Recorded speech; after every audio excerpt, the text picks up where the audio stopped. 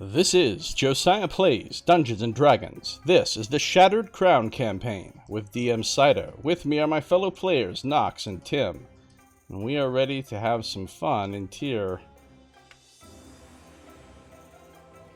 You guys sure are. So, I'm happy that this time I get to actually award some inspiration for someone doing notes. Specifically, Tim did notes. He did them in character and written out, which means that Tim gets 3 points of inspiration.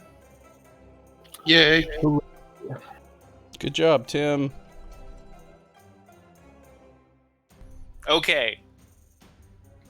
Now, remind me, what did we say the episode before last was going to be called? I don't know. I know Josiah came up with the title. Fuck. For the first one, I don't think we did. I think No, Josiah. I think Nox came up with it because I remember giving him a point of inspiration for it. The Peaking of Interest. Oh, yeah, that's it. Okay. So when you do the rec or whatever, just put that as the video title, okay, Josiah? Yeah.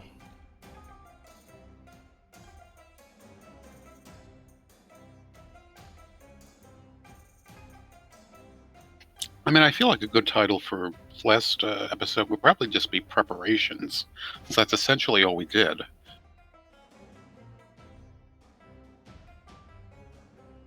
I mean, granted, we did meet with the Templars and such, but still, it was No, you had something. Dark. It was dark something, and it was good. Oh, that's true. Dark Tidings? Yes, that was it. That is it. Mm-hmm. And that was Josiah, right? That was Josiah. Josiah, give yourself a point of inspiration. Yay, thanks.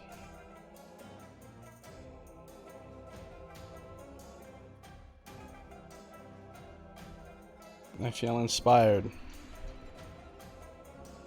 Trust me, that's gonna be a good thing. A very good thing. So, let's roll the magic dice / die to find out which lucky player will be the one to and if it rolls on you again, Nox, you can say pass and we'll do like a 1d2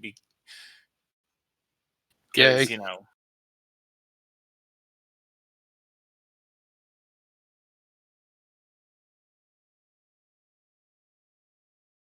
Well, looks like it's Josiah. Okay, so last time we went to our meeting with our clandestine meeting, and we found that it was Sidira and Dark, Templar Dark, who was like the spy master guy of the Templar of Security. And they were being very secretive and everything, and then they let us know that there was this guy that was an enemy of the city that was down in Undertier, and they didn't want to send their own people because for like political reasons or whatever, so they wanted to hire us to go down there and take this guy out. And they told us that we had to go through the Screaming Cellar to get to this section of Undertier, which was a place that we'd had a fun time at before. And they said they were going to give us 5,000 gold pieces. Enamel pieces. Gold pieces would be a little bit much. Sorry, gold pieces is in the official recap. It's enamel. Okay, 5,000 enamel pieces.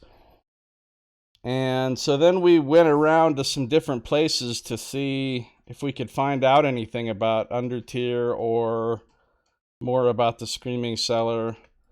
We went to Carlock's Eye, and we found out that the ghost in the cellar was some kind of ex-gladiator or something, and we got an awesome button from him.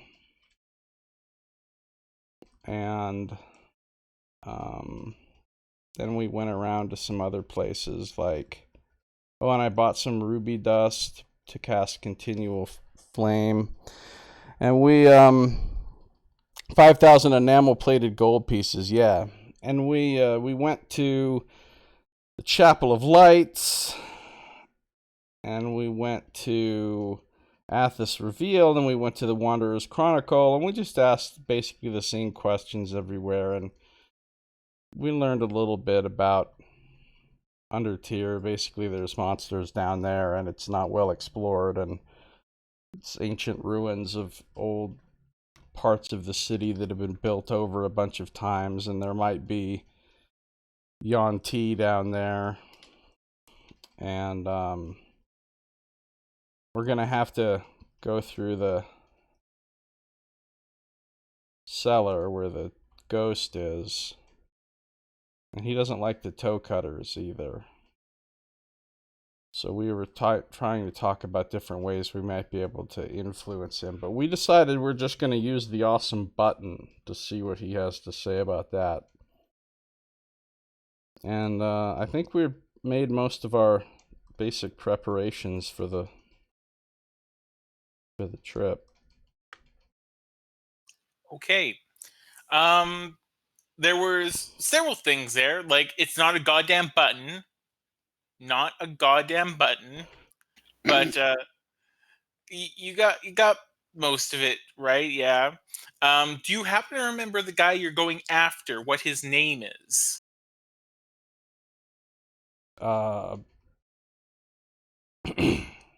Zach-Zix. Close, Kadir.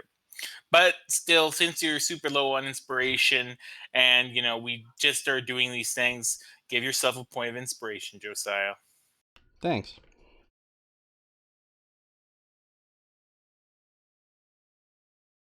Kadir is almost exactly what I said. Okay, so that should mean that Josiah has 2, 3. Nox has 3. Nox has 5, and Tim has 4. Actually, I have 6.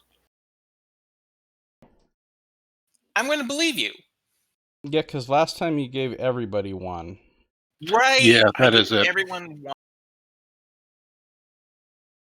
which means that Tim would also have 5. Okay, there we go. Now you're looking a bit healthier in terms of your inspiration.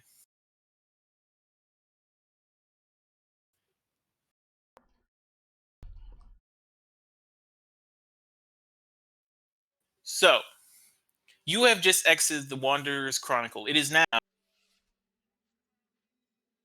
It's about 1 in the afternoon of the first of Horde, which seems like a month dedicated to people who play role-playing games like me, just grabbing everything and just keeping them safe forever. That's true. Especially the unique items. Yes, of course. Look, especially in an RPG like this, all the items are technically unique. I mean, the Josiah Jomo's G, that G it's always going to be unique. It's always going to be the first G he fought with. In theory, he could get it enchanted and keep using that G. Would it still break as much if it was enchanted? Magic items don't break. Oh, yeah, let's get that shit enchanted then. It would just cost so much money. With 5,000 enamel pieces, you could do it, though. Though it would cost a lot of that. Yes, and Aunt Doreen's ceramic button, which isn't actually from Aunt Doreen. It's the most unique of items. And technically it is Fenris's ceramic button, but still. So, I'm now going to ask you a very important question, because I'm assuming that right now, your next stop, unless you want to buy some potions or something, which I'm not saying would be a bad or good idea. I'm just saying, you could buy some potions if you wanted to.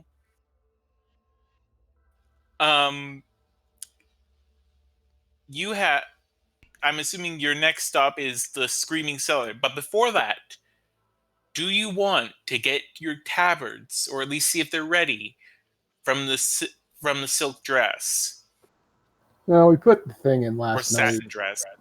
It's been like less than 24 hours. Yeah, and she said a day or two, plus with alterations. fabric Okay. dyeing. I was actually going to roll a percentile die and see if it was ready by the time you got there. So No, I didn't have it in my mind to check until. Yeah, it seems very unlikely, I would think, just conversationally. okay. Okay, so they'll just stay at the satin dress in a room where you do what you don't confess. Anyways, look, all Canadians have to learn every song by Canadian composers. It's a fact.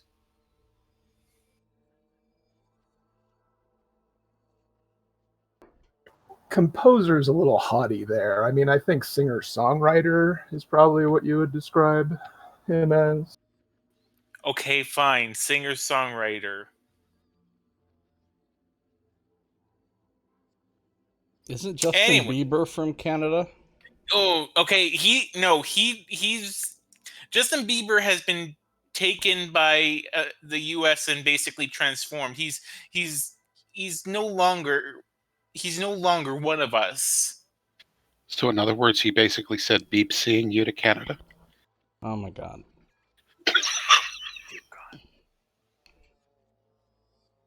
Okay, and actually, yeah, there's so many Canadian artists who I have no idea what the fuck their songs are. Yeah, I can't really back up that particular joke with. It'd be funny if I could name a shit ton of Canadian songs and whatnot. While I do know a fair number, I don't know nearly enough. Like if you named anything by Celine Dion or something like that, I would have no goddamn clue. So, what do you want to do next? Yeah, I think we got to give the Screaming Cellar a shot. Yeah, I think we're ready to go to the Screaming Cellar. So, no potions. How much do potions cost? For a healing potion, it's 50 enamel pieces. Holy shit, that's a lot. Are there any other kinds of potions? There are other kinds of potions, but what you would probably find after a festival is kind of. I mean, that's not actually true. The festivals, it's kind of weird. They describe them as times where they get rid of all their old inventory and yet restock with new, yet they have the prices and whatever. There are other types of potions, yes, which you could perhaps see if they are available at wherever potions are sold. Corwin wonders if he knows of any sort of like spirit banishing potions, like potions of exorcism. What you'd probably want there would be some holy water.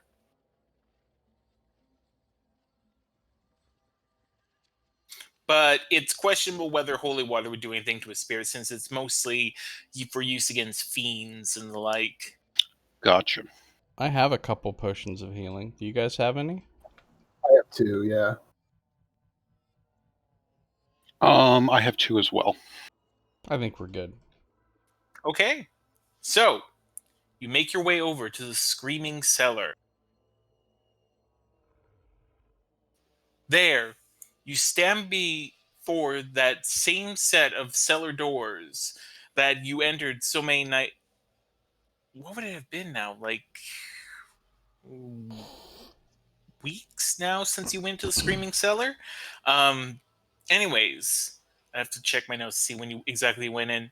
Uh, or I could check Tim's notes because I'm pretty sure he recorded when this happened. First day of the festival. So it's been actually about 5 days. So it actually hasn't been that long. But Lovely. But Oh, you are considerably stronger than when you went there before by a level.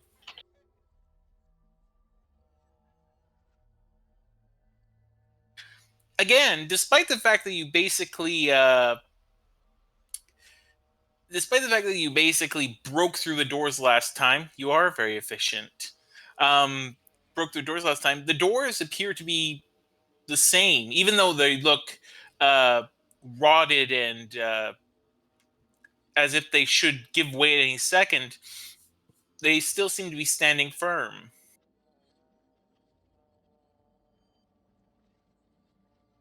So what do you do? And don't mind this change of music at all. I'm gonna inspect the doors for curses. Okay, if you want to do that, then make a religion or arcana check. -2 or -2. Tough one. I'll give myself guidance. Let the I flame don't get it. guide you. You're a cleric and you're not proficient in religion? Yeah, I'm not a very good cleric. Thanks, guidance. Love you, guidance. Okay. I love you. Wow. So, you don't detect any curses on that door.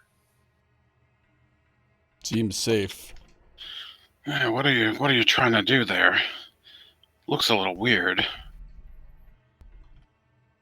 Wanted to see if I could feel any dark curses on the doorway, but I don't think there is any. Well, I've been reading up a bit on this stuff. Maybe I can give it a go. Ooh, that is true. Nox does have books for both arcana and religion. This is true.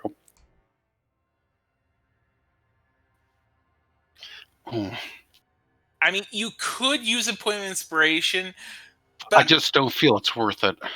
yeah, Does it's probably having the not. book give him advantage? No, the book alone would not give him an advantage. At best, I mean, unless he had studied it just previously, and it was something that was very obviously going to be in that book. I doubt it would ever give advantage. At most, it would just give you a plus modifier to your roll. And I doubt Jomo's sort of searching the same thing would give any sort of advantage with an assistance or anything. He'd have to have helped you, not done it himself. Gotcha. And with my roll, I would have made it worse. I mean, you True. could stay there for a while and keep trying to check out this door, but and eventually you would be able to, hopefully. I mean, can you ever really say something is absolutely free of curses? You know? No, the blessing of Scito is insidious. It gets into everything. Damn it! I thought that was dead. I thought that was dead. What is dead may never die. Damn it! I don't can't even know what argue that with that. means.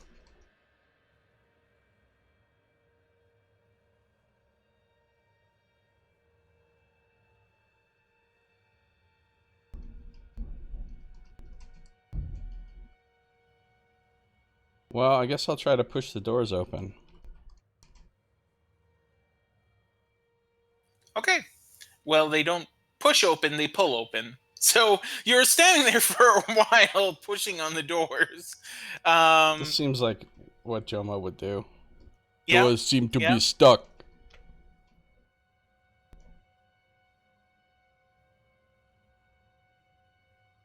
Sirshu just sort of has her hand in her hand in her face, and she's just face palming. Here, who wants to hold this gladiator button? I mean, I don't mind trying to hold it on, presenting it to this guy. There was something else which I will let you do because I should have reminded you. I mean, technically, Josiah should have reminded you, but you know, we're still starting off this whole new system of what happened last time, or previously on 24, as I like to call it. Beep, beep, beep. Yep. Except it would be like drops from a water clock, that sort of thing. Tim loves it when I make that sound. Oh yeah. You were considering possibly changing a painting and seeing if that would help. Well, I don't think Corwin was willing to compromise his artistic integrity to paint something that wasn't a rat. I mean, he once painted just foals, and those aren't rats. And he also once painted the guy in although I think he snuck a rat in there, like in like the corner, some bullshit like that. Mhm. If he does change the painting, we've got to title this episode "The Death of Art." That's true. Yeah. No, but Sinclair absolutely did make that suggestion in all seriousness, joking about rats aside. Yeah, what was it? We actually ended on the line where Kerwin said, well, I could make a painting that's a Dwarven rat in the arena. And that broke me. And then Scito was done. Yep. Then I needed to take a long rest to restore my sanity.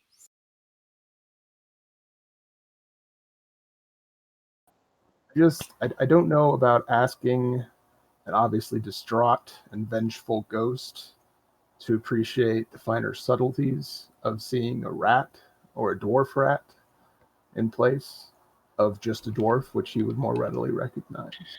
I mean, if you really think it'll help, I mean, I suppose I can maybe do one sort of like, the down low, it could be one of like those less popular Kavarian paintings, when the painter just kind of goes off his, particular tract and, that kind of thing. And, Yeah. it's one of those devalued ones. You sign it with a it's different name. Exactly. It's a piece the collectors have only to lament the deviation of form that represented a low point in the artist's career. That is true.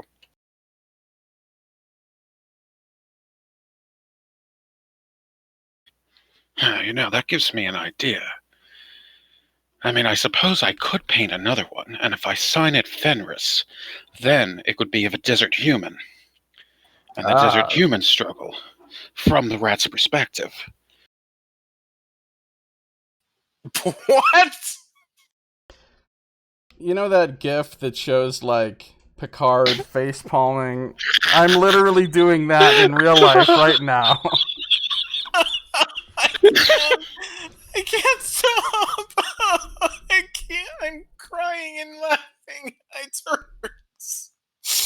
Oh. What? Just what?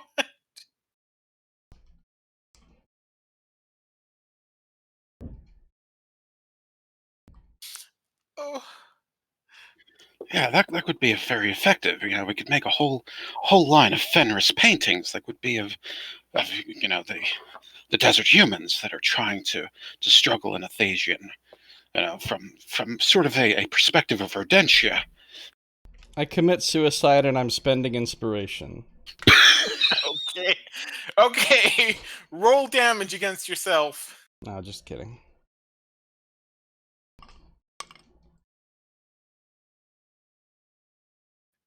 Oh, Jesus.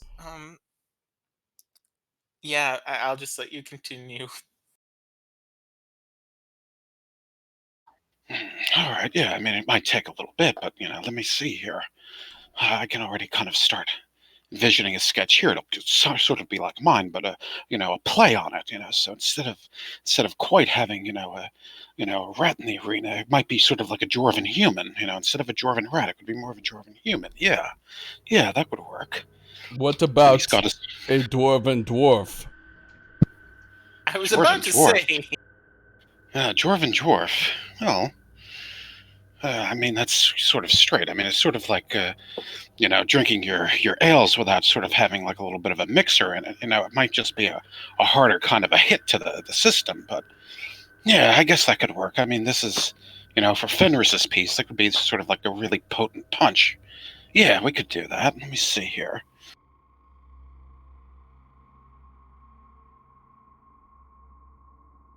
Okay. Corwin, you paint. I'll say you take about an hour painting this. And in that time, you're able to actually produce a very good piece of art depicting a dwarf in gladiatorial combat. And passerbys looking upon this nod approvingly as they see this. This is something that you would actually have a chance of selling at a place like Rafiq's Gallery. Are they starting to like make offers on it?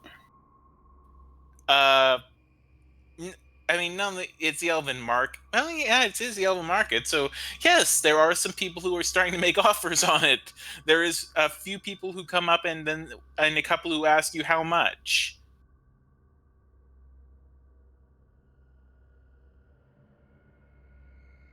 Oh, well, I mean, it's not quite my usual one. I mean, the paint hasn't quite dried here.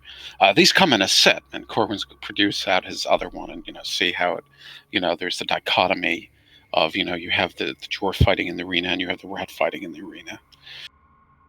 Okay, so um, you know how um, you know how insects will gather to something particularly tasty, and then they sometimes will show you that quick footage of them adding like insect killer or some kind of repellent to what they were feasting on, and suddenly they just all scatter. That is exactly what happens there. Yeah, Nice.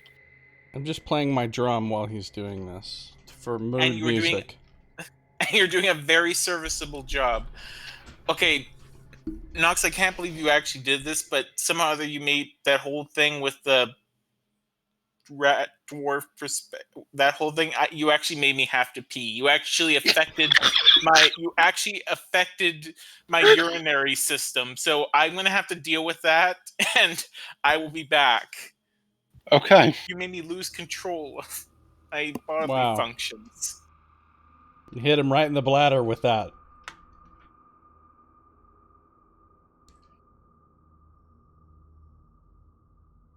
Arena paintings are retrospective. Make sure you draw the button in the painting too. That's true.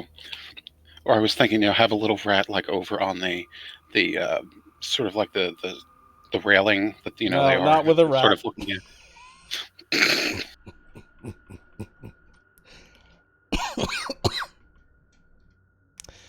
There's a lot of prejudice against rats in this world, I've found. There really is a whole lot of prejudice against rats. Against arcane magic. When you think about it, they're useful. They eat other vermin. Mm-hmm. I don't think they do that. I made that up.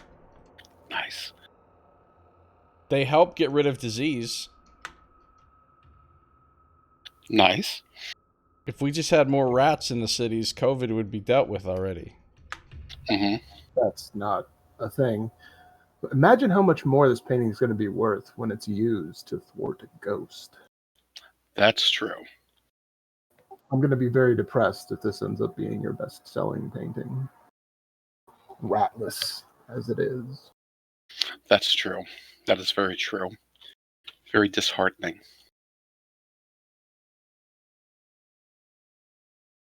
Yeah, I kind of wish Ludlow Lario was here to tell the story.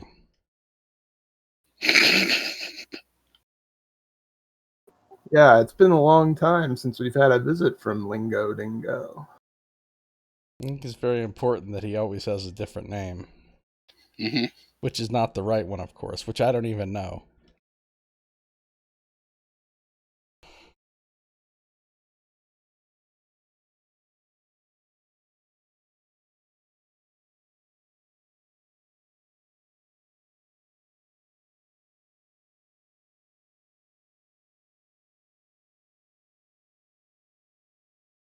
Apparently, all this talk of paintings and artistic perspectives really rattled Scito's urinary tract. Oh my god. Now I have to pee. What's your stupid little useless thing, Tim? He's got his painter's kit. I've got my drum. What's your thing? I've got a cooking kit. Oh, nice. I do have a brewer's kit as well. I haven't really played into that as much, but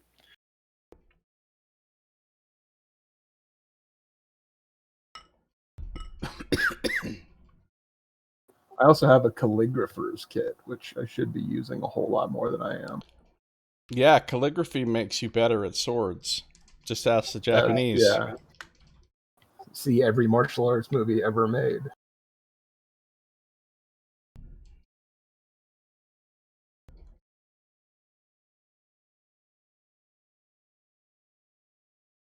You remember when Jimmy was making his LARP system and I kept trying to get him to put calligraphy in it?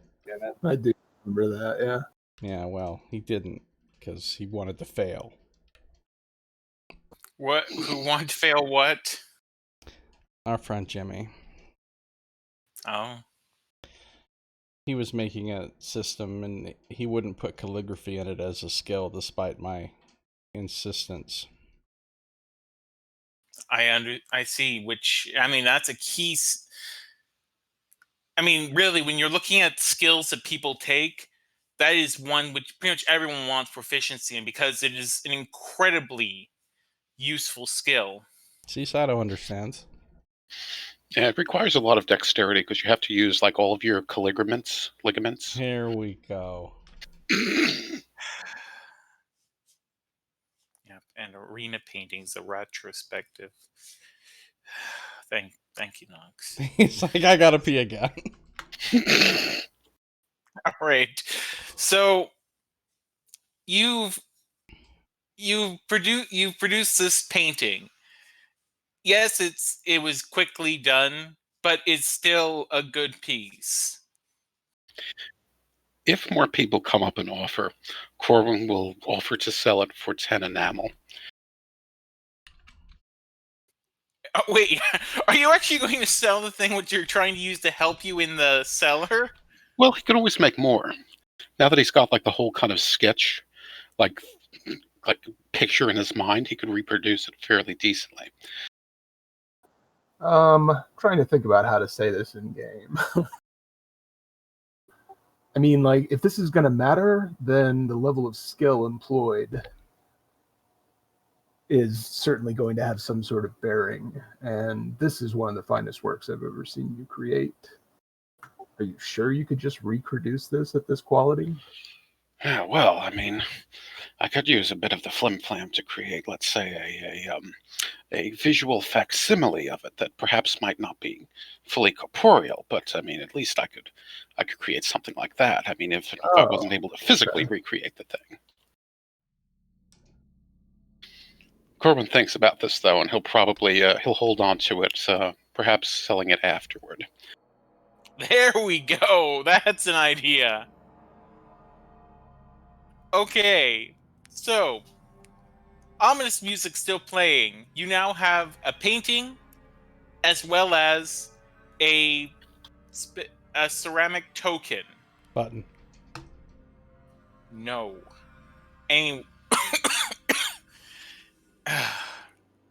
Look, A I ceramic literally token. have it recorded. I can go back to an actual audio recording of you saying it was a button. No, that was at the Tack Brothers Bank. That was a totally different item.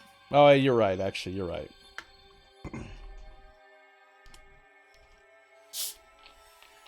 Yep. A happy little accident. I feel like that would be one of the best possible ways that you could term a unexpected pregnancy. Oh, he was just a happy little accident.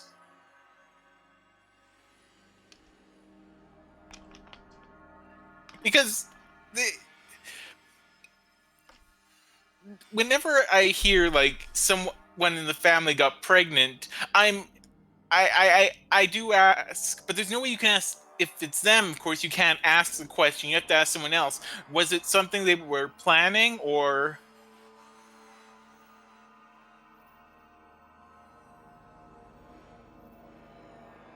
That's true. Yeah, that's was it a happy little accident? That I'm gonna have to remember that one. Cat.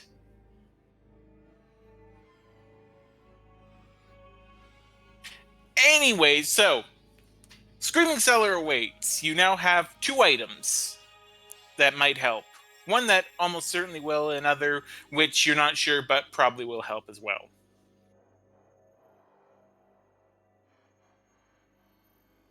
So, are you going in, or is Jomo going to continue trying pushing on the door? I just have this image of him the whole time, just having been pushing on the door while you were doing the painting.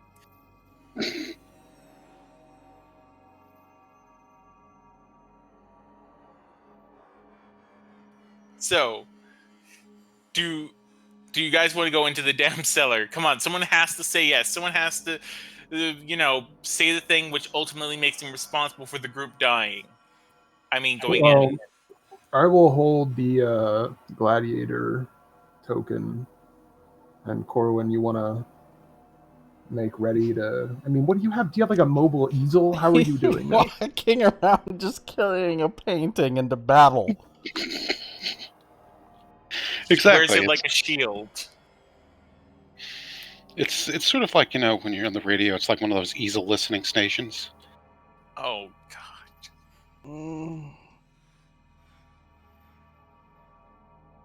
I think Scito had described it before as it being cardstock, so it's not necessarily large, but it's sort of like postcard sized, I believe. You do have some rolled up canvas in there, so you can make larger ones if you so wanted to. Gotcha. Okay, yeah, he would have done that. Okay. So again, are we going in, guys? Someone has to tell me they're going in. Yeah, we'll go in. Corbin will try to use his lockpicks to kind of keep the door propped open if possible. I have no idea how you would expect that to work. Why would you use lockpicks to try to Is there a lock on the door, or is there not a lock on the door? There is not a lock on the door. There's not a lock. Okay, I was thinking there was, because Corbin was able to kind of like disable a lock in the bottle of posy to kind of stop people from entering, kind of thing. Okay, yeah, if there's no...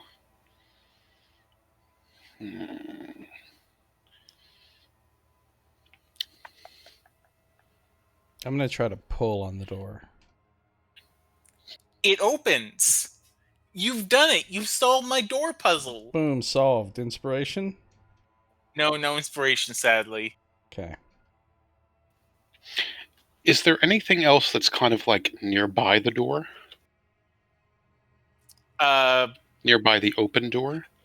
Yeah, but I'm just going to tell you this. From what you remember the last time you tried to go into the Screaming Cellar, that door pretty much sealed itself by otherworldly force. So you're pretty sure it's going to be damn difficult to figure out a way of making sure that door stays open, short of removing it from its hinges. And you're not even sure if you can do that right now because, again, otherworldly force. Yeah, that's probably true.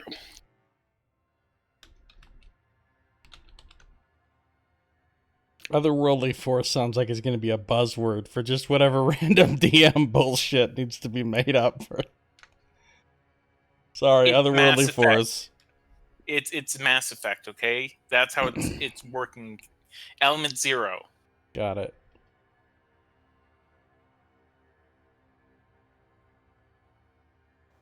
Okay. Right, we're heading in. All right. I will produce flame and hold it up to provide us with a little bit of light. All right. You descend into the cellar. Again, the unnatural coldness of this place hits you almost immediately upon crossing the threshold. It's something which is unnatural in the way that even as you were passing through, you didn't feel it. But as soon as your entire body had gone through the threshold, you're suddenly struck by this cold. And do you continue going down the steps? Yes. Sure. Yeah. All right. You finally reach the bottom of the cellar. From the light produced by Jomo's flame, you can see there are several skeletons, as well as smashed barrels and the like around you. And then, you can hear from somewhere in the cellar this. A rapid chattering noise starts filling your ears. As you look back to the doors, you see them slam shut. And you can then begin hearing the chattering noise growing louder and louder. as into your vision steps a rotund dwarf, pale blue, its eyes milky white. And now we're going to need to roll some initiative.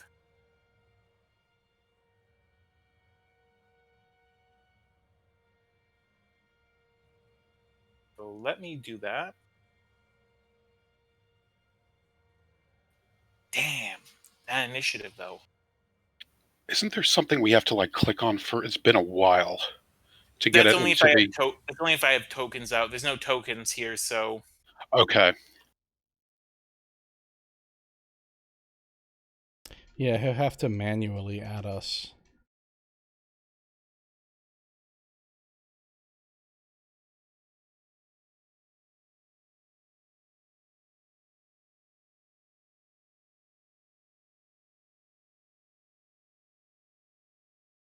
okay. Well, I'm gonna take a wild guess and assume this thing isn't gonna be going first, but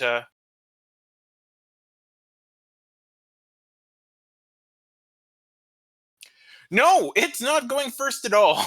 Wow. Is that like enough even for like a surprise round at that rate? No, it's not. But you know, It's like if a round is like 20, like on the die, that means that at least like the non-Corwins in the group would have like another round potentially. Nice.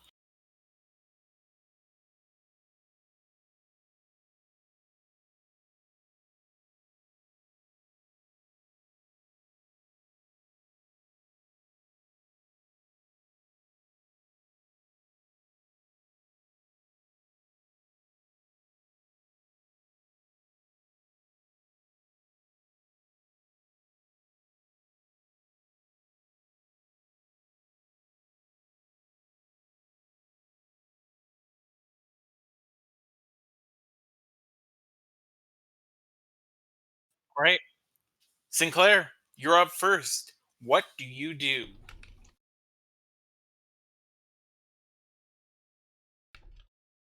Okay, yeah, so I am going to hold up the ceramic seal and say,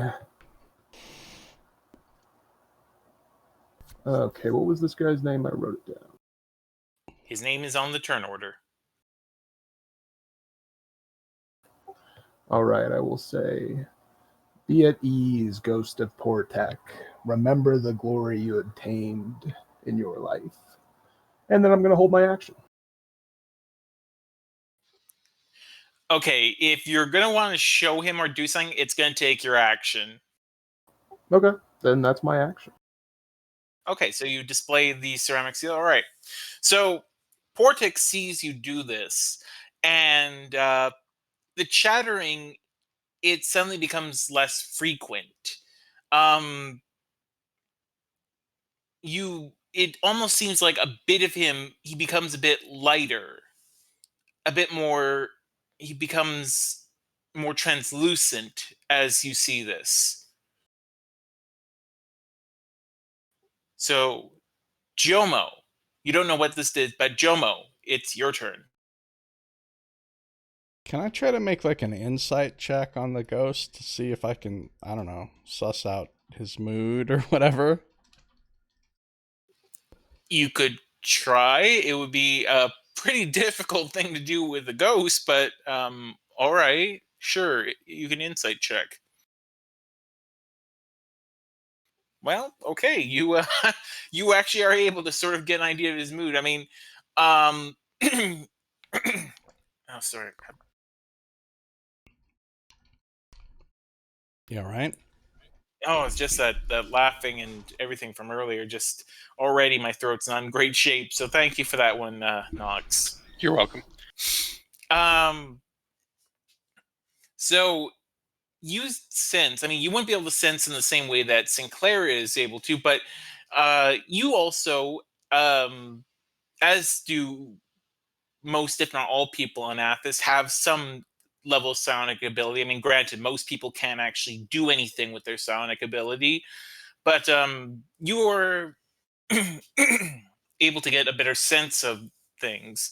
And you get the sense of this ghost, although it's still expressing a great deal of hostility and rage, it's now confusing even a small part of it. It's almost as if its mind is existing in two different time frames. The one now in which he has been dead for 34 years after an ignominious death, and the other in which he was still a relatively renowned fighter of the arena and adventurer. And this doesn't, I'll say this does not take your action, but he's still very much hostile towards you guys.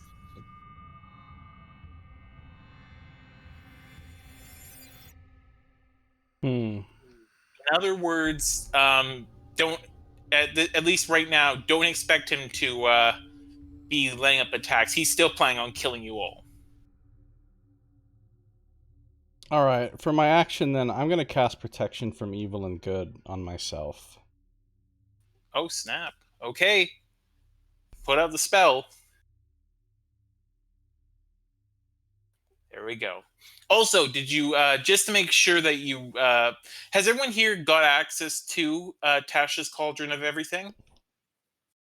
I don't have a copy of it. I know how to get a copy, probably. Okay, yeah, that's the more important part, yeah. Completely legitimately, of course. Most definitely. So just make sure you familiarize yourself with that, because you got a whole bunch. I mean, well, not a whole bunch, but you've got a number of new spells. As for the new spells, like the ones that are included in the book, they're actually going to be in the game. I will update. I will update the spell lists and everything, because not all of those spells are going to be in the game. Okay. Anyways, so you cast Protection from Evil and Good, and yeah, you have protection. Hooray!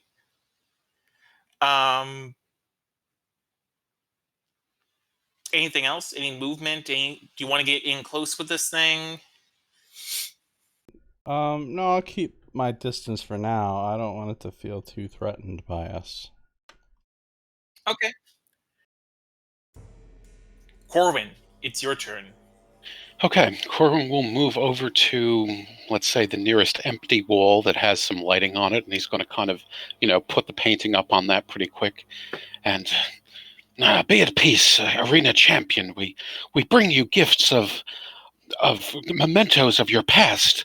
Look upon this great scene of dwarven victory in the arena. Enjoy it and be at peace.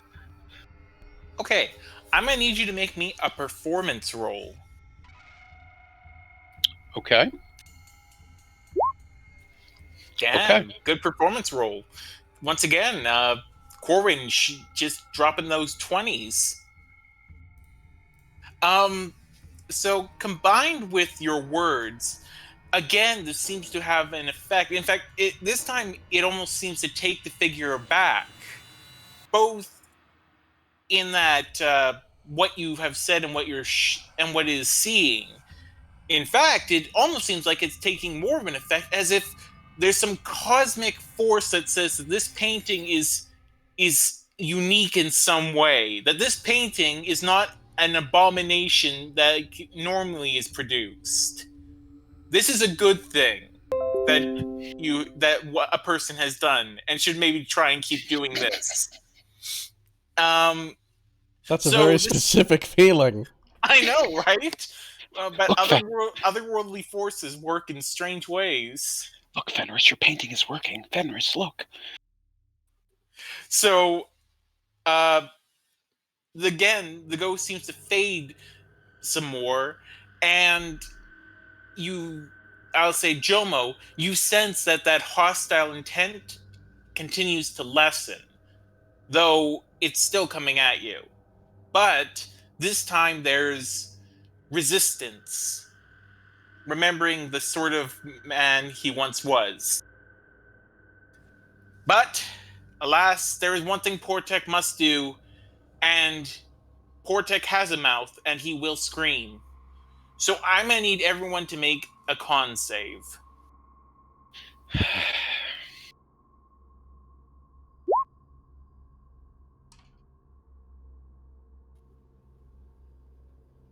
I'm gonna need everyone to make one. And I'm gonna ask you this, Nox. Do you want to use a point of inspiration? Do I get the feeling that would help? I have a feeling it would. I'm gonna just say, you get the feeling that this would help. That would help. Yeah. Yeah, I'll use that. Okay. Let me just see here.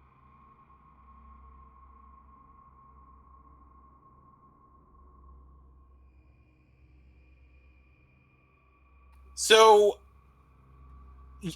this wail, this scream, fills your ears, and Corwin, it's very familiar for you. In fact, you think for a second that you are going to go down, but in Sinclair, you also get the sense that you are going to go down, but for Corwin, he feels this strange well of inspiration, this knowledge that he can't falter now, and that manages to keep him up. While for Sinclair, you think that some resistance on Portek's part is preventing this scream from having its full effect. But you're still all going to take some damage.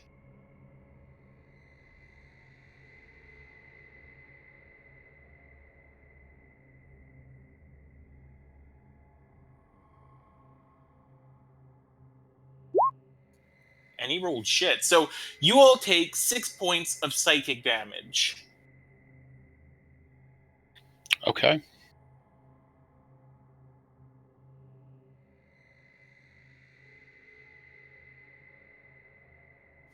All right, and that All right. finishes Portek's turn. Sinclair, it's your turn.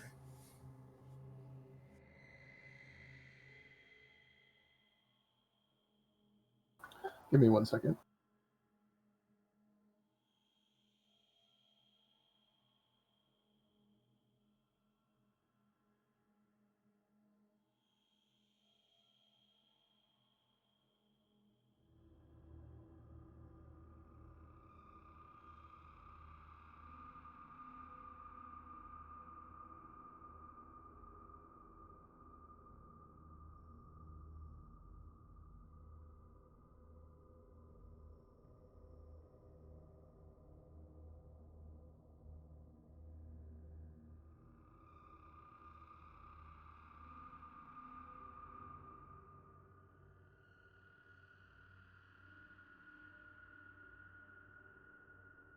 Okay, he's going to make an intelligence save. Okay, let me see here. Unless he's immune to being charmed.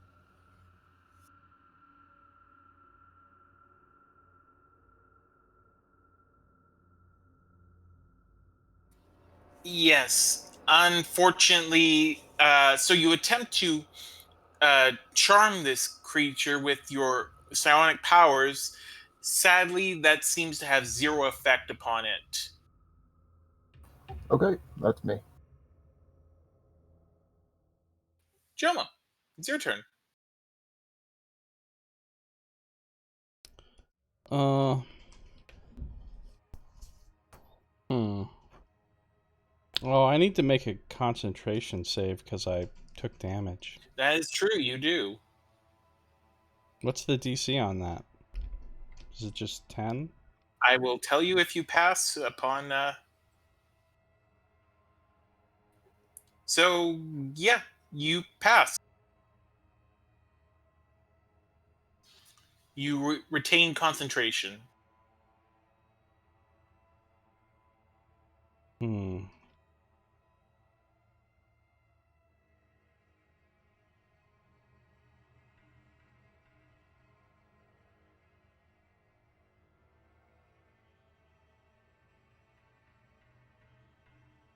I don't know what to do. Chomo's not really going to be very good at persuading this thing. You, again, so Searshoe, she typically doesn't try and get in the way during battles because she knows that's your sort of bailiwick, but she sort of whispers to you, "You should attack it now. It's weakened. I can tell."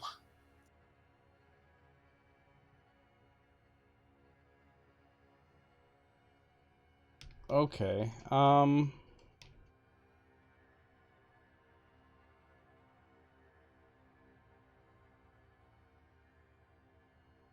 Well, I guess I'll step forward and call upon the radiant flame. Searing hot light bursts outward from me, and the creature has to make a con save. Oh shit! Already dropping your channel divinity? Yeah.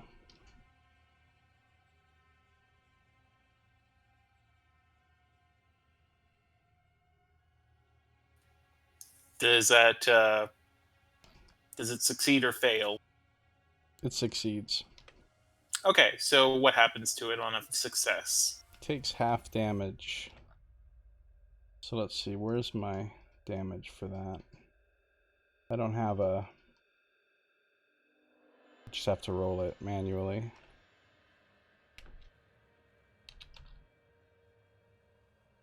So it takes 5 radiant damage. Okay, so this Corona flame bursts out from you, and you see it strike the creature, and sort of an after image of it comes off. But most of it is still there. And then Oh, go ahead. No, go ahead. I think I'll use my action surge.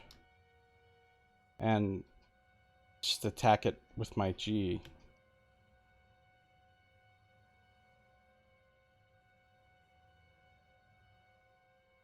Okay, Yeah. go ahead.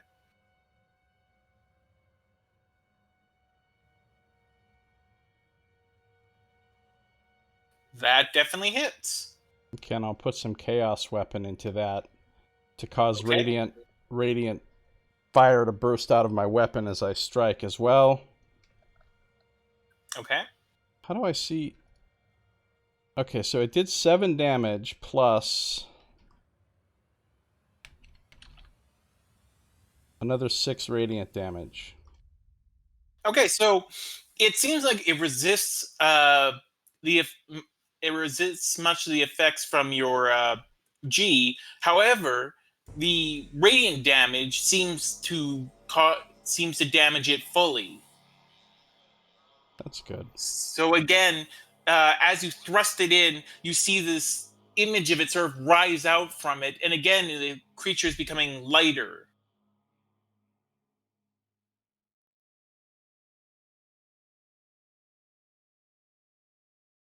That's all for me.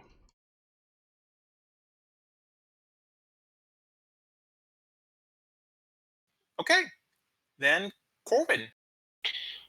Corbin wonders to himself if he thinks that this spirit can get even weaker. Okay, I guess this would be an insight check then. Hmm. You're not really sure.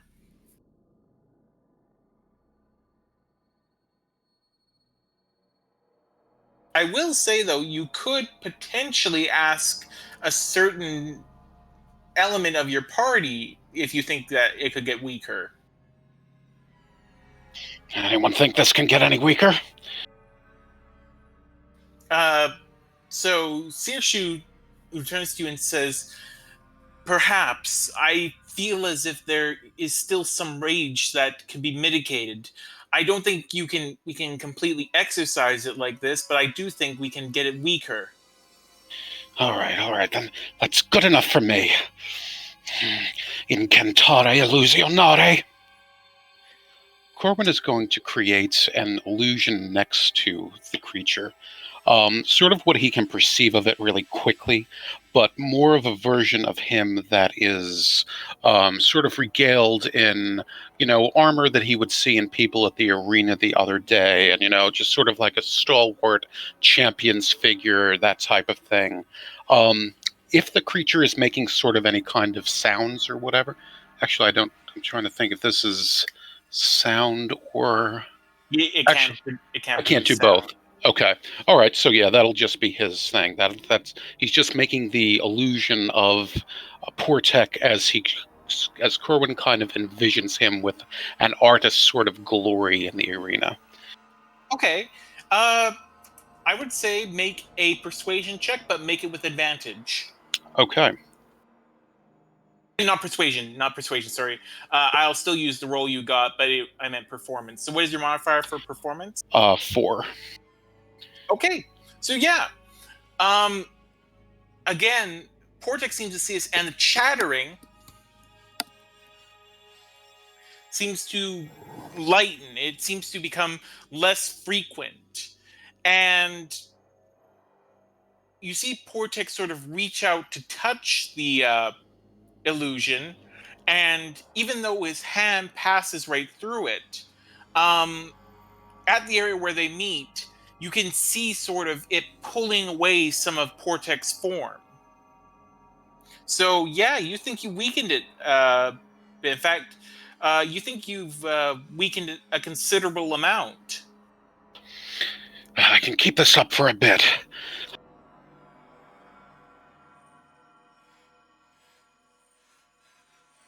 Good one, Corwin. Portek is now seeing this. He's going to let forth a mournful shriek.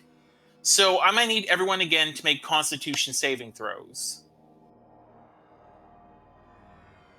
I'm an inspiration there. Okay. If you can just say inspiration, I'll just use the second roll on the dice. So I'll just say 21. So all of you succeed, and so you're only going to take half of this.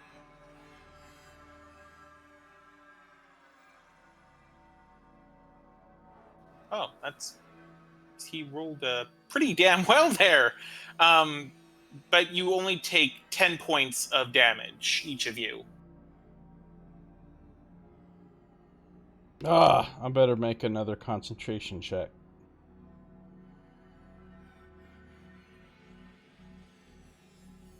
Yeah, you make it.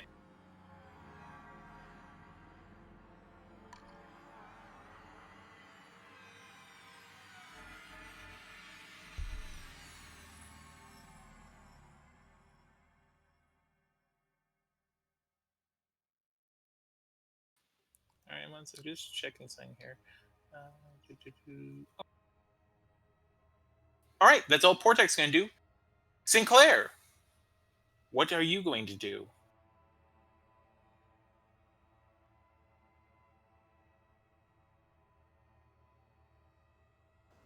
All right, so as a bonus action, I'm going to shift my psychic focus from iron durability to psychic weapon.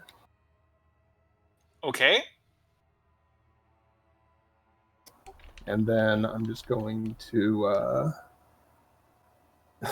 I know, it's right. He's basically just given himself a magic weapon. I assume, at least.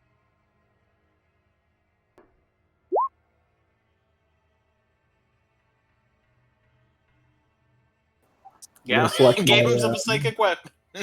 I'm going to select my unarmed strike. Okay. For that, and then I am going to attack. All right.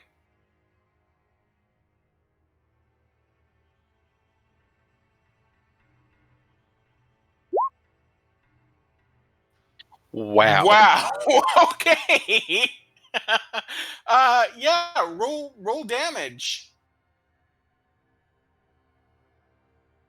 Holy It's shit. not going to be that impressive. I feel like the spirit just explodes. He's done. Oh. Yeah. 1 psionic damage. Wow. Wait. No. just click here. I'll do it for you. No, I don't get to use my bonus damage. Oh, you don't. So you just get. Oh, okay, but it would still be double that. So Okay, 2. Well, roll 2d4, because that's what you do if you crit. You roll Yeah. double the dice. So roll another what I'm d4 and saying. add it to that. All right, so not bad on average. Okay, yeah, you do 5 points of damage to this thing. Do you now with Tasha's Cauldron of Everything? I believe. Let me check.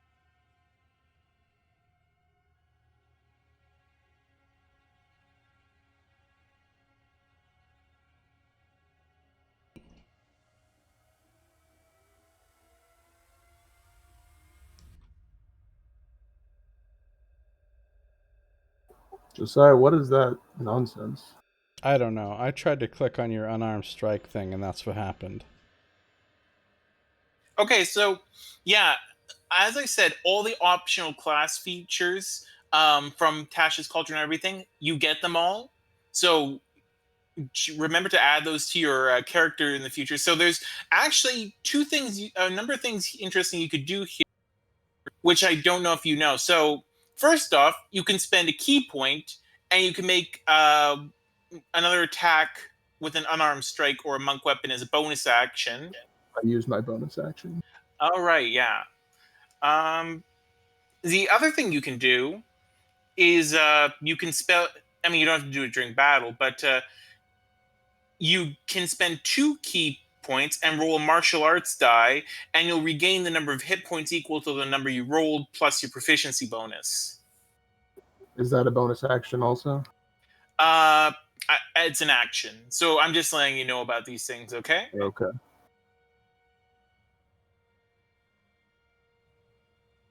Okay. So yeah, you do 5 damage. I mean, still, every bit of damage helps, and it did not resist any of it.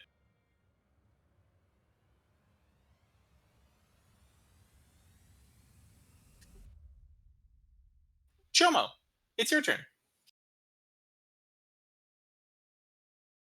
Okay. So is there a way I can move into a position to flank with now that Sinclair has attacked it in melee? I would say yes. There is a way you can move into flanking position. Okay, so I will do that, and I will attack again with my G. Okay, you have advantage.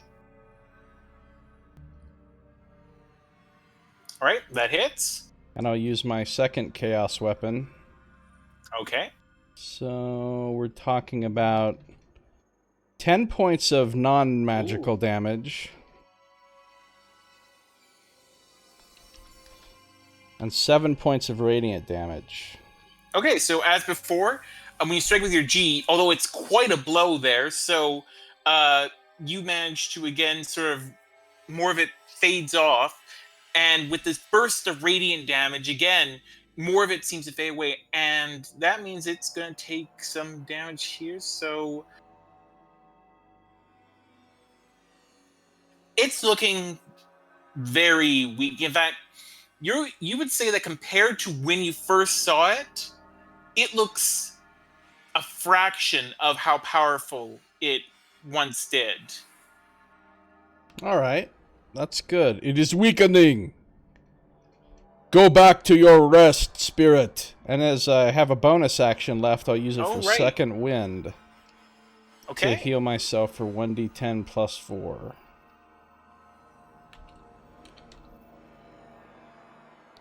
Oh, I get 12 hit points back. Not bad. I'm done. Okay. Corwin, it's your turn. Okay. Let me see here. So, yeah, Corwin is going to deliberately pick up his crossbow and just sort of kiss the tip of it, load it in, and is going to really kind of focus in on Portek and kind of really get him in his sights with a bonus action. You're using the Tasha's Cauldron and everything. Mm-hmm. Nice. And then once he really feels that he's got it in his sights, he's going to just let it go. Okay, roll advantage, and I believe you also get sneak attack for this. Yeah, if that were to hit, which 15? It does. That does hit. Okay. 17. Nice. So again, the being seems to resist some of that, but you still deal a good amount of damage to this creature. Okay, and that's all he can do. Portek's turn, and let's see. Yeah, I mean, it's still been hurting all of you, so I guess there's no reason he wouldn't do this. He's gonna scream again. Everyone make Constitution saving throws. You all pass, so you'll only take half of this.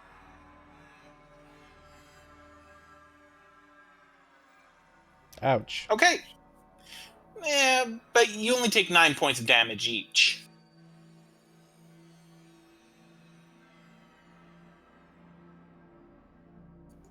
Oh, Joma, what does that put you? Because I forgot to update your hit point total for the also counting in your second wind. I'm down to 55 now.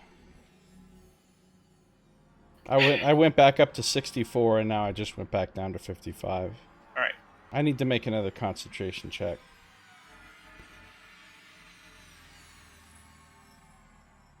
Yep, that definitely makes it. Wow. Okay, so you also notice that Corwin not looking the best right now. Yeah, he's starting to get pretty badly wounded. Okay. But Sinclair, it's your turn. All right, I'm going to attack with the unarmed strike, spend a key point to activate Flurry of Blows as a bonus action to make 2 more unarmed strike. All right, do 3 attack rolls. Every single one of those hit. Nice. And I'm just going to accidentally hit enter to make a 4th one. Nice. So yeah, just roll 3d4 and that would work. Yep. Okay. Oh, I'm not the greatest, but still, you do 4 points of damage to it.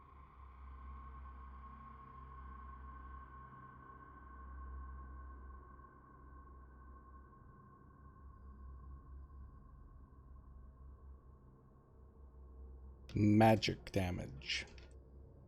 Yep. Jomo, Right. it's your turn. All right. How far away is Corwin? Corwin is more towards the back. He had put up a painting on the wall, so I'm going to say that he's about 10 feet away from you. Oh, that's also right. I mean, it doesn't matter now because they would have hit anyways, but you also had oh no, wait, that we do facing, so sorry, still remembering my own rules. Never mind what I was saying. Corwin, just go ahead. Or Jomo, go ahead. Who is the ghost facing? The ghost is facing you. Okay. All right. Or well, no, it's facing Sinclair. I'm sorry. What was I saying? It's facing Sinclair. all right. To start things off, I'm going to cast a 2nd level healing word on Corwin. All right.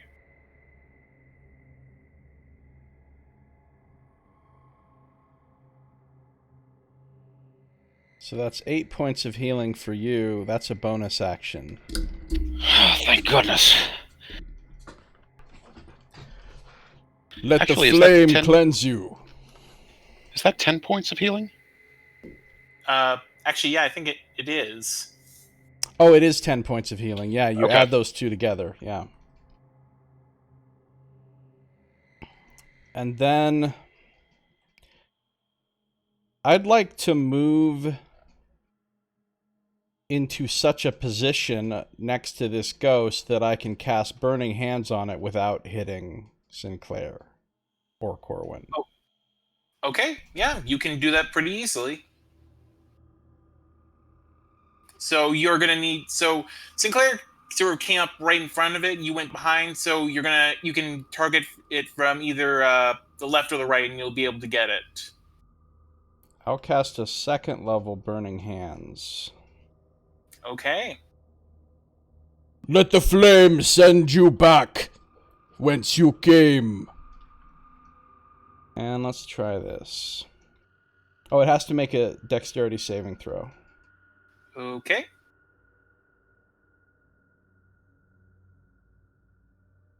But I didn't roll the extra d6 there.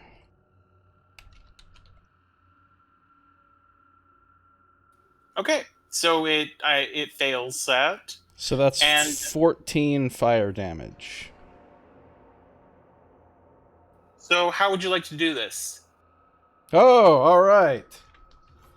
So Jomo holds forth his hand and channels the power of elemental fire as a nimbus of crackling flames surrounds his hand and then gushes forth. It surrounds and consumes the entire spirit, causing it to just sort of melt away into a vapor, and it goes out with a flash, and the spirit is dispelled. Okay. And that is that battle. You've done it. You beat Portek, the guy who kicked your asses so utterly that first time. And let me just say right now, of course, had Sinclair, had Corwin not spent that point of inspiration, this battle could have gone much differently. Yeah, that's good. Nice. It's good that we made all the saves.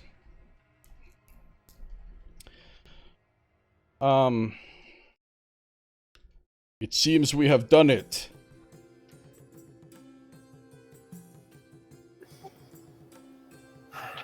Thank goodness. Finally, that spirit is quiet. Yeah, now we just need to hope that there's still some wine left down here. Corwin gently retrieves the painting from the wall. Okay, you do so. Again, you have to marvel. I'm just gonna say your character has to marvel at a second at how, and it's another worldly force making you do this. Okay, so it's legit.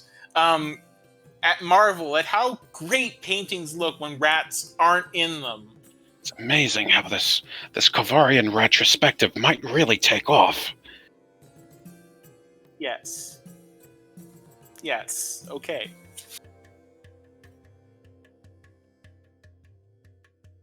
So that wasn't too bad, was it? You know? No, it wasn't Yeah. too bad. Could have gone a lot worse. It could True. have. And again, had you not done those things that you did, it would have gone a lot worse.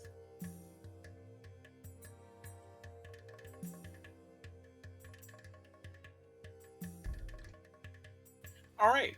So, looking around, you find that there's I'm assuming you want to take a look around the area, right? Yes. Okay. You see that there's first off, you notice that if looking at all the bones in there's about 3 dozen skeletons here with their various sundries that they brought down here. Now, most of what you can find is just rubbish, but you are able to find 5 sets of leather armor, 3 bone short swords, a bone dagger, an obsidian dagger, a bone bow with 15 bone arrows, and about 39 enamel pieces, 66 slate pieces, and 121 ceramic pieces. You also find a single small cask of wine, which Corwin, I would say you would, since your family's more used to these sorts of things, you can tell this is a pretty damn rare vintage. You're not sure exactly how much it's worth, but it weighs about 24 pounds. Also, you all get 1,000 experience points for defeating Portek. Yay. Yay. Oh, well, now this is quite a find, and Corwin will kind of look at it and kind of look it over. I imagine this must be what that half-giant was thinking of. Maybe that is it. Does anybody need any immediate healing? Is anybody still in bad shape? No, but I will say that one thing that you notice is that Searshu, she's been watching you, and she's sort of giving you this appraising look, and she's sort of nodding her head with a bit of a smile on her face. Though, as soon as she notices that you are actually looking at her, she immediately just returns to her aloof self and is like, "Yeah, good job," and vanishes. Okay. You get a little text up in the corner of the screen. Here's who approves. Yes, exactly. Do you guys want me to cast Prayer of Healing? It takes 10 minutes, but I can heal everybody for 2d8 plus 5. Yeah, that'd be nice. Just in case. We don't know if something else is going to pop out here or whatever. Yeah, I can be casting that while you guys are kind of searching the room. That's true too. I'll also say another thing that you noticed immediately, even though it's still cooler down here than it was up there, that how cold it was, it almost immediately lightens as soon as Portek's ghost is gone. The unnatural chill has fled this place, chased away by the power of the elemental flame.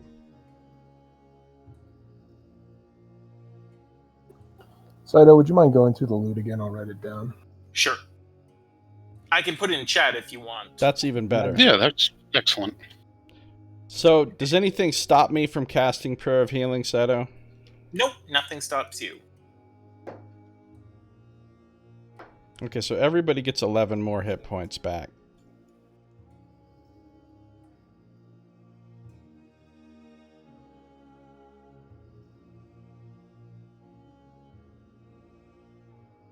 That feels much better. And you also find a cask that weighs about 24 pounds of a rare vintage. Do I get the sense that this is the particular vintage that the half-giant was looking for? I'm presuming it's gotta be. Yeah, you're pretty damn certain that if this... Mhm. I mean, it's the only one that's secure, and it does look to be a very fine vintage.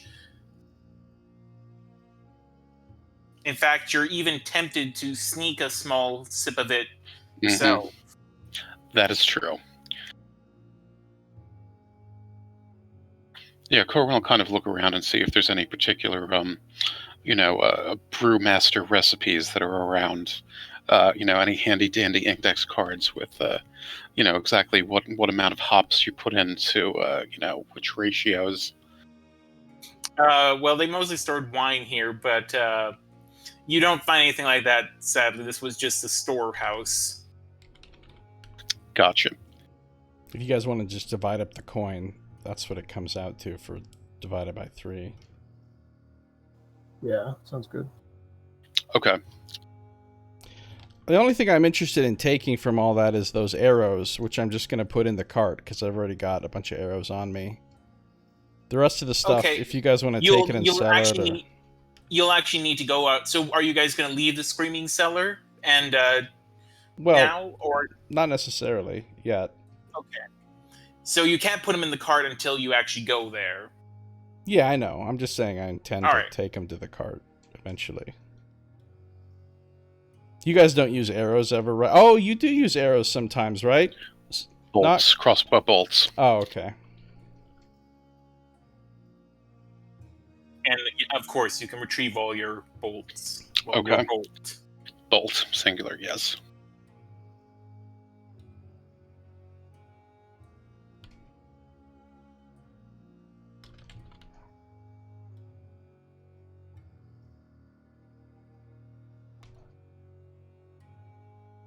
Okay, so what do you guys want to do?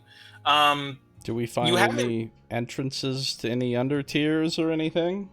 Okay. You don't have to roll for this. So you look around for a while, and at first glance, you can't see anything. But after about say another 7 minutes of searching, you find in a corner of the room part of the floor that's underneath a pallet appears to actually conceal a trap door.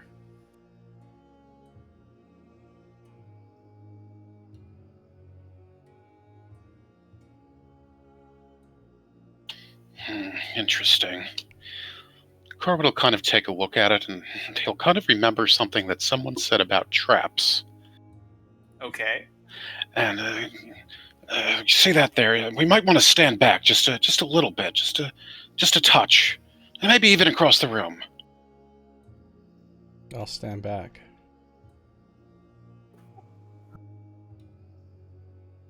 And he's going to pop that open with Mage Hand. All right, with the pallet on top of it, it's how much do you? 25 pounds. 25. Yeah, it's still a little bit too heavy for you to lift it up. Can he use like the Mage Hand to kind of shift the pallets away, and then pull it up? Sure. Okay. Okay. So you do that, and you then begin pulling on this door. It feels pretty stuck, but thankfully your Mage Hand is reinforced with your own wild talent, and as such, you're able to actually pop the door open. As you do so, you feel this rush of air, just as suddenly the entire pressure of the room shifts, and even your ears pop a little. Something that has been sealed for a very, very long time has now been opened. No, well, that doesn't seem ominous at all.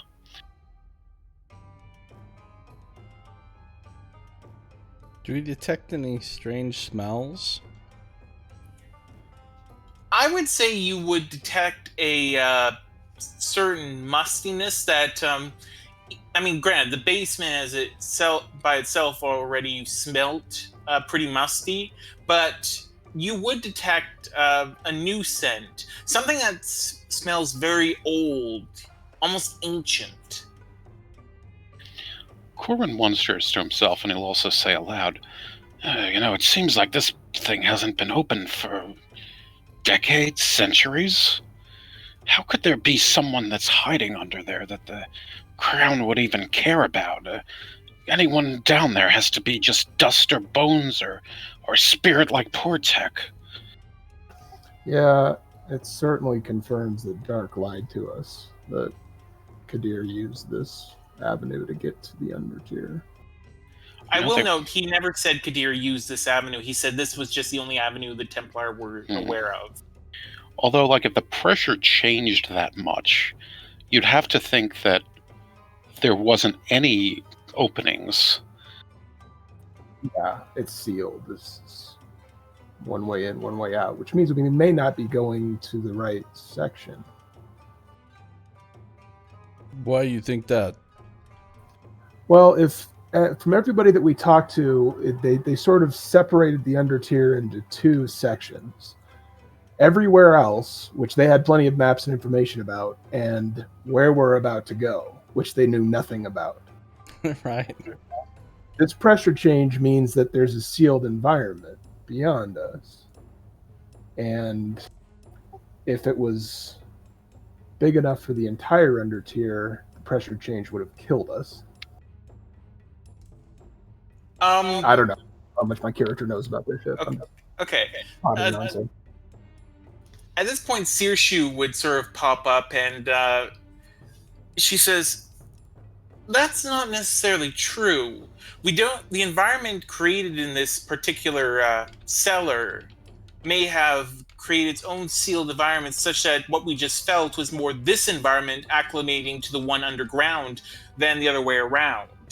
I mean, the doors up there are sealed shut, or, well, hopefully not anymore."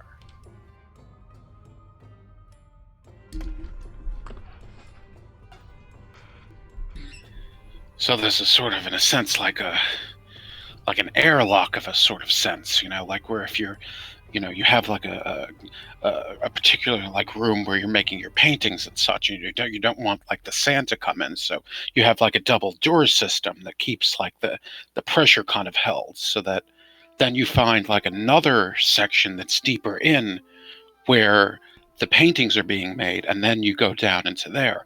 But so it wasn't that it was from the nether section, but it was as opposed to from the other side. All right, I think I'm starting to get you. Okay. Other than the fact that no one knows what an airlock is, that basically fits with what just happened.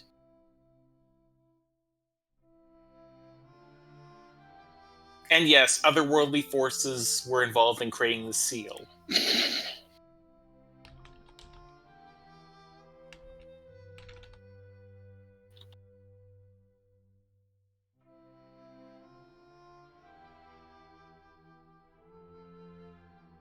So, what do you want to do? You now have access to Undertier.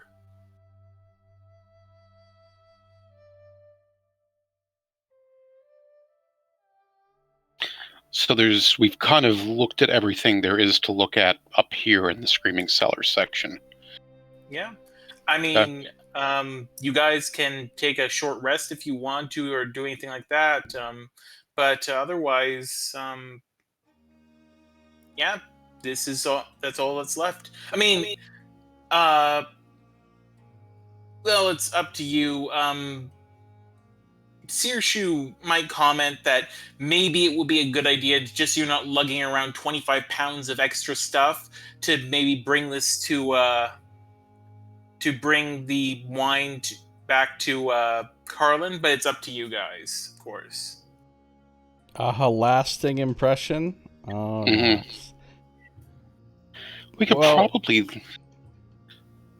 probably just leave this in the corner or such. I mean, people are forbidden to come down here. I can't imagine anyone coming and making off with it. I would kind of like to make that ever-burning torch before we go down there, but I can't do it until tomorrow. Yeah, I think we would want to take a rest after all this before going. We could take the wine to Carlin, right? And if you guys want, I don't know, did you guys intend to take all that other equipment and sell it or something? Yeah. Where do we even sell stuff like that? The place that you know of that you sold stuff like this before is the Tarnished Cup. I think we also sold some stuff to Grick's Weaponry. Uh, I remember selling bolts there, and he said, "Oh yeah, we could use them for target practice or something." Maybe. I will say though that the Tarnished Cup is definitely a place where you can offload these items. So Okay.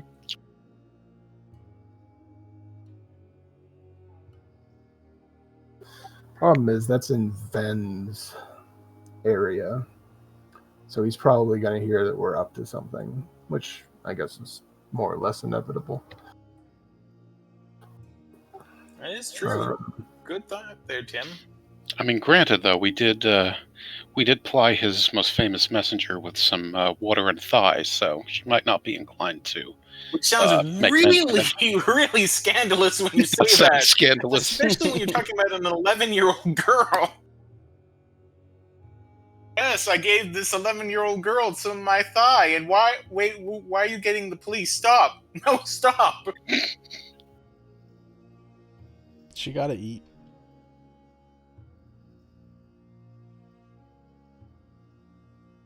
Yeah, so whatever you guys want to do. Want to take the wine back to Carlin first? Yeah, I think we should take the wine back to Well, that's up to you, Corwin. I mean, is it any good? Do you want to get it appraised? Do you think it's, having seen its quality, it's now not worth, or it's worth much more or less than the bargain we struck with him? Corwin kind of wonders to himself what the value of this might be. You would say that it would be, I mean, you've drank a fair amount of wine in your life, but again, this is a pretty damn rare vintage. Tasting it might help, but the best way to probably get it appraised would be to take it to a shop that sells wine, and as it so happens, you are literally under a place which has a bunch of shops that sell wine there. That's true. That is true. And that said, you did make a deal with Carlin. Mhm. So it might rub him the wrong way if he suddenly hears about someone getting a rare vintage. Though, of course, you might also be able to say this is worth much more than the thing you gave me and try and renegotiate. So Or- Yeah, that was my thought. Or we could just bring the gladiatorial token back to him. Well, I think that was part of the deal to begin with. Like, we were just borrowing this. Right, you Oh, didn't no, actually... Go he ahead. gave it to you.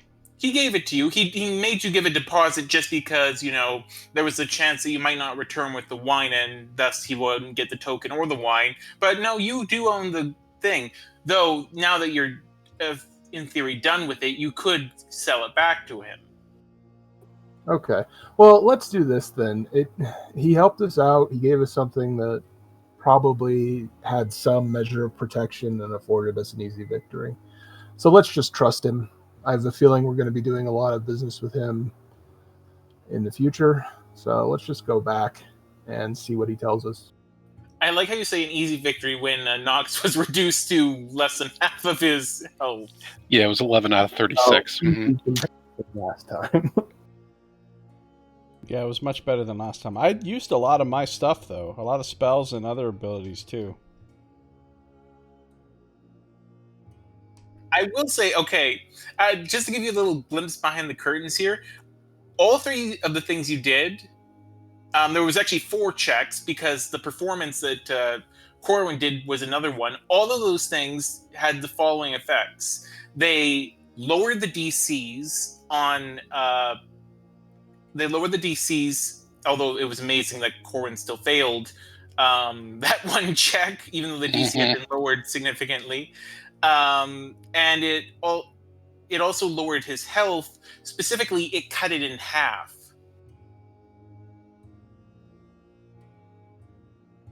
Okay. Yeah, so again, it's like the knee fight. Had you not brought all the things you went down there, I would be incredibly impressed if you would manage to have succeeded in that battle.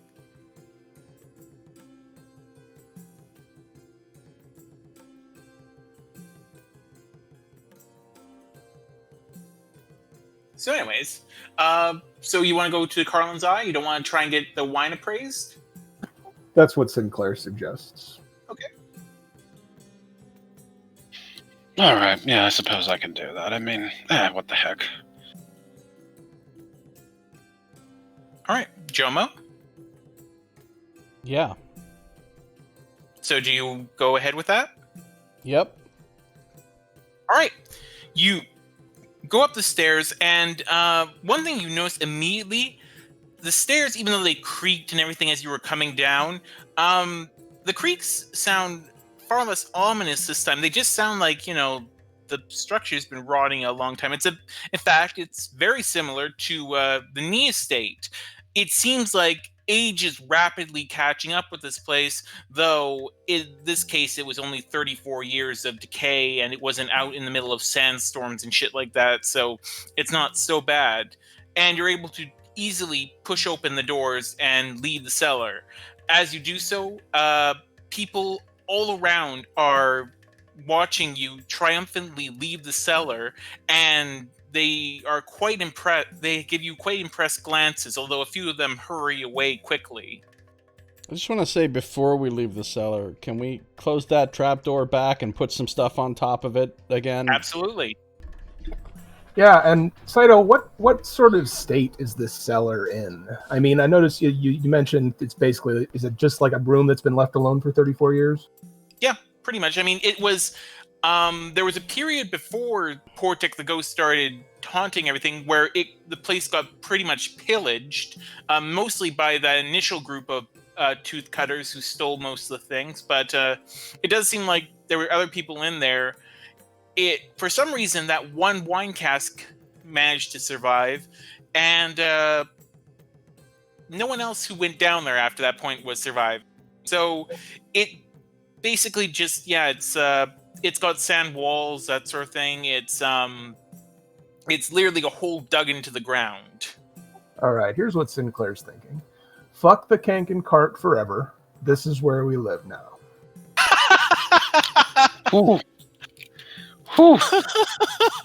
It's not a bad idea. Do we have some way to secure the door? That's what I'm thinking. Well- oh yeah, we're sleeping, and this snake person comes up in the night. Yeah, there might be some issues like that. I mean, but that's an interesting idea, Sinclair. We sort of will have protection from people poking around for a short period of time, at least, I would think, because this place has a reputation. And yeah, people will see us leave and that word will spread, but we should have some measure of protection just from what everyone believes this place to be. And then if this really was sealed, then it's unlikely that people were using it at all to come up from under tier. So yeah, we can, come up with some kind of actual physical defenses, but I think that just in the minds of the denizens of above and under tier, this place is pretty secure. Okay. Sounds good to me. Well, I think I'll reserve judgment for until we actually get a look at what's below the place. I mean, I wouldn't want to be, sleeping in the night and get a surprise hysterectomy or something.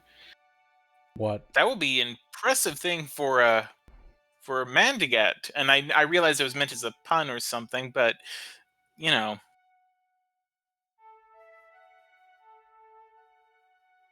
Exactly. I mean, you never know what the dead creatures could do. You wake up and discover to your horror that a 1T OBGYN is working on you. Exactly. Now keep your feet in the stirrups. Nice.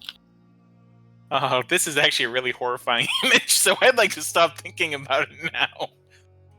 See, and you say Happy Cow is scary. Okay, Happy Cow is terrifying, alright? Happy Cow is... many cultures have urban legends about an image that you see, and if you look at it, you die. Happy Cow is sort of like that, except it does it in installments. Right.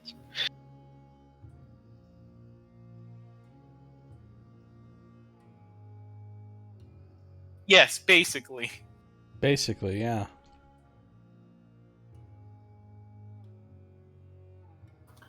All right, on to Carlin's Eye to start. All right. So you drag your granted, you didn't really get any physical damage so much as you were mentally damaged. So you're feeling a little worn, but thankfully, Jomo's spells have really helped out here. And you make your way to Carlin's Eye. Again, you also have carefully concealed the entrance to Undertier. I imagine you close, even though they're not locked or anything, you close the cellar doors. And you bring the wine to Carlin's Eye.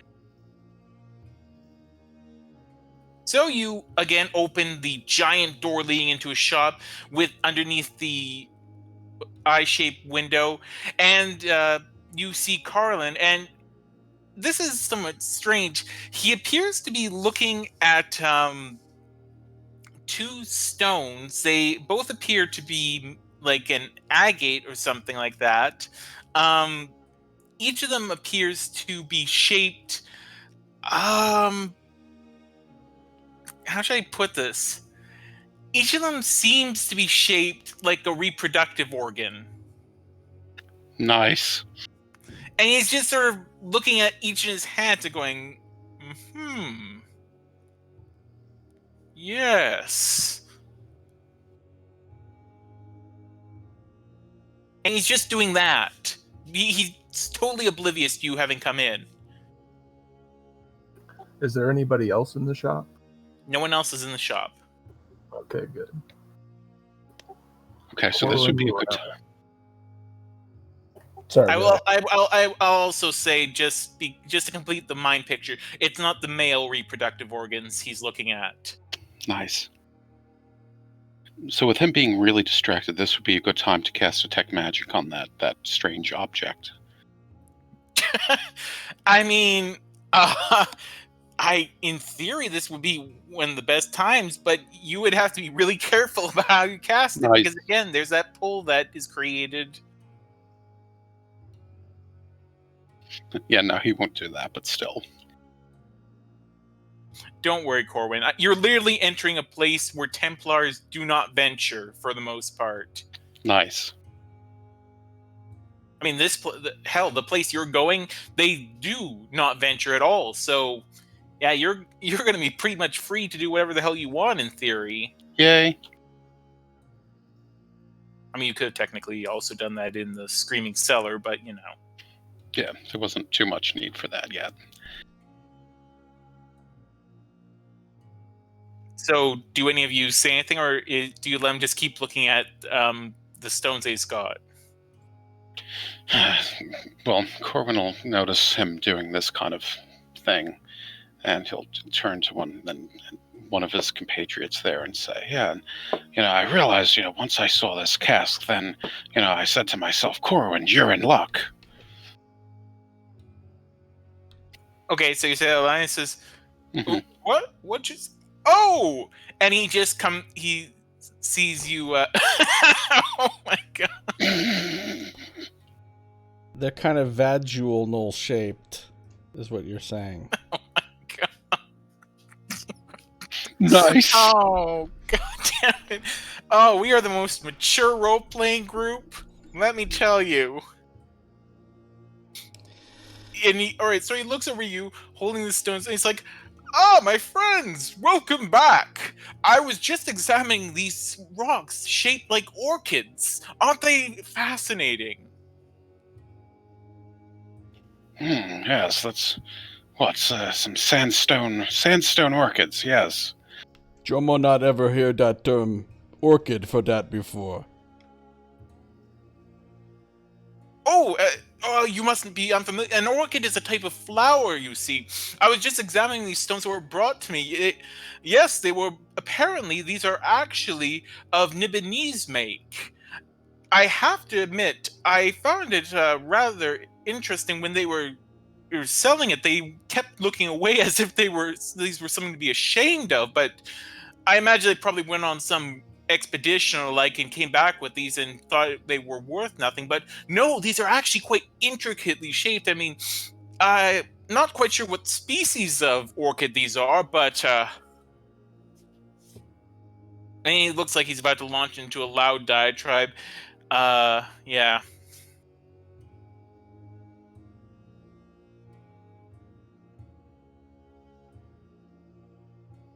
I don't know. I tend to prefer, the rat paintings myself, but still. He says, yes, but you were saying, so you have the wine?" Oh yes, the wine. Yes, we just we happened to make a trip, and everything's more or less sorted there. He sets the stones down on the counter. Again, he's just pulling it out in plain sight. It's fairly obvious this man does not know what he's looking at, which of course raises several questions about Carlin, but or I guess allows you to make some assumptions about him. And he looks down at the cask. Yes, it's clearly more than 30 years old. Uh, could I just. He pops open it, takes a sniff, and then he grabs this. What appears to be something that's used to hold incense, or so sort of like a censer, but it's more cup shaped. Anyways, it's clearly not meant to be used as such, but he still pours a bit of the wine into there and samples it, and his eyes just open wide, and he says, "Oh, transcendent! Yes, yes, this wine must have a vintage of at least 120 years. Oh, I knew my sources weren't wrong. I had purchased, you see, a book containing basically a record of all the wines that were stored in Shadow Square from over 30 years ago, and this wine was amongst them. My friends, you have done me a great deal, and you have honored our deal. And for that, I will say, I pay for such I pay for such honesty. And he then goes back behind the counter, looks underneath it, and pulls out a pouch and tosses it to you. You'll find another 40 enamel pieces in there for the wine. Ah, most excellent. Thank you. This one's just full of stone dicks.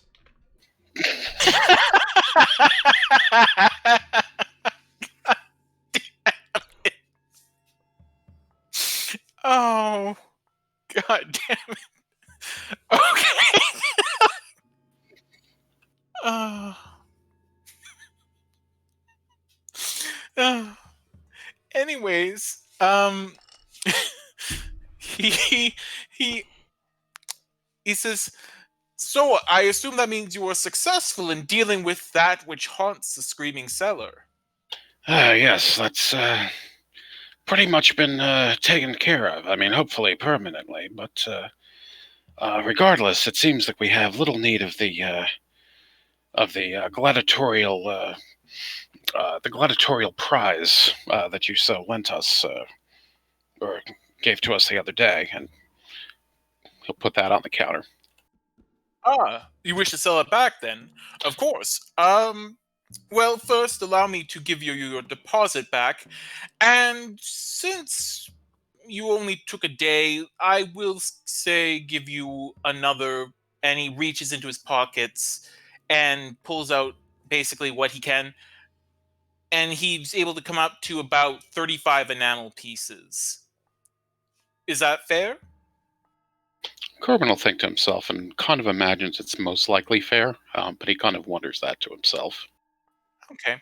I would say that Corwin, again, being having a trader in your group, really handy for these situations.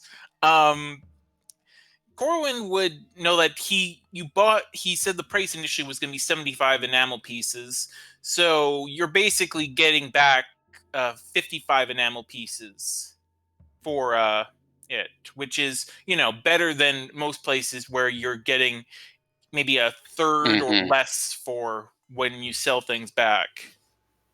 How much did you give him for it in the first place? Just 20 as a down payment, just in case anything happened, and the promise of getting the wine. Hmm.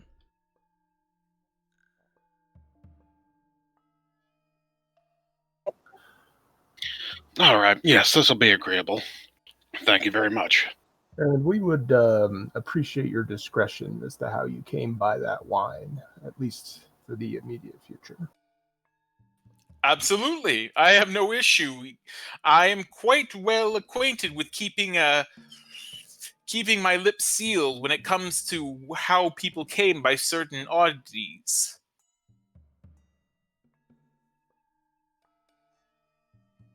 Yes, it's we've taken note of that before. Yes, we appreciate your discretion in the matter. Of course. Now, could I interest you in one of these agate carvings? They really are quite spectacular. I something about them that I can't quite place.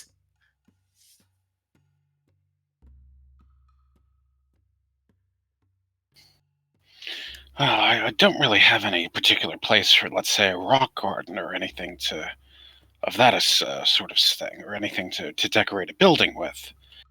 I mean, I still think that these rat paintings would really go well with such a piece. Okay, so are you going to try and show him your rat paintings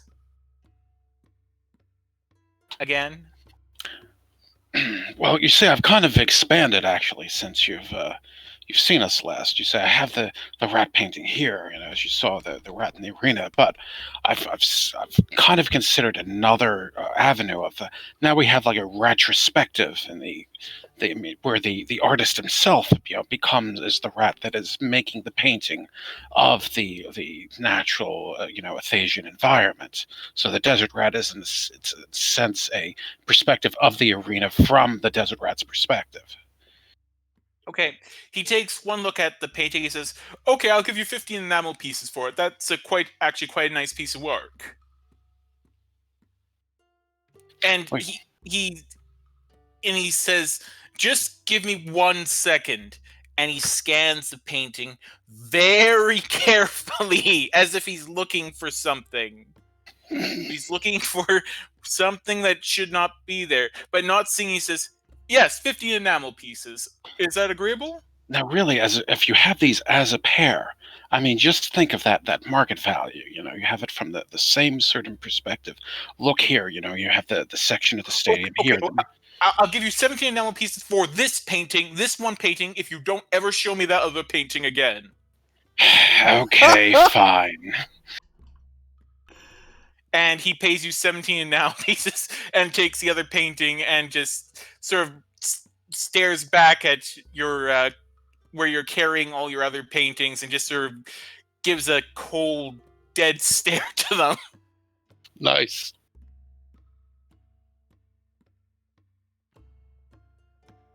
All right. You just sold a painting! Yay. Yay. So, he puts a painting on the table with the agates, and he looks back and he says, "Well, anything else I can offer you? Or anything you can offer me?"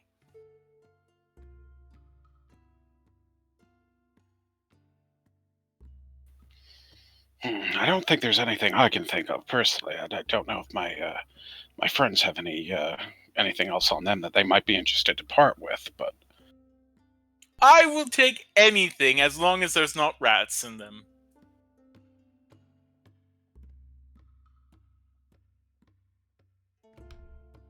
Joma not got nothing else.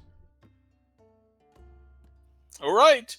Well, keep me in mind the next time you need to make an unusual purchase or have an unusual item to sell to myself. I can assure you I can offer far more. Even more than, say, another vendor located in the Smiths district who we're not going to speak about. Mm-hmm.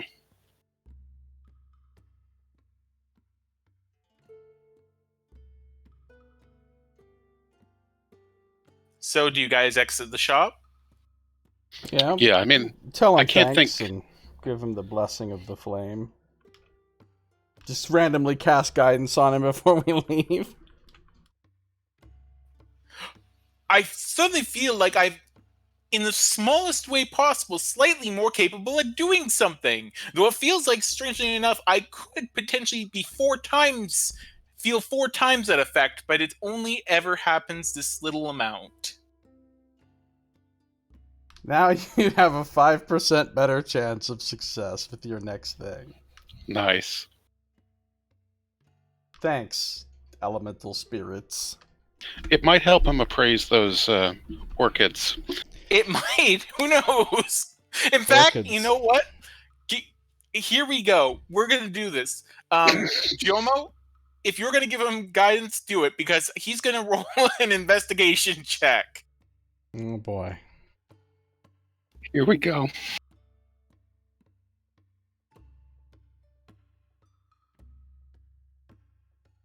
You suddenly hear him exclaim, "Oh, my spirits! These are..."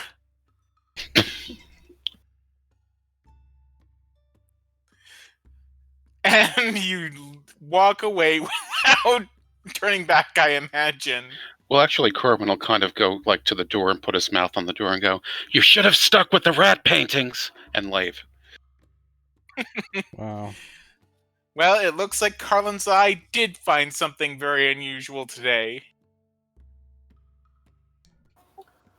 So if I was following along correctly there, that's 30 enamel to both Jomo and myself and 100 to Corwin. Yeah, that sounds about right. Oh, because he gave us the reward for the wine, plus bought back the other thing, and then you also bought your painting. Oh, put another 20 to Corwin for refunding the deposit. So you said Yeah, let me think. 30 for I'm me? trying. Yeah. Right. So okay, let me just. So he gave you guys 40 enamel. Was it 40 enamel pieces? 40. Yeah, for the wine. Right. Gave you back another 20 enamel pieces. That was your deposit. Then gave you another 35 enamel pieces. So that meant he gave you back 55 there. So that's a total of 95 enamel pieces. And you didn't sell anything else. So actually, yeah, that sounds a bit off your. Well, you got 70 enamel pieces for the painting. Plus the Right? painting. Yes, he gave you 17 enamel pieces for that. Wait. He offered him 70. 50 first. And Huh? then he offered him 50 first, and then I thought he No. went up. He said 15. Oh, okay. Oh, I thought it was 50 and 70.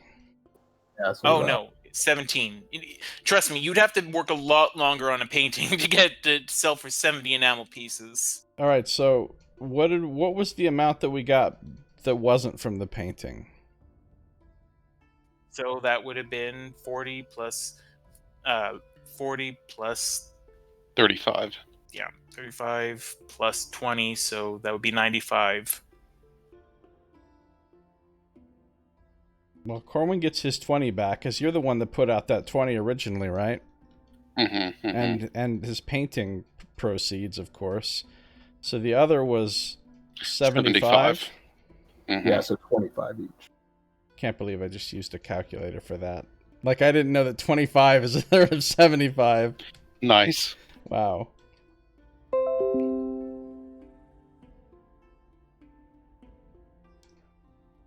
All right.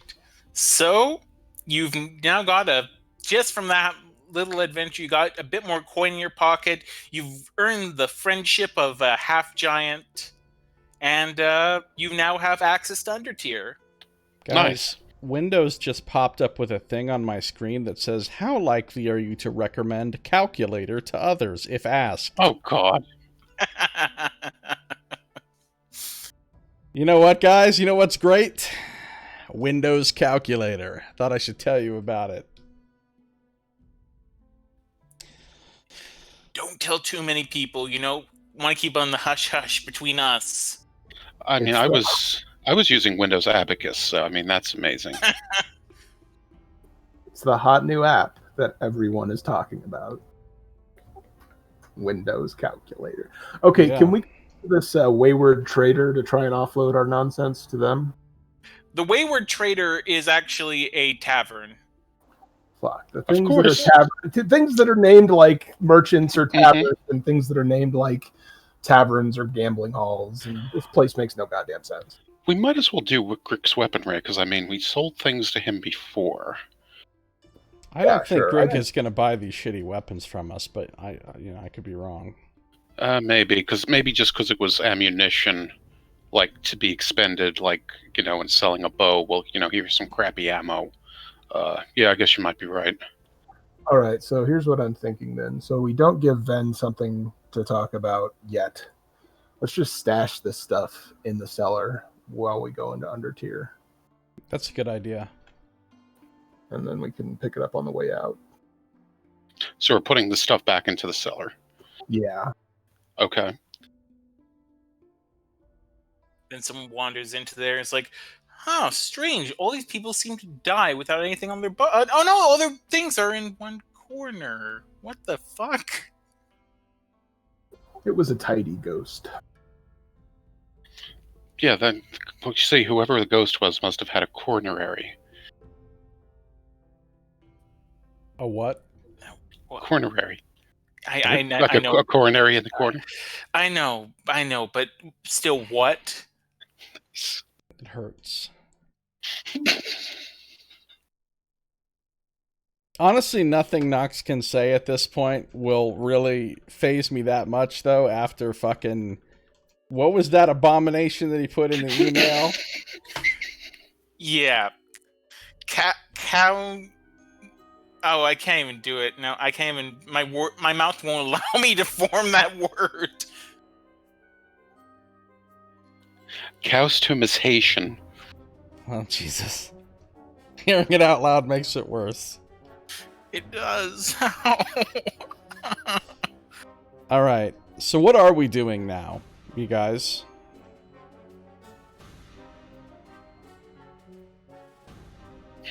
Well, did you want to take a rest to swap spells out, that type of thing? Yes. We don't have to go Okay. back to the Kanken cart for that, though.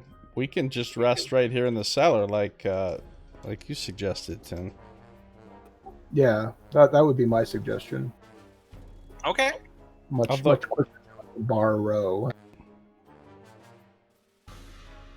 I'm just gonna leave those 15 arrows with the rest of the stuff that we're stashing in here too, because I don't have any more quiver space to carry them anyway.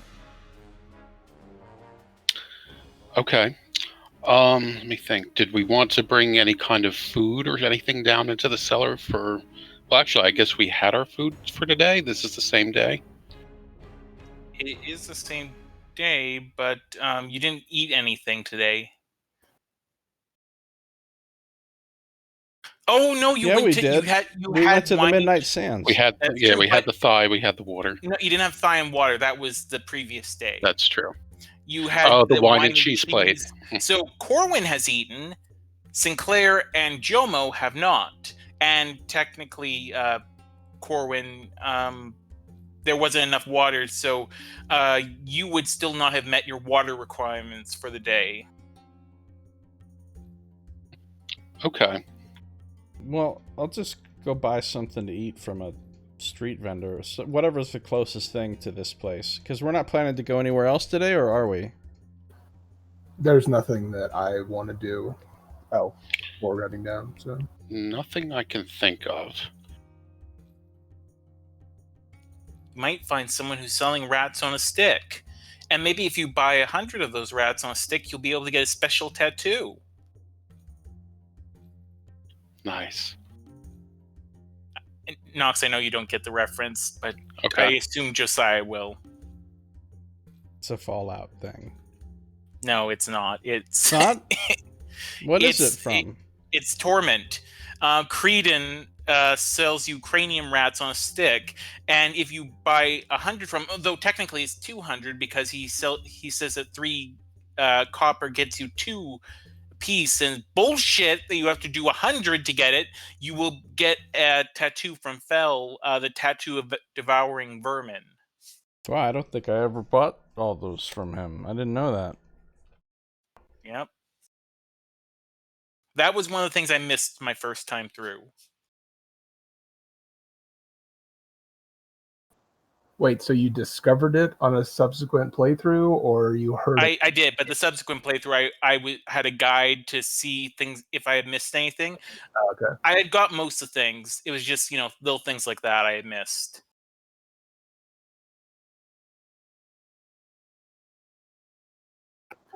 All right. So yeah, quick snack, stash stuff in the cellar, long rest, assault under tier. Okay. I'll say that we don't even have to roleplay out the getting food and everything unless you want to. But yeah, you're able to do that. We'll say for about 2 slate pieces total. So All right, I'll take off a slate piece. but he won't take off 2 because goddamn, he's not that rich. Okay. What am I, fucking Captain Nice. Prague?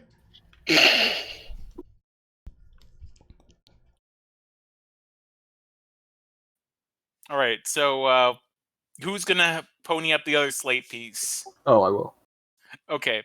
So you guys are fed and watered for the day. Yay. And you return to the Screaming Cellar.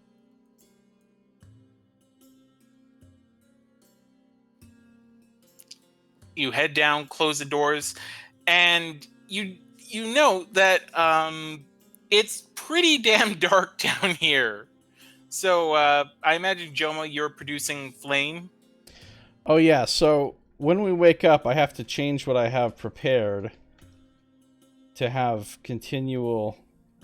So we finished the rest, right? All right, let me just see what day and what time and everything is now. So, would you care what time you wake up? Do you want to wake up in the morning or just as soon as your long rest is done? Probably as soon as the long rest is done, I would think.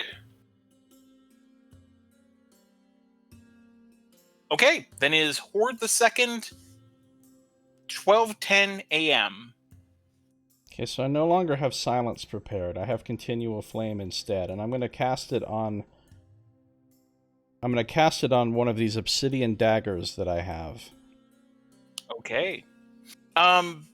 Before we do that, could I just quickly get something to drink? And actually, you know what? I'm just going to grab something to snack on as well. Yeah, I'm going to do ice time. All right. Then we will be back. Please enjoy some jaunty gumption while we wait. Yay! It's ice time, ice time, ice time, ice time. Ice time, ice time. It is time for ice. Said it's ice time, ice time, ice time, ice time. Ice time, ice time. It is time for ice.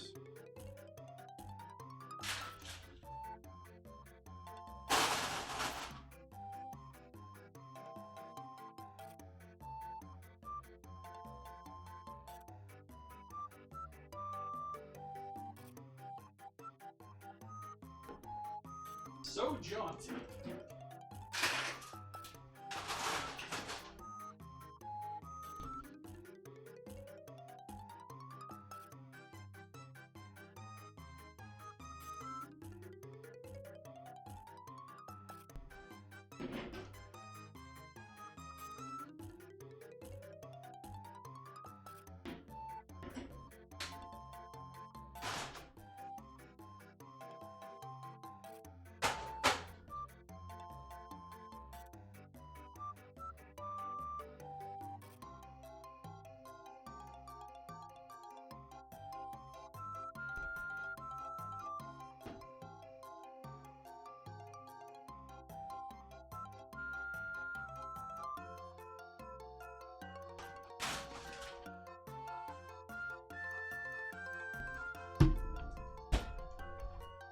So jaunty.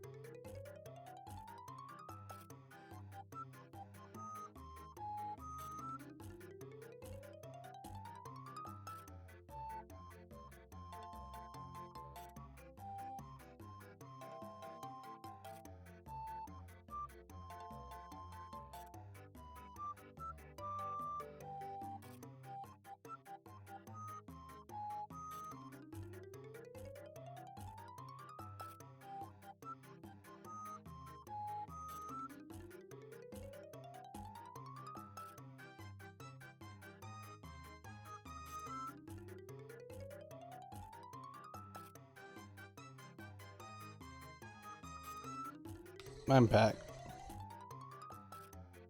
Yay! Welcome back.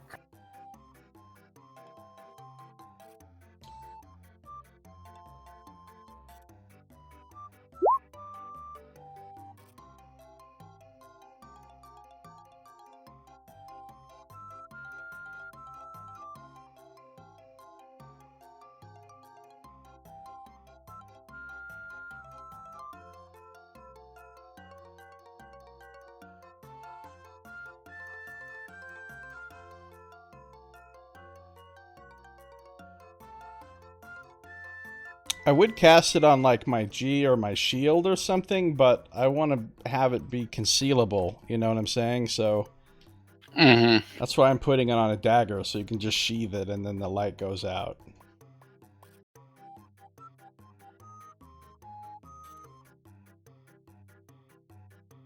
I don't know if the dagger's the best choice though. Should I put it on something even smaller, like a coin or something?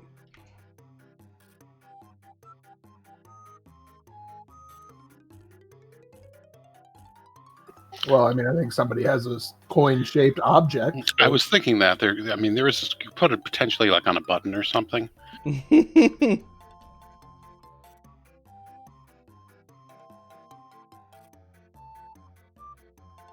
Oh, I could cast it on my holy symbol. I wear that around my neck, and I could like put it underneath my clothes or whatever. That's true. Underneath my armor. Plus, it would kind of make sense thematically for my flame holy symbol to be continually flaming. That's pretty good, actually. Yeah. All right, I'm back. Alright, I've decided to cast Continual Flame on my holy symbol, which I wear around my neck. All right. So now if I tuck that down underneath my armor, it would pretty much mute the light, right? Yeah. Okay. But right now I have it burning. I mean, I have it, you know, out, so it's providing light. Yeah, that works out fine. So you've now got a forever burning holy symbol. Yeah, and Jomo takes some time with it. He spends like a whole hour, makes a whole big ritual out of it. I mean, it's not a literal ritual, but you know. Wow. Still, though, that's some commitment to just be like, you know what? I'm so into flame, I'm just going to have this be on fire forever. It's all about that branding. Pun kind of intended. Yeah.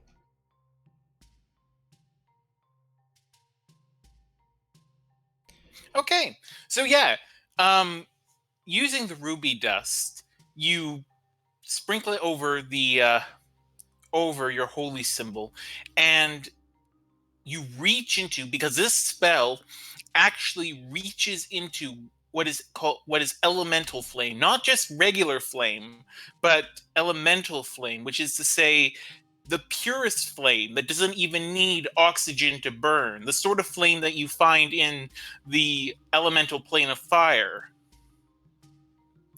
that sort of thing. um though it's been modified so it does not create heat, and but it cannot be quenched or the like. And you are quite pleased with the results as a flame comes up. So you now have basically a sort of oh, what the hell are those sorts of flashlights called? The kind that set forth a huge cone in front of them. What are they called again? I don't know, a flashlight? Okay, whatever. So A torch, as the British people would say. yes. So you've got that now burning forever. Hope that doesn't ever come to bite you in the ass. All right, guys, we need you really soon. Let me just cast a spell really quickly. Oh shit, I forgot.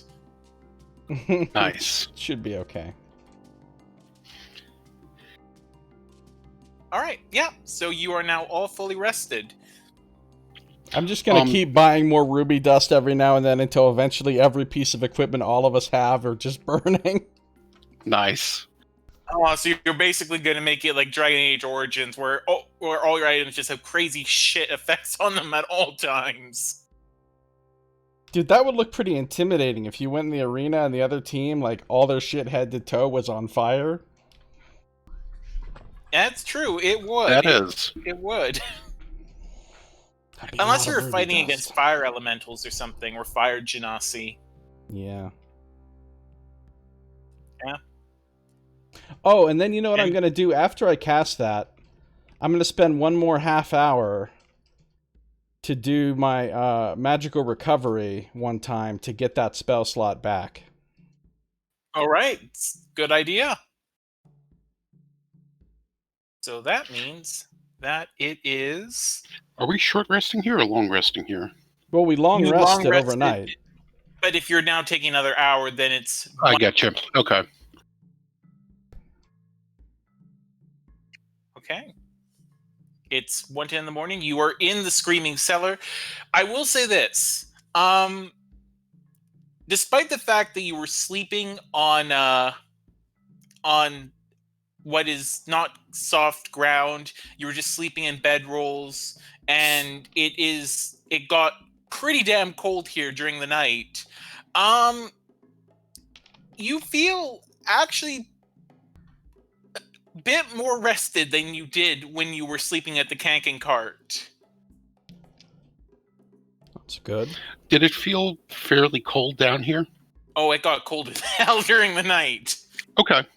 I presume everyone has water, like water with them. Yeah, I got water and food. Okay. Well, just to help sleep, since Kerwin likes to kind of live in a bit of comfort, he'll just benignly just sort of heat up the water bottles for everyone for an hour so we can at least get to sleep rather nicely. You could flavor it so everyone could have hot Mhm. chocolate. Yep, warm 1 cubic foot of non-living material. So he'll make hot water bottles for everyone. Nice. It really is beginning to feel like Christmas. We're basically glamping at this point. Mhm. What is in this cellar as far as like furniture or other detritus? Just bones, so many bones. Again, you'd guess about 36 people, of all shapes and sizes, as well as smashed up barrel parts, pallets, that sort of thing. Maybe the remains of a chair that Portek used to use. So there's a fair amount of scrap wood in here, is what you're saying. Yes. All right, cool. I'm ready. Please don't burn down. Please don't burn down another building, Josiah. Well, no promises. While Joma was making the burning holy symbol, does Kerwin get the feeling that it was of particular significance to him? What do you mean? Like a significant personal kind of thing, like, okay, I'm creating this holy symbol, setting it alight, that like a spiritual moment. Okay, well, first off, Jomo, do you consider that Yes. to be the case? Yeah, that's why I said I take like a whole hour making like a I whole kind of visual out of it. figured that. Oh, okay, you take a whole hour doing. Okay, so then it's actually 2:10 in the morning. During this, since I assume this would be fairly obvious to Corwin, he will expand his painting retrospective series, and he's going to paint Jomo creating the burning holy symbol. Okay. Wait, as a rat or as actual Jomo? It'll be the retrospective, so it'll actually be Jomo from the Desert Rat's perspective. Oh, nice. Okay. It's not the best painting you've ever done, but it's still a pretty serviceable painting, and you think you could sell it for somewhere around 5 to 10 enamel pieces. Though, of course, it also might have some significance to Jomo if you were to show it to him. Yeah, he's actually, once he finishes it, he's going to set it on Jomo's bedroll, and then he's going to kind of like go off to his own side, and he's going to be playing gin rummy with Fenris a little bit. Okay. To be significantly distracted for when Jomo actually sees it. Okay. So, Jomo, you finish doing that. You go back to your bedroll to do a short rest, or I don't know actually if you go back to your bedroll to do that. But Yeah. so, Sure. okay, and you see this painting. It's not hard to figure out who it's. Well, actually, it might be for you. Don't want to make any assumptions. I mean, he's not that smart, but there's only one place that painting could have come from, realistically. Oh, remember, it was signed by Fenris. Well, he can't read the signature. That's true. That's a good point. So yeah, I'll take a look at it. All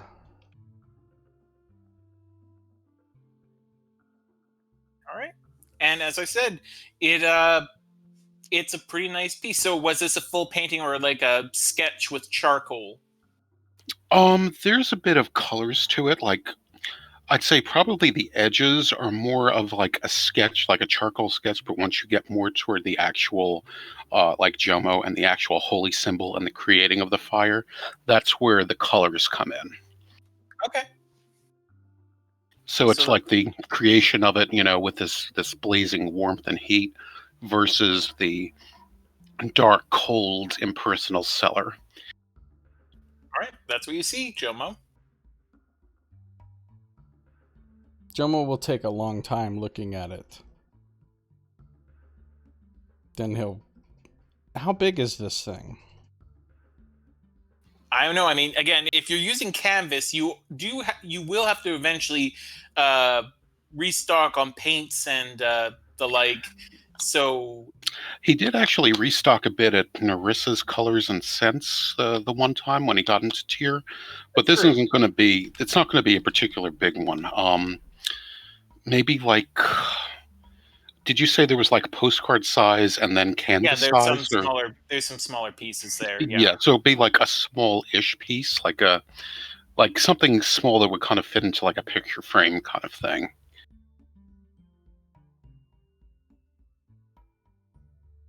All right. So again, that's what you find, Jomo.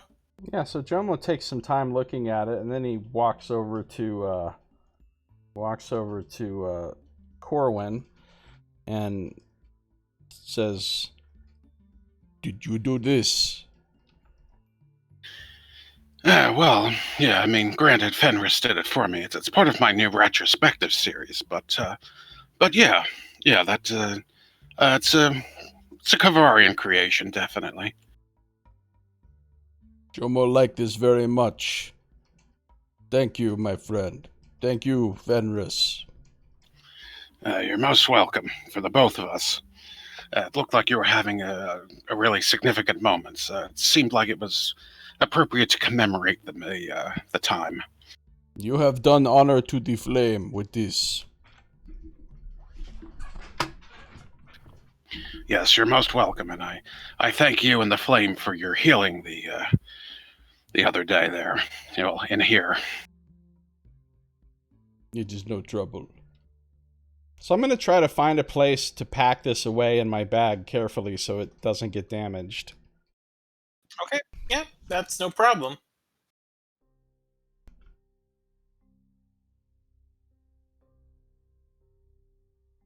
Are we ready? Yeah. Sinclair, what have you been doing all this time? I probably would have just been observing Jomo do his ritual. Okay.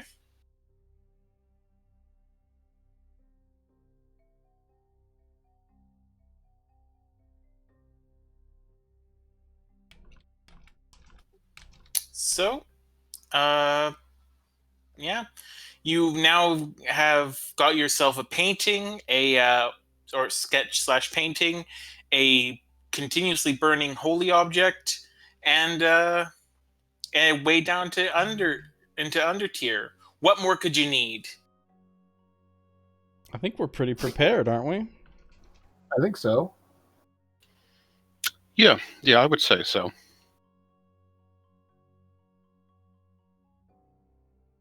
All right. So, who wants to lead the way down into under tier? I will. All right. You pull open. You move away the stuff that you had put on top of the trapdoor. Pull it open, and now as you go down, do you want to close it again?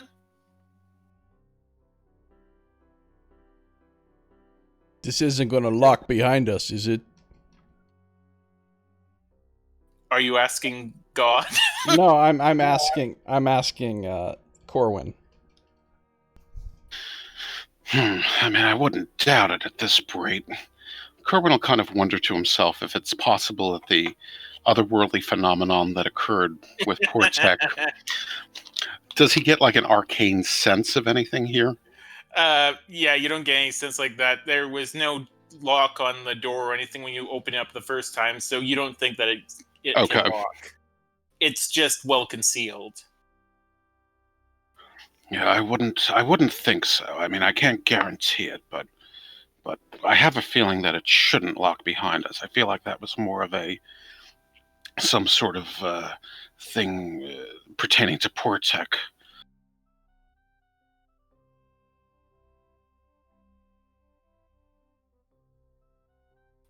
Right? So, you all head down, you close the door behind you. Um, Jomo, I imagine you've got your holy symbol out to create light for everyone? I assume it's pitch black down here, right? Absolutely. Alright, I'm going to cast Control Flames to double the brightness of my flame. Okay. So Ooh. it now sheds twice the light of a torch for the next hour. That doesn't require Excellent. concentration either. All right, and is this an actual spell or is it a cantrip? It's a cantrip. Okay. So, yeah. I don't remember how much a torch illuminates for, but Let's double check. I think it's 30. I think you're right, but I'll check the actual player's handbook. I don't know where to look it up in the... It's a 20-foot radius and then another 20-foot radius of dim light. So that's doubled. So it's 40 feet of bright light we got then. And 40 feet of dim light. Yeah. All right, so yeah. With that much light, you can actually... Ooh, pull out your focal weapon? Just in case. All right. You are actually able to see the bottom of the staircase because it goes down quite well. You're just able to see the bottom. So this thing goes down about 80 feet. So as you descend down the stairway, the first thing that strikes you is that the stone on the walls changes as you descend. There's layers of it. And by the time you reach the bottom, slowly creeping down, it getting more and more cold, you've seen the masonry and everything change at least 3 times. From like different eras of building or something? Yeah. And when you reach the bottom, you've now entered a corridor in which the stonework changes once more.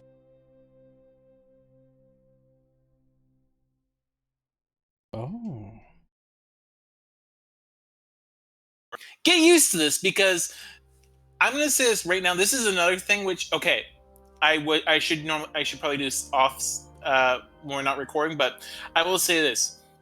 If you can find battle maps and whatnot, upload it to a Google Drive account because I'm paranoid about just going on sites and looking for pictures because I'm worried I'm going to get viruses and then I'll have to go through scanning ritual and yeah.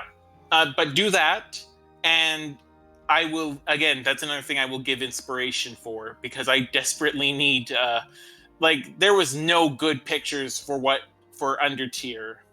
I mean, where do you get a sandy underground dungeon picture template? Well, if God, it's I wish there was under the city, it doesn't necessarily have to have sand in it. Mm-hmm. True, but you'll understand when we describe it. But more, it's a weird place because of the way it changes and whatnot. And I just could not find anything that allowed me to have any good battle maps or whatnot. Knox has some experience with map of the week or map of the day or whatever it was. Yeah, I mean, I'd have to kind of predict what region you'd want a battle map for, but okay. Yeah, just honestly, just look up battle maps. Just upload them to a Google Drive thing. I'll look through them, and I will give out an inspiration for that because it would really help me out. Okay. Okay. So as a matter of just rules or whatever, I guess, If I'm walking along and we're going carefully and kind of like looking for traps and stuff, can I use my perception to detect traps as we're going, or? So I do handle perception in a similar way that you do. So, which is to say, your passive perception, the DC of detecting everything with passive increases by 5. So it's harder to detect something with passive perception than it is with your regular perception. Okay. But you can, every so often as you're going along, you can say, I'm going to use perception here. And we'll do that. All right. So then how does investigation enter into it? Investigation can also be used, but when you're generally speaking, investigations when you're looking at when you're either pretty sure there's a trap or something. I mean, it depends. Again, there's that whole thing about which you use. I mean, yeah, there's some instances where it's pretty clear when you're supposed to use investigation, and others where you're supposed to use perception. But there's those gray areas in the middle where I'm like, Yeah, it's pretty confusing. I hate the fact that there's both of those and you don't know which one to use half the time. yeah. So, yeah, I'm trying to be pretty cautious as I proceed forward and trying to just be perceptive as I can. Okay. So this corridor is empty, and as you go on, it turns to the left and right. The structure is like the masonry and everything. It's very old. You sort of recognize like the style as being Tyrian, but it's not. There's small changes in it, differences that make it clear that this is not from your era. Anyways, as you reach the end of this corridor, it turns to the left and the right. The left you can see immediately with your super long range continual flame is a dead end, and the right, which as you continue on, leads to another corner, around which is a rubble-filled corridor and a hole in the wall, which seems to lead into a passage, a cavern passage that descends further.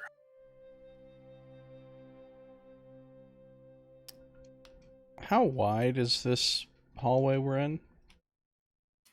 This hallway, it's about 20 feet wide. So, how do you guys want to walk? Do you want to walk alongside me, or are we going in single file, or how do you guys want to do it? Yeah, Corwin will kind of walk alongside and kind of see if he can spot any certain traps around and that type of thing, since he's pretty kind of into that. Yeah, I'm thinking the same thing. Since there's apparently enough room for all three of us to walk abreast. All right. So you've just got this passage that there's only one way forward, and it's this hole in the wall. So, do you go through it? I mean, I'm going to be paranoid here because we were specifically warned about traps being everywhere, so I guess this is the first place where I'll do an active perception check. Okay, go ahead. Me too.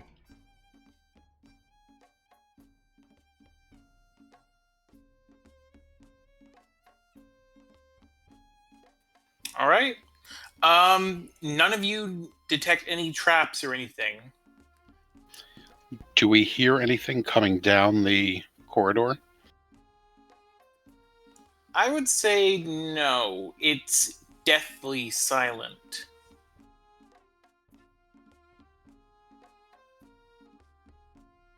So, Eerily silent? Deathly silent? yeah. All right, well, I'm game then. I will test my way into the hole in the wall.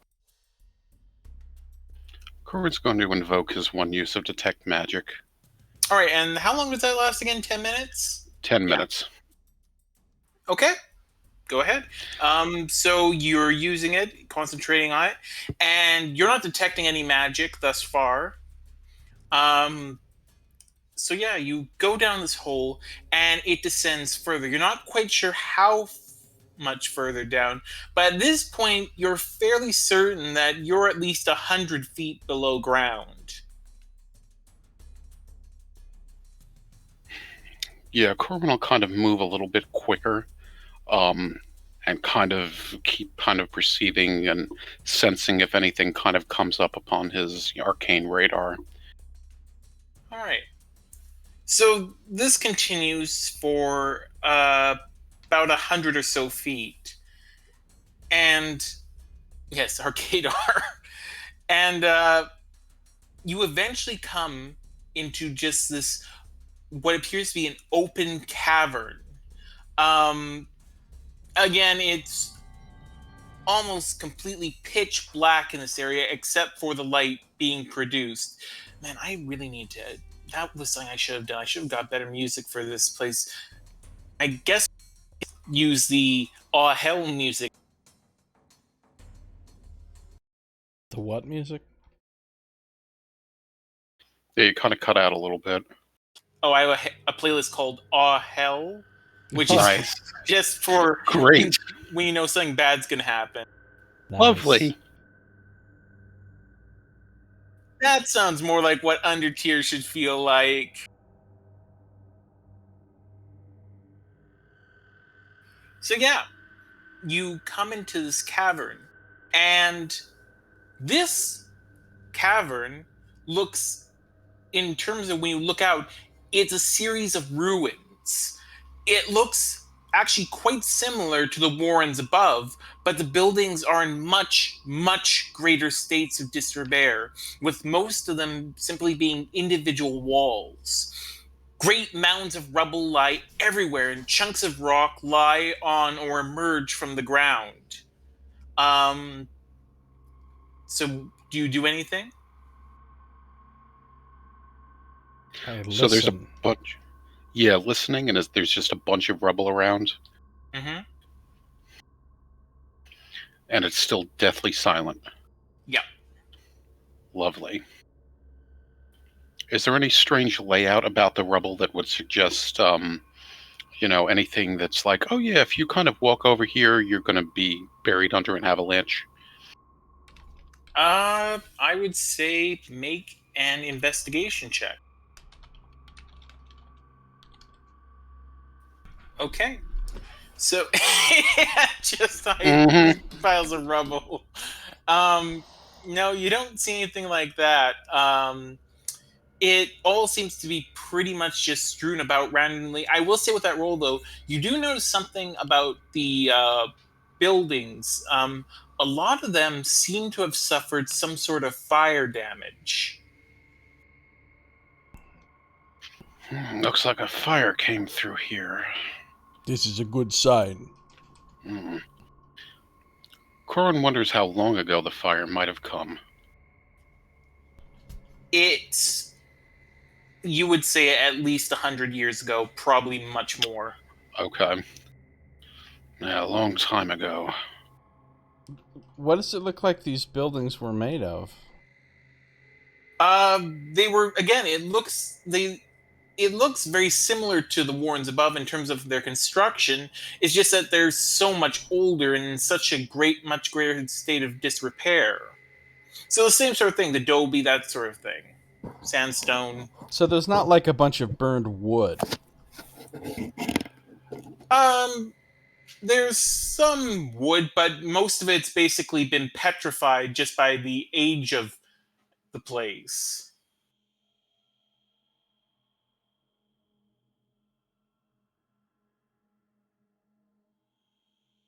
Another thing you find as you're going through this area is the skeletal remains of humanoids, which you can find all throughout the cavern.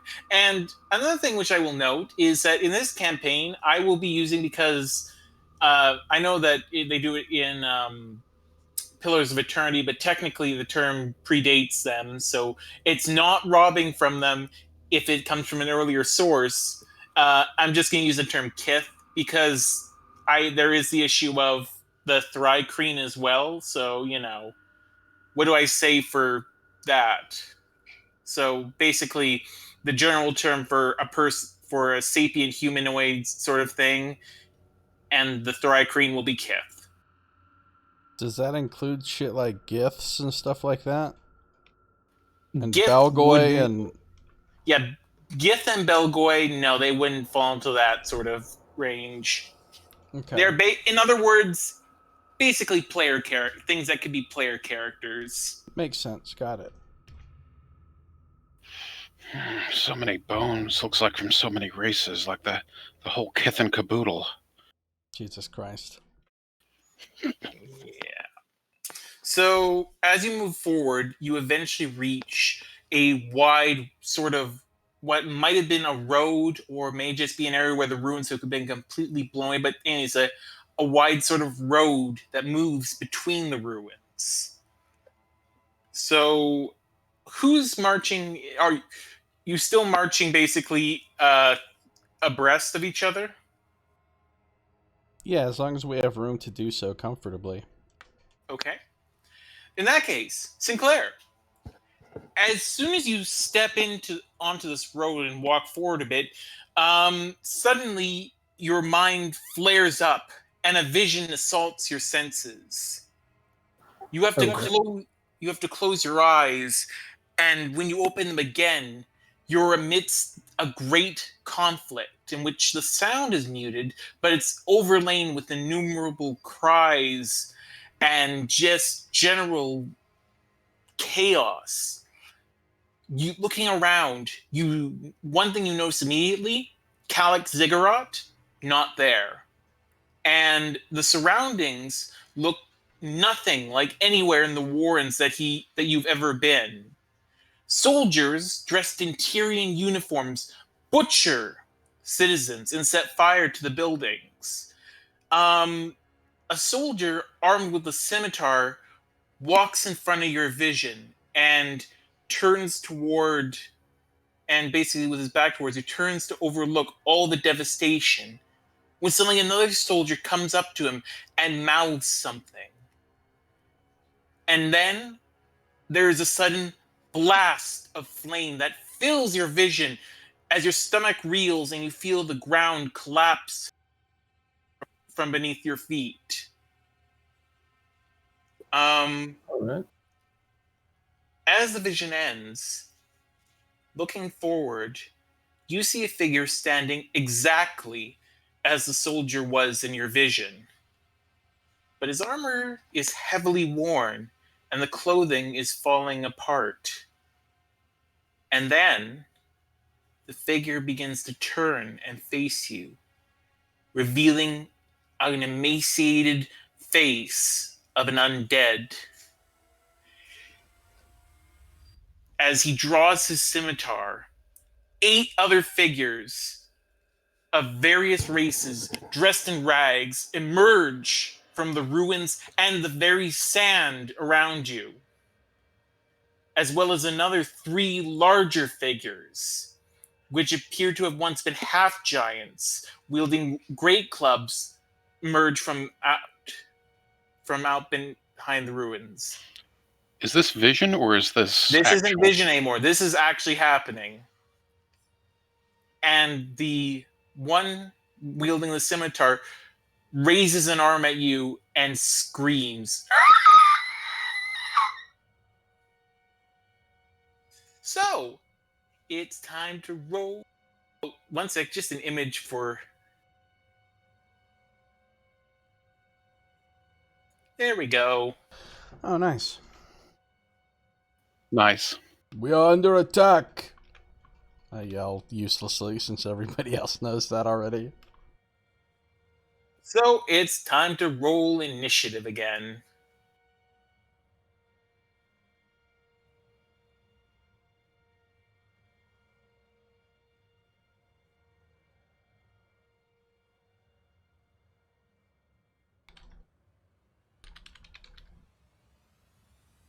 Do I That's- sense? Do I sense that's- anything to detect magic at all when this happens? No, you're not Okay. detecting any magic. Well, I would say you'd have to make a check, but we'll do that later. Okay. Right now you have more immediate concerns. So are all these skeletons wielding swords or something? Well, they're not skeletons. They appear to be more along the lines of zombies. Although the one that's with the scimitar appears to be slightly more beefy looking. But Beefy. yeah, they're wielding for the most part things like just old weapons. One thing you do notice is that one of the undead looks way younger than the others in terms of their how much they're desiccated. It's a woman, but unlike the others whose face has basically become these horrifying desiccated corpse, many of them with the eyes having just rotted away, this one looks like they could be within the last 50 years or something since they died, maybe longer, maybe not, because at this sort of depth, decay would be significantly slower. Check that one out, Chief. She's making eyes at us. This is one that Mort would hit on, right? Yeah, it is indeed one Mort would hit on. All right, let me get you onto the tracker, and then I get to roll all of these zombies and half giant zombies. Oh, that's where the fun really comes in. I'm ready for the fun. How about you guys? Oh yeah. Hmm. Josiah, you're not in this battle. What's happening here? Suddenly, you see a man wearing a T-shirt emerge into the battle. He's wielding Hey, a glass filled with ice and cherry Coke. I'm drinking Diet Pepsi today because I don't know, because that's all that they have at the terrible 7-Eleven by my place. Oh, They never carry Coke Zero of any variety there. bastards! Yeah, they're savages.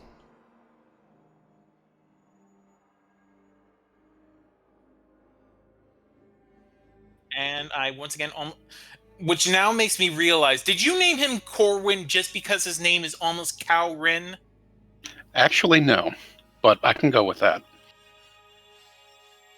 Okay. Corwin was the name of one of the heroes in the Chronicles of Amber. Okay. Oh, nice. Don't know what that is, but It's a good series by Roger Zelazny.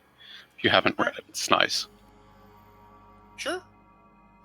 I've got a whole bunch of stuff I have to read, but that's something I could read.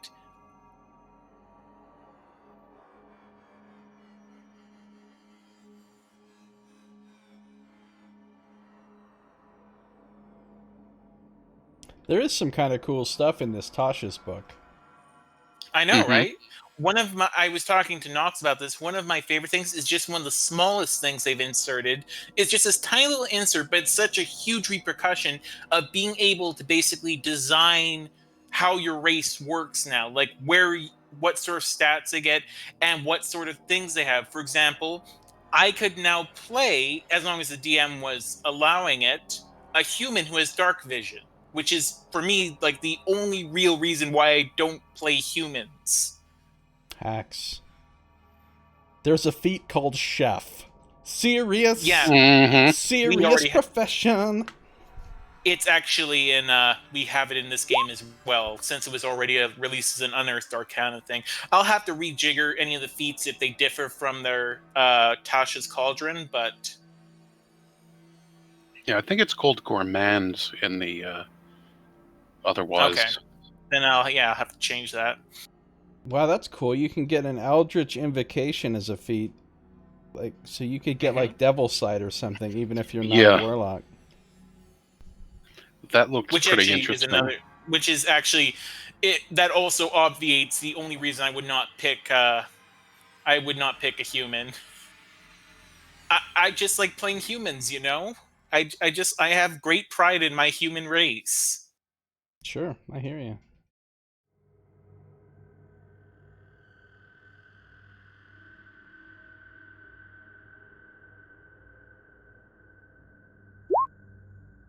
Okay.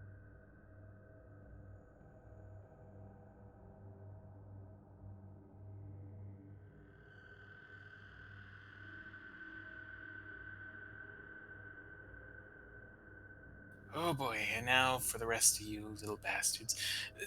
This is the one of the few things I wish that they would let you do in Roll20. I think they let you do in Fantasy Grounds, but Fantasy Grounds has so much stuff that's just not user friendly. But one thing I wish they did let you do is create your own stat blocks for monsters and whatnot, so I could just, have those stat blocks ready.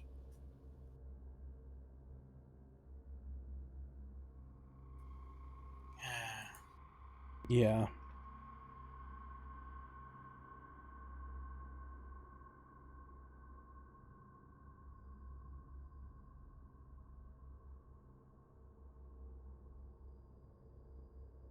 Oh shit, these guys are gonna be rolling some really bad initiatives. So let's see here.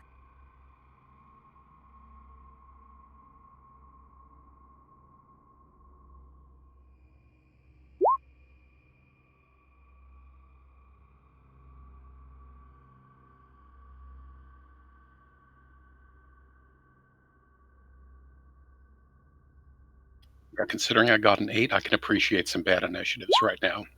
Okay. I don't even know. Is 0 a valid initiative to have? Yeah.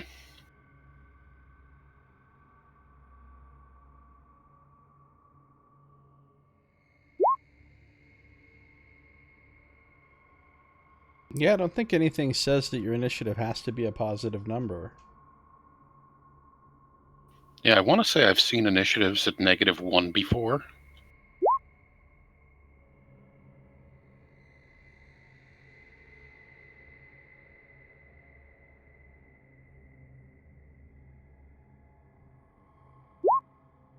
Okay. I guess I'll put one as -1.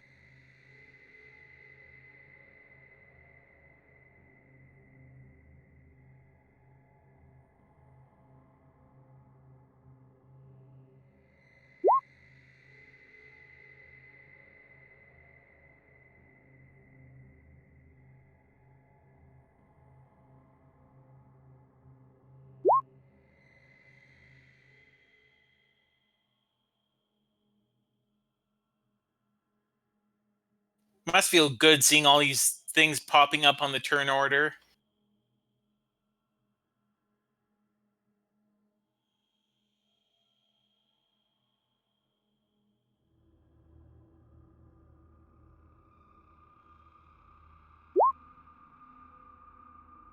We don't see anything popping up on the turn order yet. Other than ourselves. I mean, I only see Jomo, Sinclair, and Corwin. Mm-hmm. Yeah, same. Oh, you don't see the.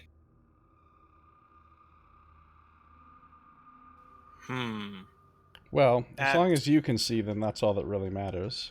Okay. Yeah.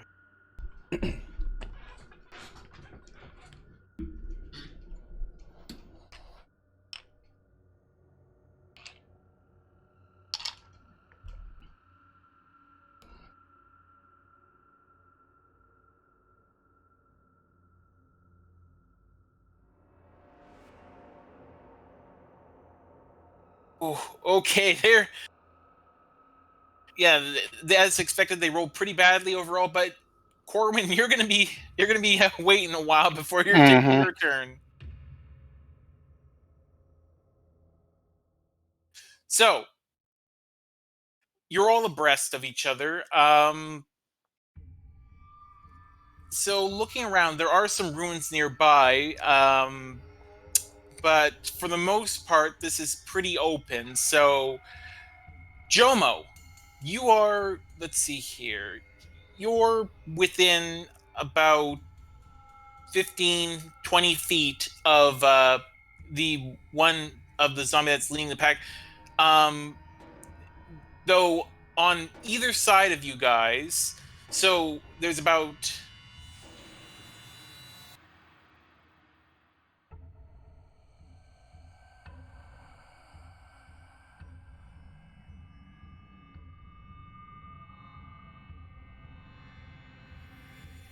So there's about 4 zombies that have come out, and they're near Sinclair. Closest is within 10 feet, and 3 that have come out near Corwin. Closest is within 10 feet, and flanking this one zombie ahead of you are the 3 half-giant zombies. So how far is the farthest one away from me? The farthest one would be one of the half-giant zombies, who is about 35 feet away from you. And let me turn this to battle music. So let me ask you this. If I walked forward a little bit, would all of them be within 30 feet of me? Oh, no. They, you'd get the ones in the front. Oh, wait. Yeah.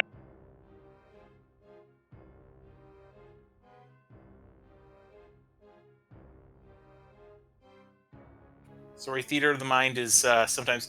actually, you'd get a lot of them, but you wouldn't get them all in 30 feet of you. Do any of them seem to have ranged weapons? Thus far, all of them appear to be looking like they're going to be bashers. Straight up melee. Now, is there any rubble around us that we could use as any kind of choke point or anything, or are we kind of just exposed out in the open and they're all around us? They're kind of you're kind of exposed out in the open, and they're all around you. Okay. The only sort of choke point is up ahead between these two structures, in which this one larger zombie is the one who looks like he was leading something back in Sinclair's vision. But it's about 20 feet wide, so pretty much everything looks like it can get through without any trouble. All right, I'm just going to move up on the leader-looking one then, and hit it. Thrust with my G. Okay, so that means you'll need to go up about 15 feet. All right, and I'm going to yell out to my friends, draw them in! And I'm going to attack with a 20. all right, that definitely hits. Roll damage. I'll use Chaos Weapon with this as well, sending a flare of white hot fire through my spear into the rotting flesh.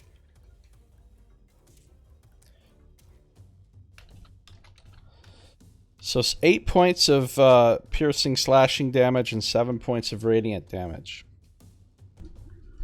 I mean, technically you have to specify which one you're going to be using, but then I'm piercing using or slashing. Okay.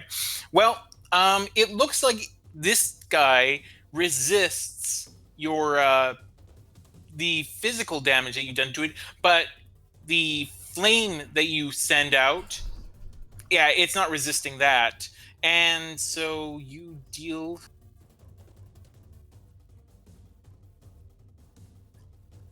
Though it still looks like it's gonna be going strong. It's he looks like a nasty one. All right, Sinclair, that's all I'm doing. Sinclair, you're surrounded by zombies. Okay. Zombies to the left of you, zombies to the right. Here you am, stuck in the middle with 2. Can I maneuver so that I can flank the big guy with Jomo without provoking attacks of opportunity? Let me see. No, you're gonna, no matter what way you went, you would be provoking an attack of opportunity. You could get there provoking only one attack of opportunity from one of the zombies, but that's the best you're going to get. And I will note that if you do that, one of the half-giant zombies is going to be right on you. That's fine. So with the bonus point, or with the bonus action, I'll spend a key point to take the disengage action and maneuver without provoking the attack. Okay. I'm still focused on psychic weapon, so Okay. I will perform. Wait, that doesn't reset when you sleep? No, it's just you change the focus as a bonus action, and then it remains until you change it again. Okay. All right. All right. So you're now flanking this one particularly nasty-looking zombie. And I will perform a 3 psi point brutal strike with an unarmed attack. Okay.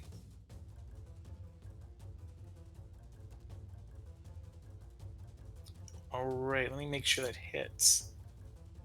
That hits. Okay.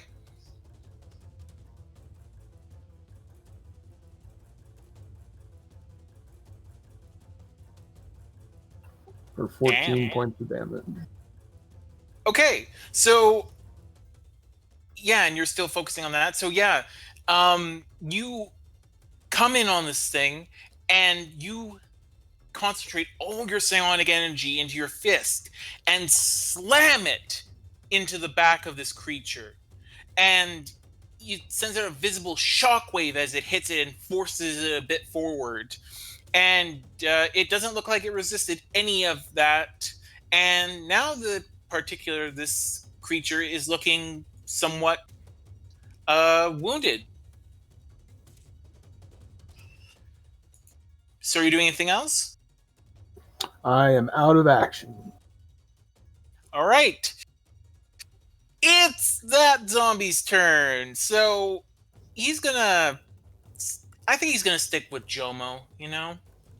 I think he's gonna stick with Jomo, and he's gonna do something kind of. You cut out there. He's gonna do what?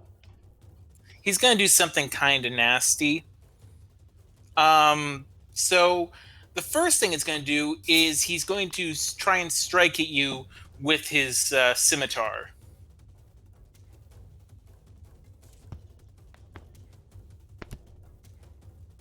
And of course that misses because Jomo has just insane AC.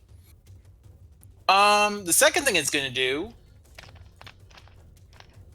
is that it's going to try and grab you. That's rude. How does that work?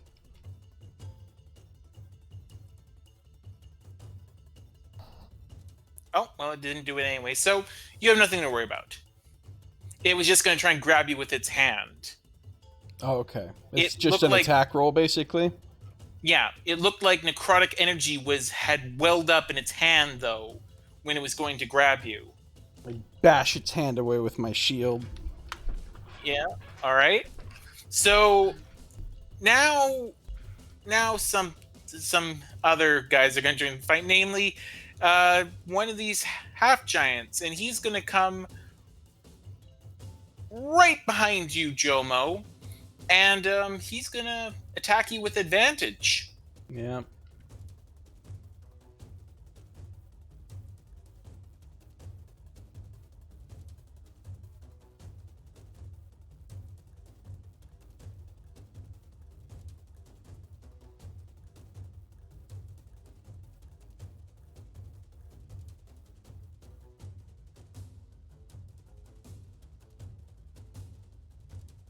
Ooh, the 25 hits. So if I use a reaction to use Warding Flame, Okay. that gives him disadvantage. So that'll just cancel his advantage, right?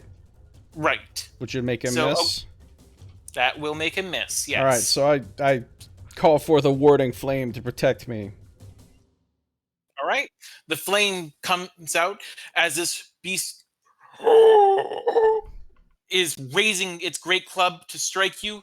The flame just strikes its face full on, and as it brings its great club down, you're able to roll to the side as a huge spray of sand comes up.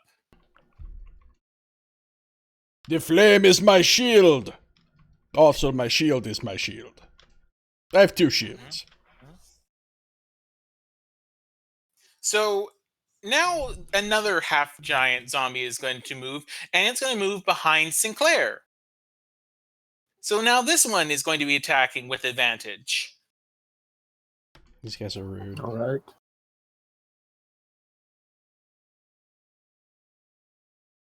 Does a 20 hit? Yeah, 20's gonna hit. Okay. You haven't activated your, 40 armor class thing yet, Tim?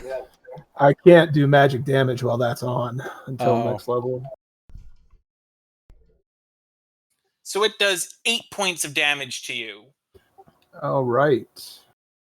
Mitigated by my 4 temporary hit points. Oh, where'd you get the 4 temporary hit points from? I get 4 temporary hit points every time I take a turn. Making shit up, as usual. You've got to be making that one up. No, he No, gets I'll link that. it I in a second. remember. I remember I've having those. heard him say that before. Yeah.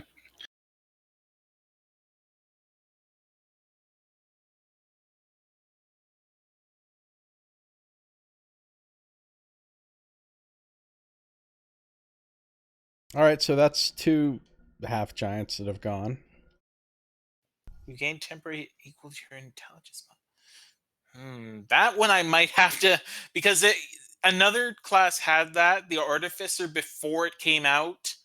They had something very similar to that, and they nerfed that so that you do that a certain number of times. I might have to change that one.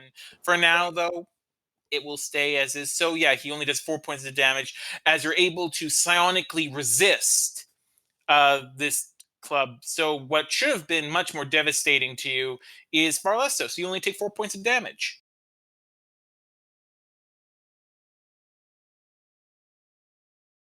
Yeah, it's going to become pretty obvious, I think, here in the next 2 levels that allowing me to play an Immortal Mystic / Open Palm Monk is not a good thing for anybody. No, trust me, things will get rather tough. uh, it's just that particular ability, that one I think might need to be nerfed. If you look at the chaotic, the warrior chaos, whatever Jomo's fighter is called, and Corwin's ascendant wizard class, you'll see those are also really overpowered. So I did come into this trying to make sure that for a regular game they would be overpowered. So zombie number 4. Who's he gonna go after? I guess you know what, he's gonna go after this tasty. Now, why does Corwin have damage? That's a good question. He shouldn't. Back to 36 I go.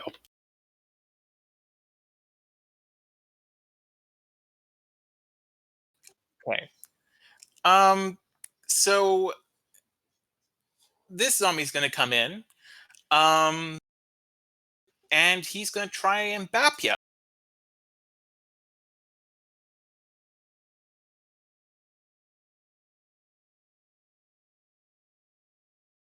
But misses in a pathetic way.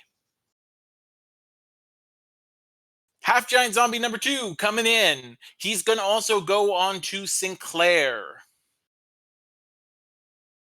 Won't get advantage this time, but yeah.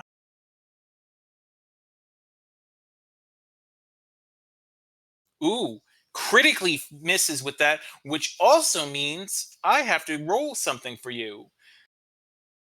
Oh, let me see here. Critical miss. That's all I got. And that half giant had a club? Yep. Okay.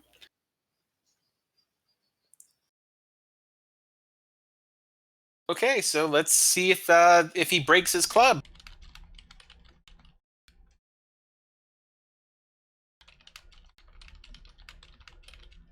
No, he does not. So the club smashes to the ground, but he's able to retrieve it without any issue. Of course, when it's the enemy's doing it, they never break their weapons. Hmm. It's just when one very special boy does it. Corwin, it's Yeah. your turn. You've got a zombie on you.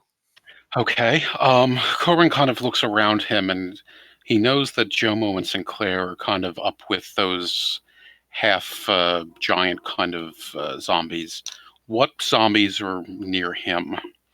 Well, you've got a half giant zombie 10 feet from you, another zombie in fact, basically, you've got three other zombies that are 10 feet from you. You've got two zombies that are about 15 feet, three zombies that are about 15 feet from you, and one that is within 5 feet of you. Okay. And how far away is Jomo and Sinclair and all of that?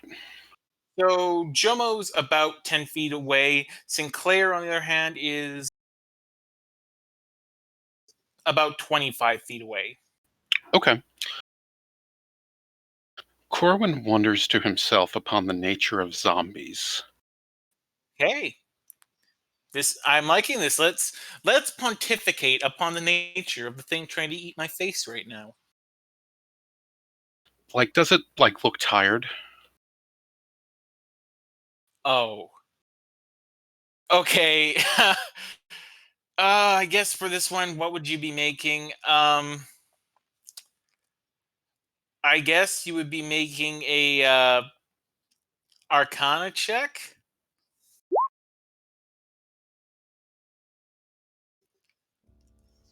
Yeah. You're not entirely certain if the zombies can be affected by a sleep spell. Okay. All right, then. In that case, Corwin's going to kind of heed what Jomo had said before, and he realizes that he wants him to kind of get close since he's seen this particular maneuver before. He kind of looks around, thinks that there's probably not a good particular advantage for him to do something he wants, so he's going to go ahead and bonus action disengage. Okay. Kind of Smart get a move. little closer over to where he can kind of like lure the other ones that are kind of shambling around a bit closer. Okay. And Um, I would say that you could actually just move forward 5 feet, and you would pretty much have them clustered up on Jomo, so you wouldn't need to actually take the cunning action disengage. okay, there's not much I could do with that. Well, You have your there's blades. there's nothing I can. Well, yeah, that's true too. You can also, I mean, you could disengage, get behind one of the half giant zombies, and use your blades on them. That's true. He could potentially do that, but he sees that there's a lot around, Attack. and he kind of wants a little more insurance. So he's just going to try to like allure them a bit closer, and he's going to kind of use like a bit of like yell out, use a little bit of performance-ish thing. And who am I? Where am I? Triad reduplicatorix. And suddenly there are 4 Corwins. Oh shit! Corwin's doing the mirror image. Nice. So you move up, trying to draw the zombies in, and that's not hard to do at all because they're hungry for your tasty, tasty flesh, and yeah, you've now got four. You've now got 4 versions of you. I mean, one of them being real, the other 3 not. Feeling a bit bolstered, and since he, I guess, has a bonus action still, if it's possible, Corwin is going to attempt to really kind of survey the area pretty quickly and kind of get a certain like lay of things just to see if there's anything that can be used in a sense to an advantage at this point. Okay. Roll investigation. Okay. Looking around you, you do think that it could, in theory, be possible to, if you were to make a successful, would it be? I forget. Is climbing a wall more athletics or acrobatics? Athletics. Athletics? Okay. So yeah, with a successful athletics check, you think you could get up on a portion of one of the buildings onto its basically decaying balcony, and you would have an area to basically attack them with relative impunity from there. Okay. All right. Yeah, that'll be his turn. Okay. I mean, you could still. I mean, you can't really make the claim. You climb this turn because you already used your action, but you could move into the position that you need to get up onto that balcony. Would that take him kind of away from, like, would it still kind of keep things kind of clustered One together? of the two buildings that are overlooking where the one zombie is, so it's where Jomo's sort of trying to cluster things. Okay. All right. Yeah, he'll go and head in that direction. Okay. Oh, but wait, you already used your bonus action. That's right.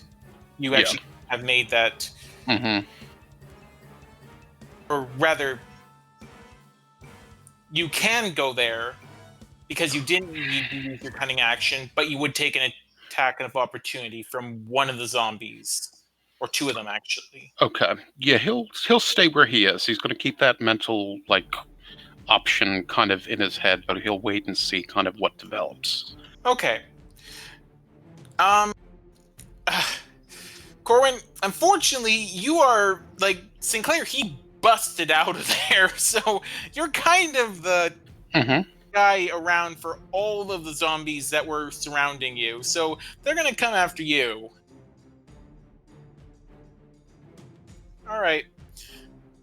Zombie 8 is gonna roll up on you, and he's gonna try and get your tasty flesh again.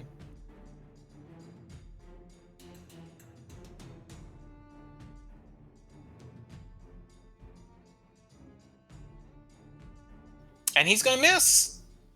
Nice. Now Zombie 5. Oh, wait. Zombie 8 actually would have advantage, so... But that doesn't matter. He's gonna roll 6 again. So, yeah, that's... Zombie 5 is now gonna come in, and he's going to... Jomo's close enough, so he's gonna try and eat Jomo.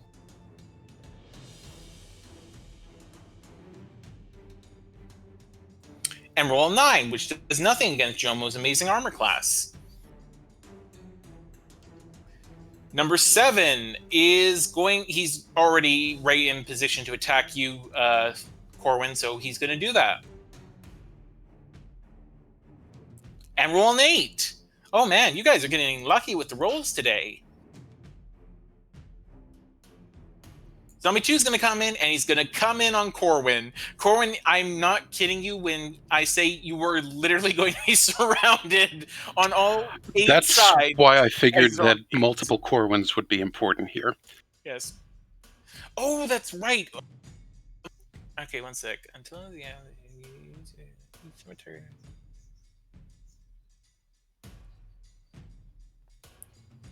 Equals. Okay, so yeah, they would still miss your duplicates thing. I just need to remember that. I have to remember now that to roll I forgot to roll the 1d20 to see if they hit. Yeah, duplicates AC is 13. My AC is 16. All right, so zombie number 3 coming in.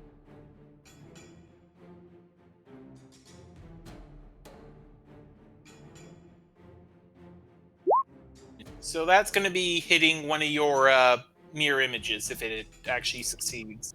Their AC is 13. Doesn't hit. Yeah, duplicates AC equals 10 plus my dex modifier, which actually 14. It's 14 AC for them. Okay, 14. Wow. So final one of the round, of the turn. Zombie number 6.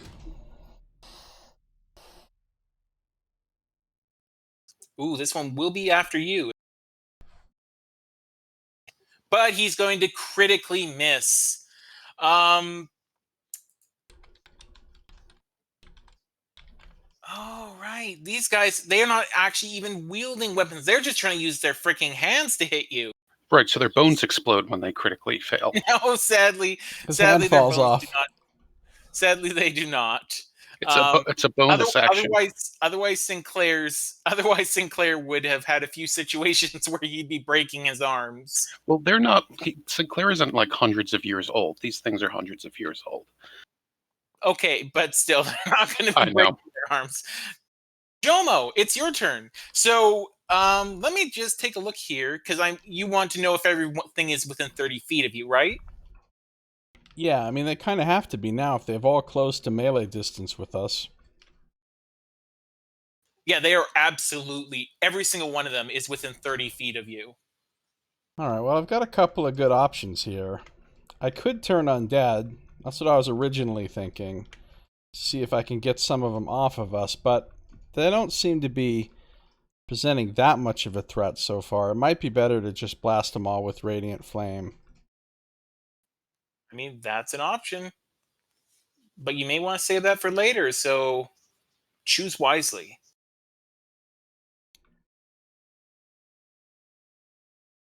I think I'm just going to go with the old tried and true Radiant Flame. I hold the G up above my head. A fire goes up my arm, up to the tip, and then it shoots out in all directions with searing light, avoiding my allies as the elemental radiance seeks out my foes. Let the flame sear you! Alright, so and what did... now the bad news is you now have to make a shit ton of Constitution saves. Oh, God. What's the DC? It is 15. Well, zombie number 1 failed.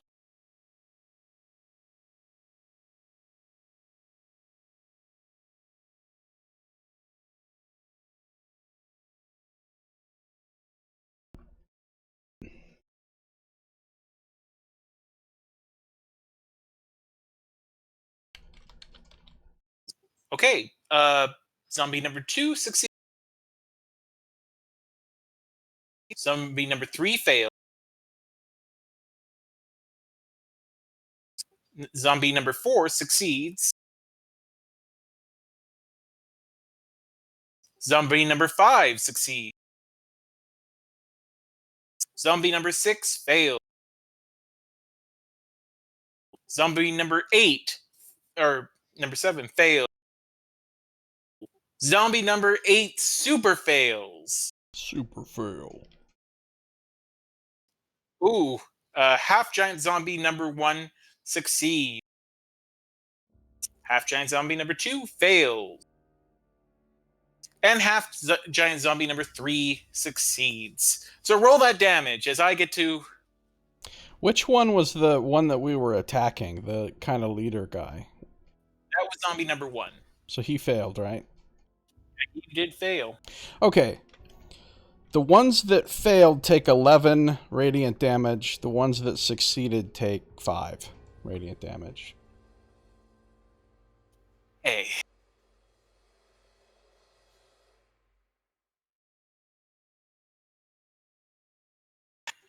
Let me see here. 2 succeeded.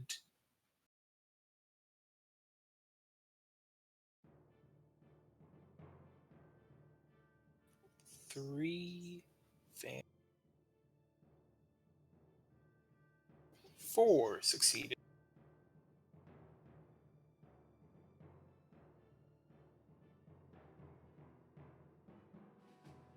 5 succeeded.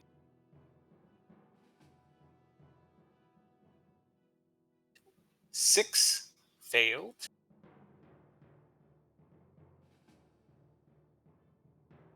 7 failed.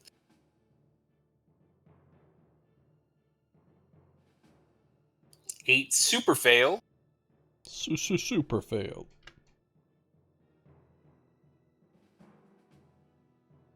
Half giant zombie number 1, on the other hand, Succeeded.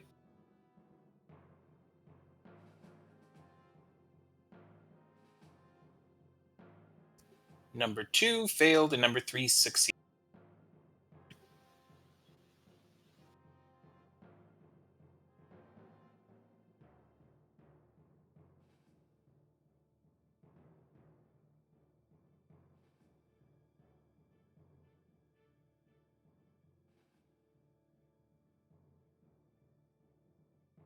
Okay, so first off, aggregate, you just did a shit ton of damage. A lot of the zombies are now looking pretty haggard. More so.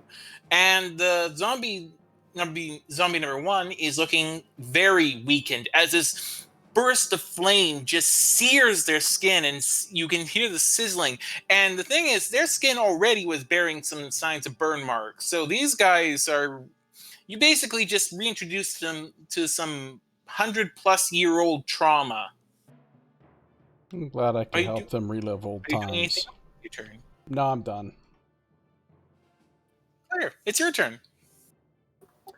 Okay, let me paint a quick picture. Tell me if I'm right or if I've got anything wrong here. Jomo and I are flanking the main boss man, Yeah. who's looking pretty beat up at this point. Mm-hmm.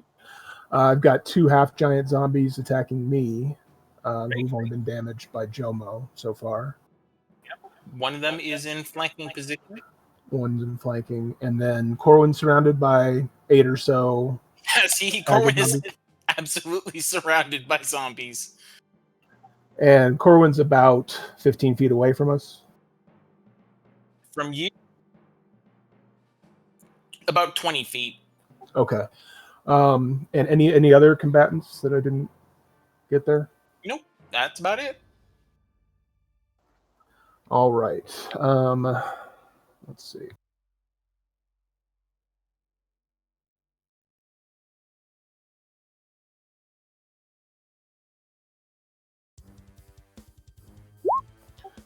Using a bonus action to spend a key point, take dodge.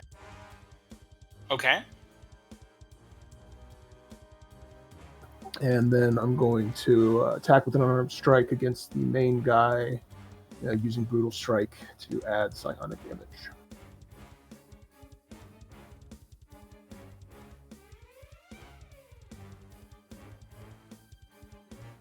I assume 21 hits. 21 definitely hits.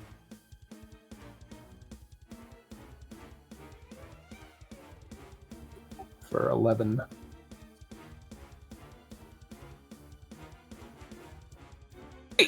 So your blow comes out, slams again into this thing's back, and it just erupts with the psionic force. It just shatters. And you have successfully killed the zombie that you saw in your vision.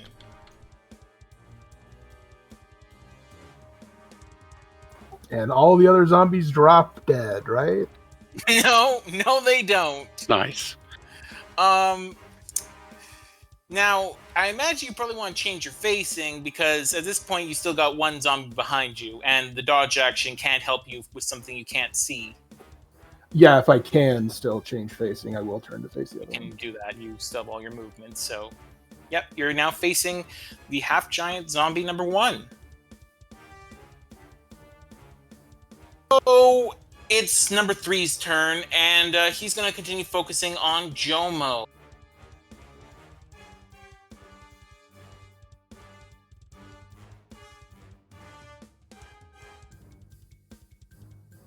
This is one of the half giants. Yep. Jomo, however, you have your back to this guy, but you don't have an enemy on the other side, so I'm gonna say that he does not get advantage. And he misses horribly because, again, amazing thing, Jomo. Yep. Half-giant zombie number 1 is going to move forward a bit, so that now he's flanking you.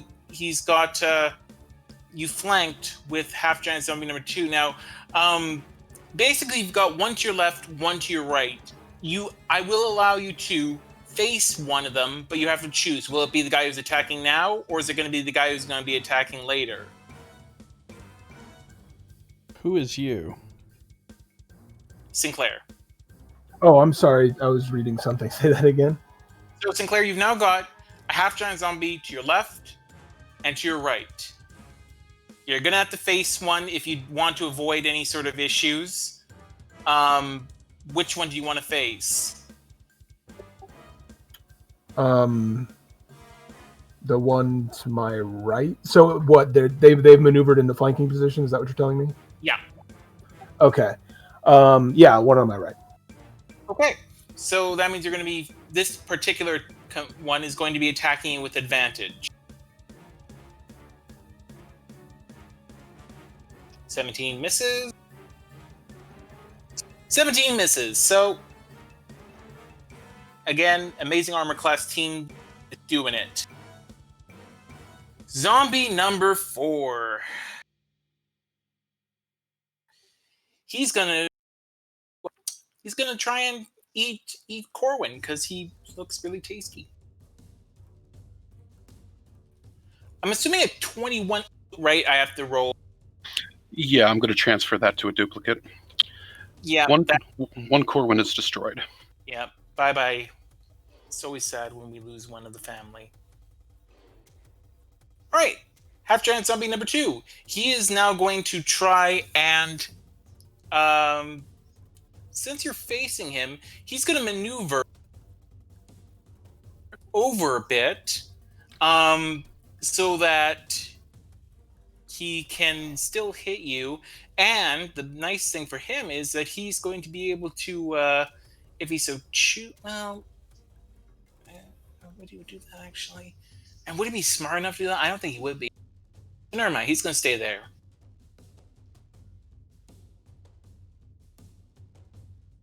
And he rolls an 8. So, again, just completely missing you. You're not even having to use any of your psionic defenses now.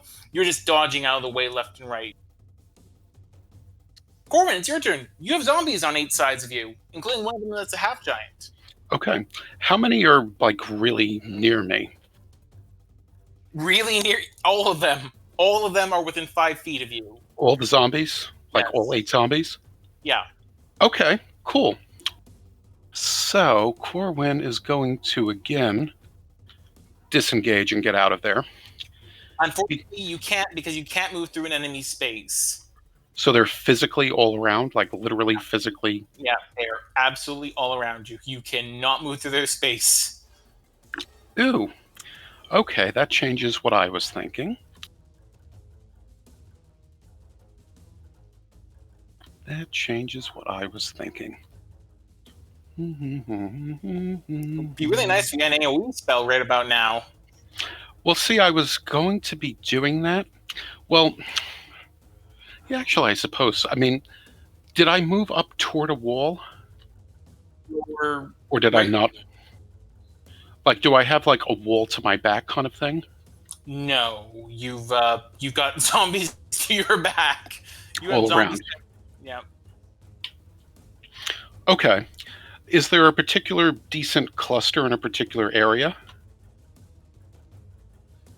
Again, they're all around you. That you go to any direction, and you will be facing these exact same number of zombies. I'd prefer not to blast myself into oblivion when I attempt to do something. So I'm trying to figure out, like, how many can be hit with, let's say, a 10 by 10 cube. Okay, a 10 by 10 cube. Well, actually, 10 radius sphere, actually. Okay, 10 radius sphere. So you could, at best, hit 3 of them. Yeah, okay, 3's better than nothing. Okay, yeah, he'll go ahead and do that. All right, just give me a second. Just need to use the restroom. I'll be right What back. are you casting? He's gonna do Shatter. Just cast it on yourself. Hit all of them. I'll heal you. Do that. Anyways, I'll be right back.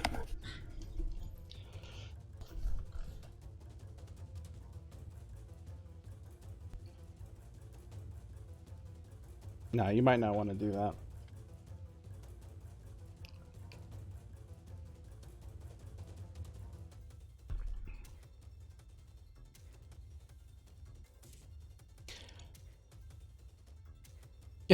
Right, Tim? Tim puts a thing in the Discord. Remember, kids, if your allies, in quotes, aren't strong enough to survive a fireball, they weren't strong enough to be your allies anyway. Nice.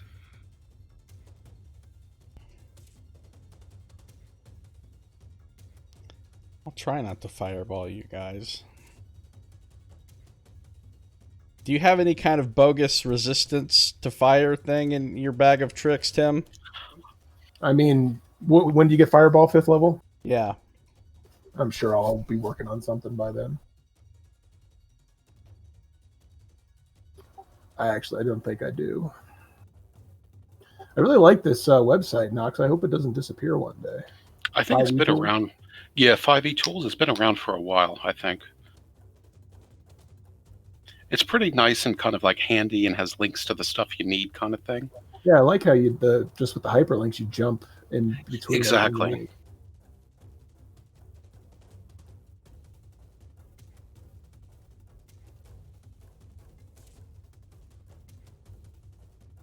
I've never seen this before.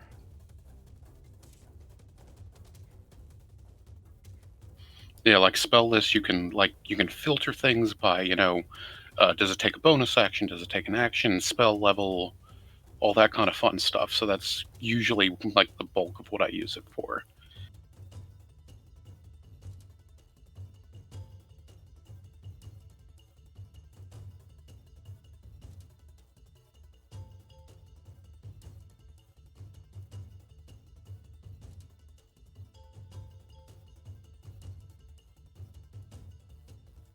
And the class descriptions and features and all that, that's really good too.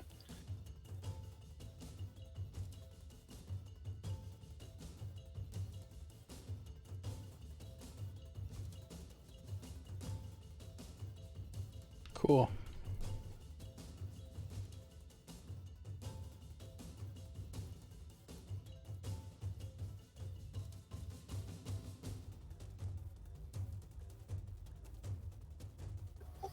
Actually, there is some possibility that I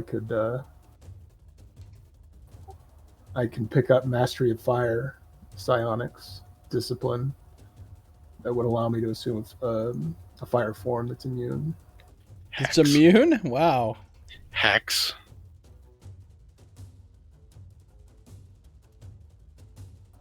You need to spend 5 side points on it, so technically I don't think I can do that until after level 10.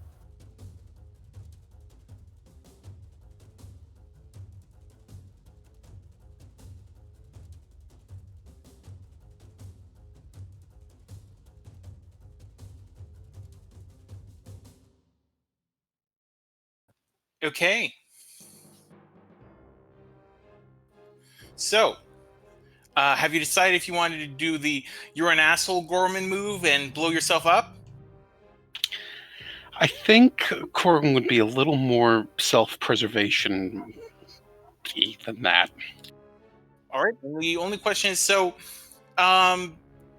your to your left, if you were to do it, so basically, if you think of it and it's 4 directions, like your upper left, your upper right, lower left, lower right, that sort of thing, diagonally from you.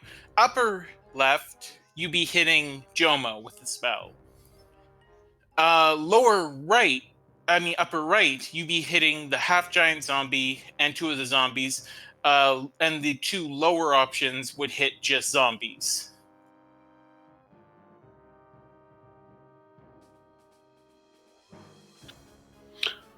Okay.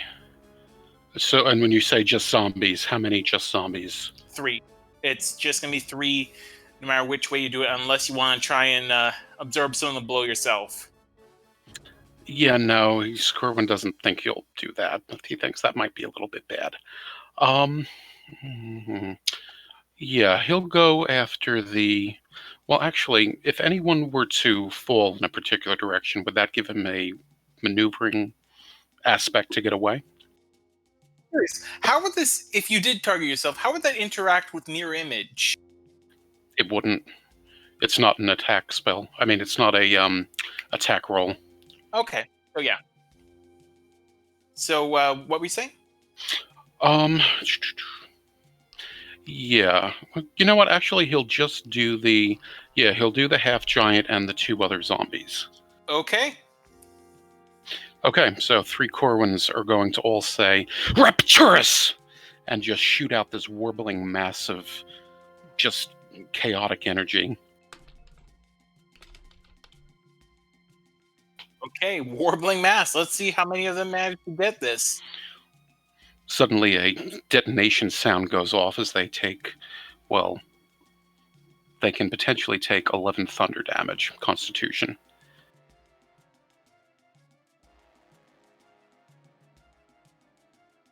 Thunder damage is such an amazing type of damage. Can you imagine thunder so loud that it hurts you?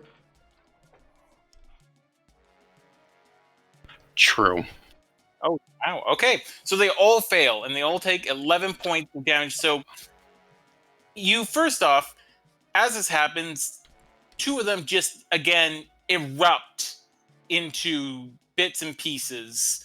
They were mostly desiccated, so you're not getting splattered with anything. The half giant, though, he's still looking pretty fine. Okay.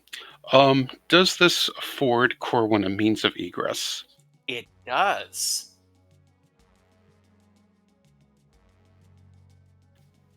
Okay, then. Be seeing ya. Okay, so do you want to run up against that wall that you could potentially climb? Or- Yeah, he's going to he's going to use the wall as a little bit of a, strategic kind of a thing. Okay. If there's a corner, actually, that would be great. Not really a corner. Okay. Yeah. Yeah, he's going to kind of like move off to the side, like kind of as, that kind of thing. So you're now in a position where you could climb up the wall with your next action if you so chose. That being said, you've got a wall. You do have a wall on one side, though, so that's great. I'm happy with the wall.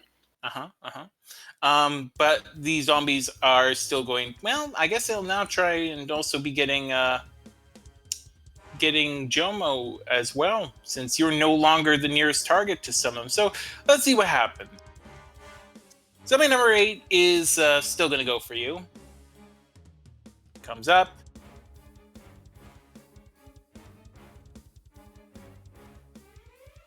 Oh, and again, I keep forgetting, but it wouldn't have hit your double anyways. Mm-hmm. Zombie number 5 is now going to go after Jomo. Oh, well, it was always going after Jomo, so... And it's going to roll 7. So, again, Jomo, you're just batting off all these attacks. It's play. It's basically just... it's a game to you at this point. They can't do anything against your defenses. Zombie number 2. He's going to head in and try and get Jomo.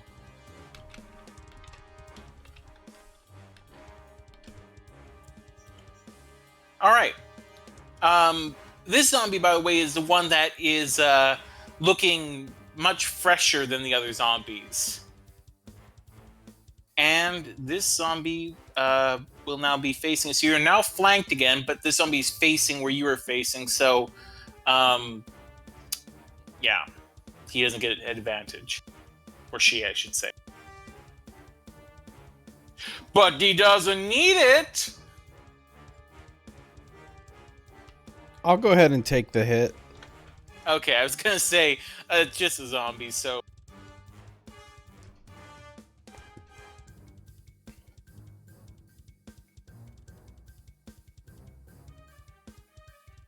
So you take 6 points of damage. This is just from a bare hand, right? Just smashing into your armor.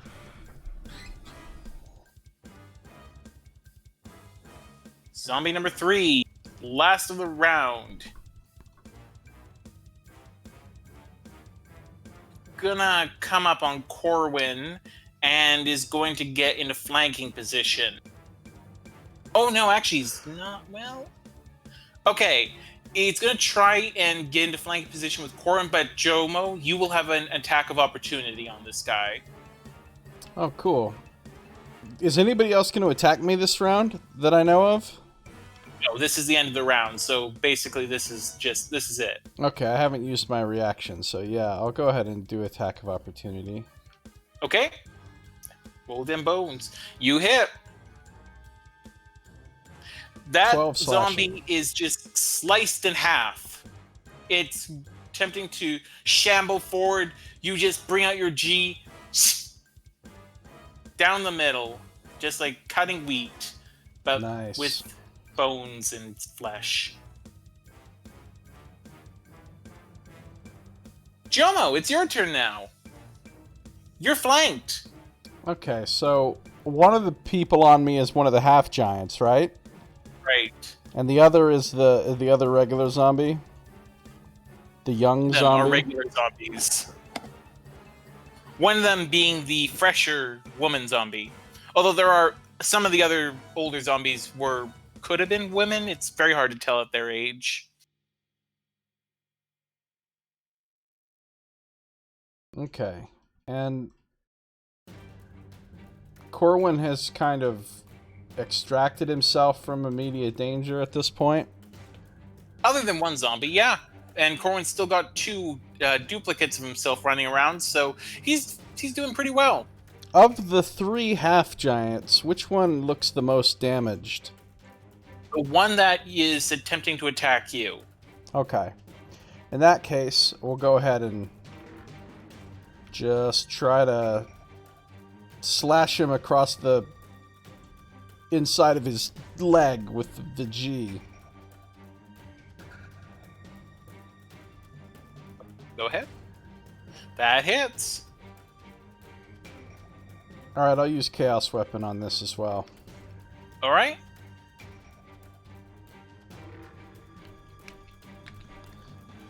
Wow. So that's a lot. Damn. That's 25 damage, 12 slashing and 13 radiant as I send a burst of flame into his body. Great. So yeah, this half giant, as you slash across its leg, you would allow a trail of flame that lingers behind and flows up its body as it screeches out in horror. And yeah, now it's looking really bad. But it's still alive? It's still alive. Alright, I'll use Action Surge to Okay. attack again. This is my time to make shit up. You changed your thing. What thing? His icon. Oh, there it is. Change scares me. Sorry. So, I spin around after the last striking blow and bring the G down, trying to, well, thing's pretty tall, I guess, so just slash across the chest. All right. But it's only 6 damage this time. Yeah, it's still standing, but it's again not looking great. Okay, I'm done. Okie dokie. So Sinclair, it's your turn. You're also flanked by 2 I'm also flanked. If I've been following this right, is one of those zombies potentially something I could flank with Jomo? Yes, they are. It is. I will attack that. Well, I don't know that I haven't necessarily seen any of these guys get hit by a weapon yet. As a bonus action, I'm going to shift my focus to Iron Durability. Okay. And what does that do? So it drops the psionic weapon, and it gives me a +1 to AC. Nice. And then I'm just going to try a quarterstaff strike against the one that I am flanking here. Jomo. Roll with advantage. Didn't need it. Okay. You do 10 points of damage to it. And Plus it does another all the D8, I damage. think. It looks like it just rolled 1. Oh no, it did roll 2. Okay. Sorry, I'm just trying to figure out. So yeah. All right, so you do 10 points of damage to it. It's looking in very bad shape. That's 10 points of bludgeoning damage.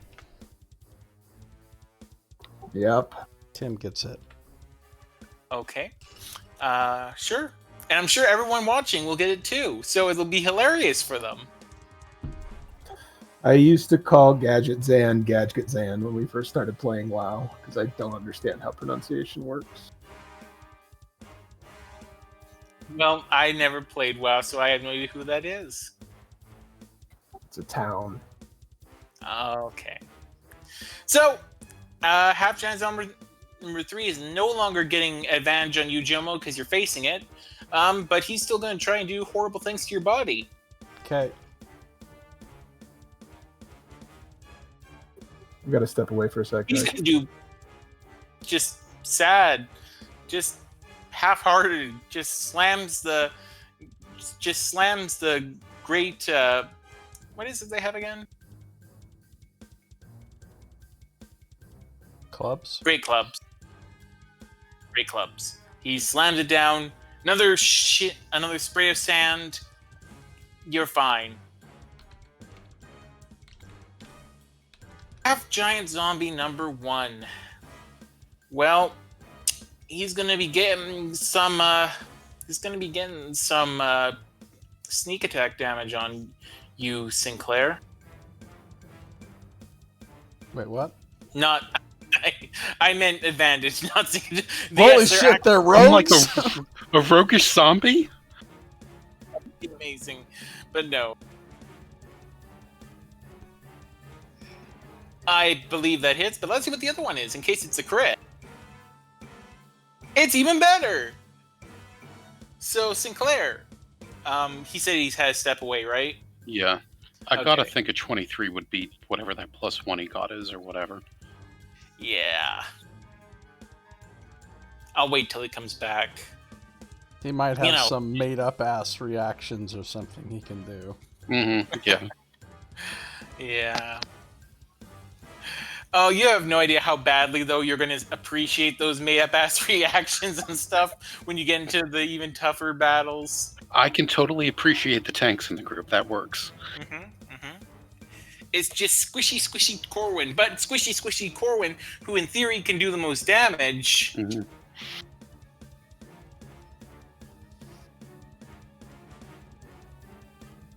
He's got all the tricks. He does. It's just, I mean, in terms of his health, he's actually not doing so bad. I mean, he has 75% the health that Sinclair has. Really? Back, sorry. Okay, so Sinclair, you just got hit.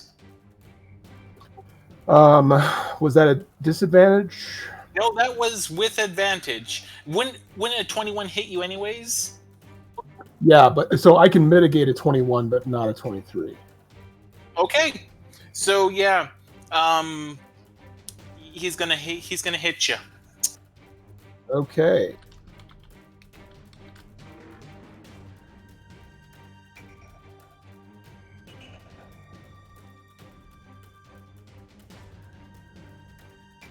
Nice, Nox. And he's going to do 15 points, so 11 points of damage to you after That you get is your... a beefy amount of damage. Yeah, that is a very beefy amount of damage. He just rolled really badly his first time.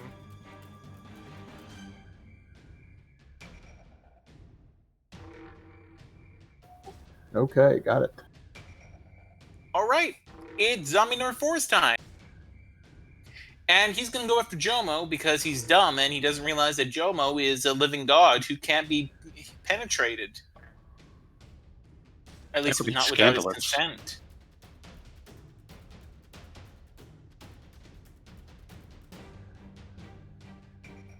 And yeah, he just basically slaps your armor, leaves a little handprint, and he's just like, oh. Half giant zombie number 2, though, he looks at you, Sinclair, and he's thinking you're saying, yes, sir, I would like more of that. Thank you, sir. May I have another? He's gonna Oof. hit you. Yep, that'll do it. For another 13, so 9 points of damage. No, the temporary hit points only happen at the start of my turn. Right, so that's 13 full points of damage. Yeah. So you've taken like 24 now? 28. Yeah. Okay. Ooh, Sinclair. These zombies, they're actually pretty beefy. Alright, Corwin.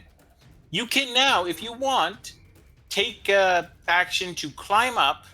If you succeed on athletics roll, though you will take an attack of opportunity from a zombie, but then again, you've got doubles of you running all around, and you're also you have pretty good AC for, you know. Corwin would like to take a look and see how tall the half-giant zombies are. The half-giant zombies are approximately, they're like 10 to 12 feet tall. So, in theory, aiming a shatter above the heads of Is his that right? compatriots. Let me just make sure.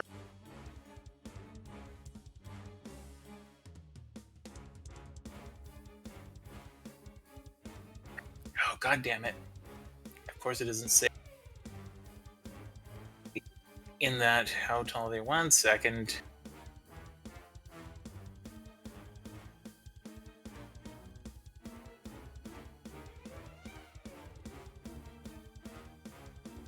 Oh, okay, so they're actually between 7 and 8 feet tall. They're not that much taller. Okay. Would it be possible to target just their heads in a sphere of shattering? So that's 20 feet, so let me see. I'm gonna have to do some math here to let me see. And how tall are you, Sinclair? Let's see. I mean, if it helps, I can bellow to them to duck. 6'1". Okay. I would say, let me see. So if you want to hit all of them,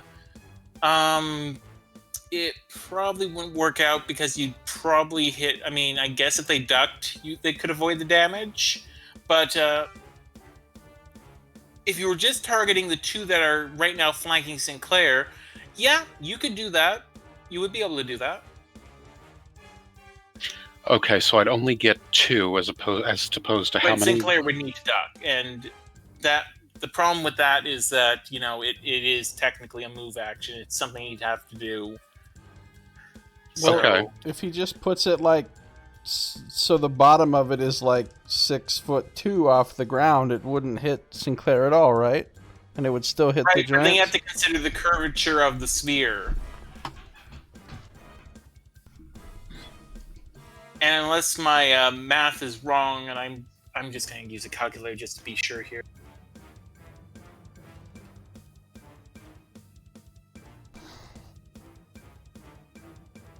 Yeah, you're going to be hitting Sinclair. Okay. All right. Let me think here then.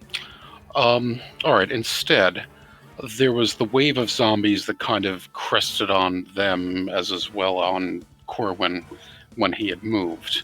How many of those could he hit in a shatter? You could, again, if you aimed it right. Oh, actually, okay, so there's you have 3 options. One option would see you hit 2 of those zombies. The other 2 would see you hit 3 of the zombies. And that would be zombies. That would be zombie number. So one of them would include actually both the options include a half giant zombie. One of the ones is the one that's very wounded, and that's to your that's basically to your left. And right ahead of you, opposite the wall, is the other option, and that one would also include a half-giant zombie. But this one looks pretty okay. He doesn't look like he's suffered much damage. Okay. Do either of those include the one that's on Corwin at the moment? The one that would see the one to your left, yeah, that would include the one that's on Corwin. Okay. Does that include the damaged half giant? That includes the damaged half-giant. We'll do that. Okay.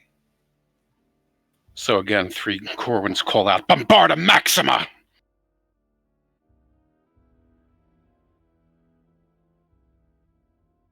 Okay, well, zombie number 8.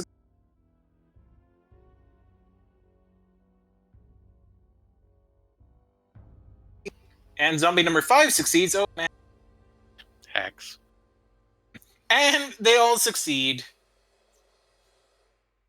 So they're just going to be taking 6 points of damage apiece. Mm-hmm.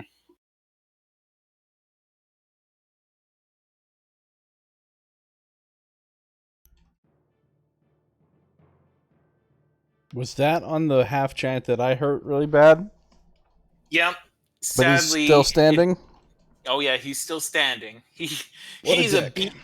These half giants, they are beefy. I told you it was going to be a super beefy stream. Nice. So, Beefy Zombie Supreme. Zombie number 8, he's going to try and eat Corwin again, but I do not think highly of his chances. Oh, so he's going to be hitting... yes. Let me make sure that parsed correctly, because I did the... Something seemed weird there. Okay, so he's going to be hitting one of your doubles. So, let's see if he actually hit. It's a 14 AC. He hits him. Your double vanishes into the ether as he is struck. Okay. You have 1 double left. Gotcha. Zombie number 5 is going to try smacking away against the wall that is Jomo. And he's going to be failing miserably. Zombie number 2. He has flanking on Jomo this time. Let's see if that actually helps.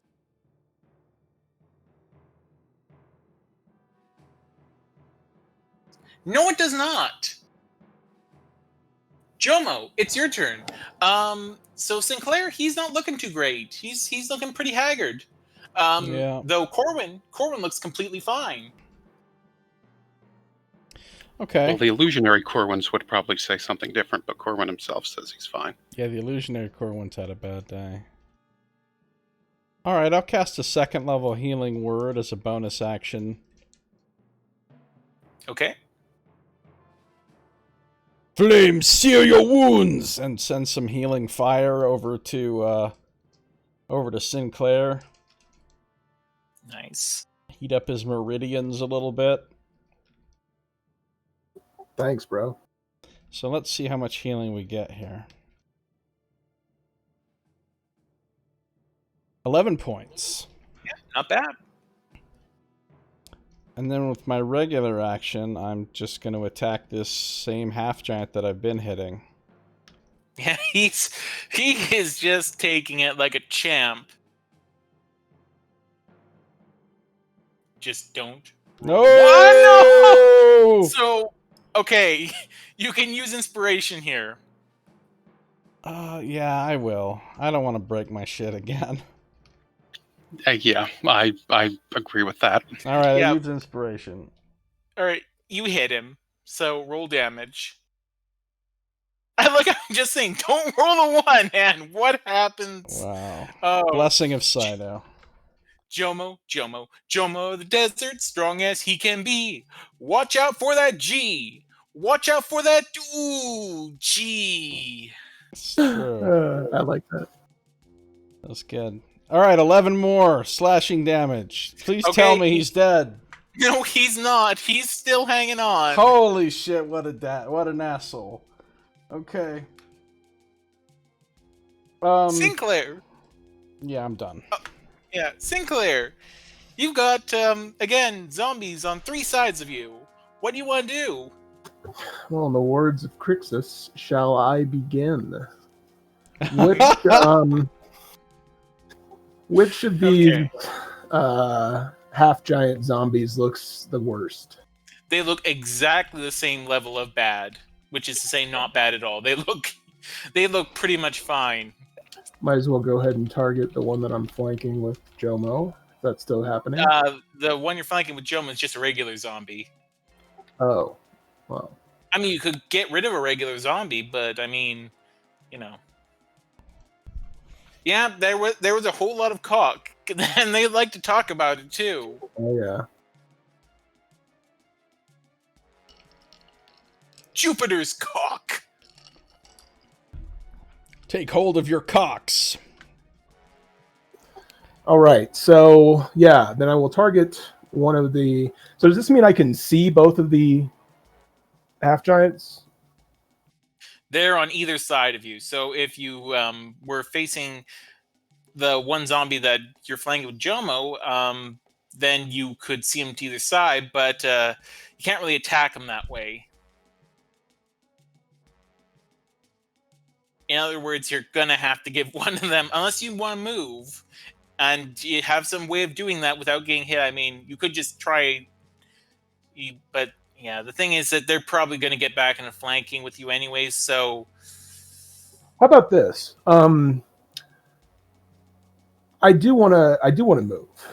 I want to Okay. move, and I would like to line up with Jomo if I can. Does he have a square directly next to him that's available? He does. Okay, so yeah, I'll move so that we're back to back, side to side, whatever. Okay. You will be taking 2 opportunity attacks, and both of them from the half giants. All right, I will go ahead and then use a key point to disengage as a bonus action. Step of the wind. You manage to get there without any issues. They try and swing at you, but they can't do anything. And you are now right next to Jomo. All right, and then is there a half giant ogre within my reach? Nope, just zombies. All right, might as well just start taking them out then. I will target a zombie. Okay, which one? You've got so with Jomo, you've okay, if we look at say northwest south, damn it, this is where it gets kind of difficult to describe. Never mind. Just pick a zombie and I'll and hit it. We'll figure out a better system later.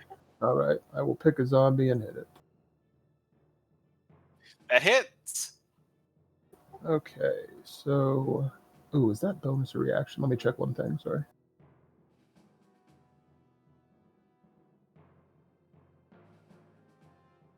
That is a bonus. Okay, so yeah, we're just doing some quarterstaff damage to him.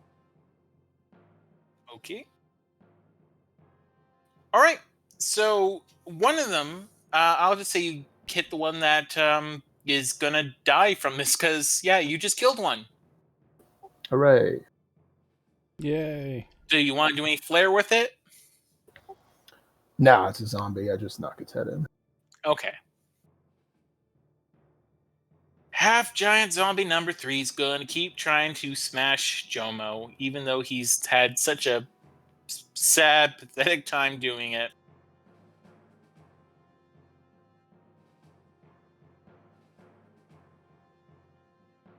And he's gonna roll 12. So yeah. Wah, wah. And nimbly Unfortunately for dodge out of the way. Jomo, one of them is gonna move in behind and is gonna flank you, Jomo. Okay. So advantage. That sucked. That didn't. I'll use Warding Flame on that as a reaction to cancel the Okay. advantage. So, yep, the flame blasts into his eyes, and he again tries to slam down on you, and in fact gets closer to hitting Sinclair than he does to hitting you, Jomo. But in either case, he gets nothing. Zombie number 4 is going to try and hit Jomo. He has a good feeling about it this time. I believe in him. He rolled a 20. He hit. He hits! Oh my god, he hit!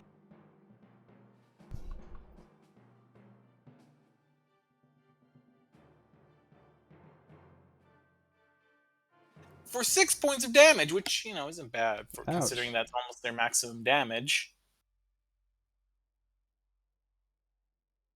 Half giant zombie number 2. He is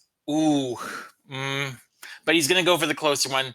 I was gonna say Corwin did look tasty just sitting there, but no, he's gonna go for the closer one, which is Sinclair.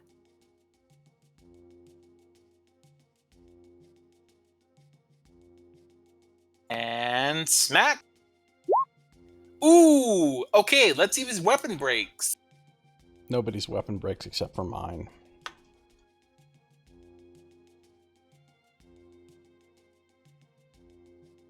And his weapon doesn't break.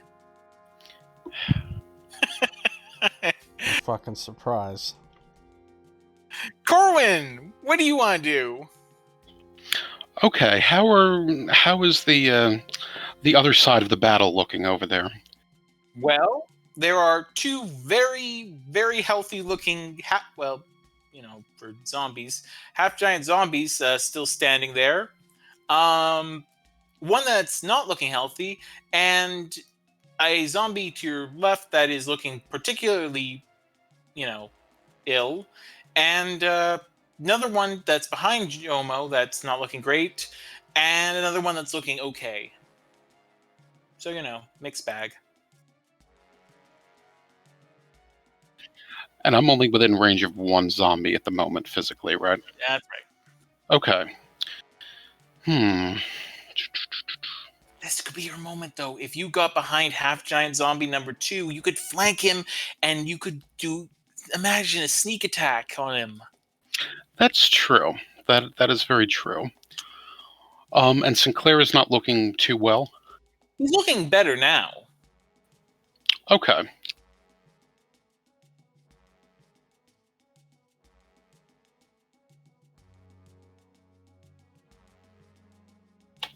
Corwin wants to look at the ground for a moment and see if there's anything that might be used as a tactical missile at the moment.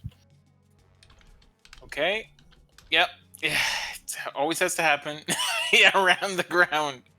I would say, yeah, there's some rocks and crap that's on the ground. There's actually a fair amount of it. So That he can use to something in line to potentially affect maybe a zombie or 2.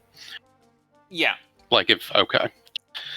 I mean, if you're gonna try and the only one who I would say would really be worth it would be half giant zombie number 2, and basically you hit him or you're not gonna be hit. Well, I guess you could.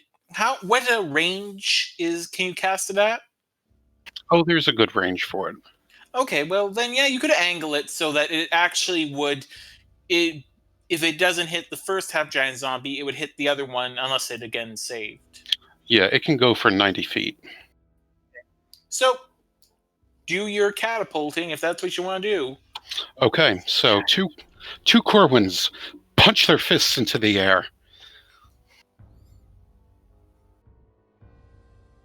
Okay, let's see if they do it. If they save.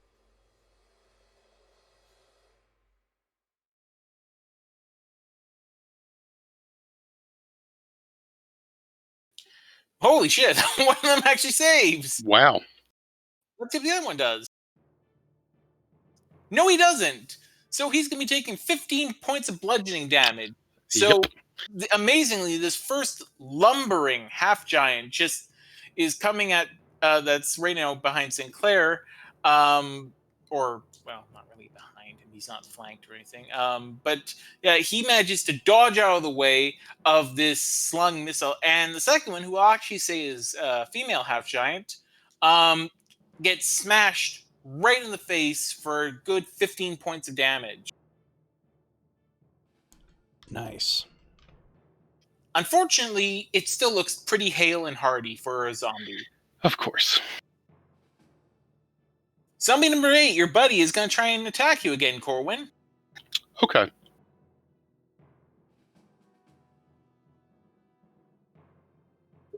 Attacking you.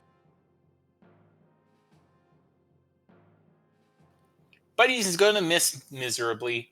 Oh, he's just trying to connect with you, Corwin. Nice. All right, zombie number 5, attempting to hit Jomo. Let's see how he fails. Holy shit, he didn't. You got me. Okay.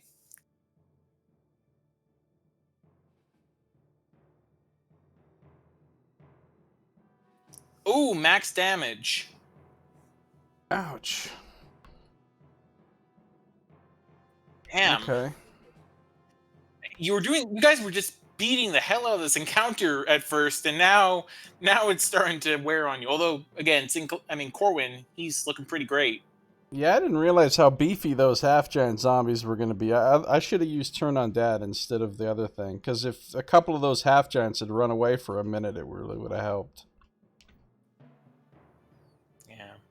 Plus, you don't know how many of the opponents you're going to be facing down here are actually undead, so...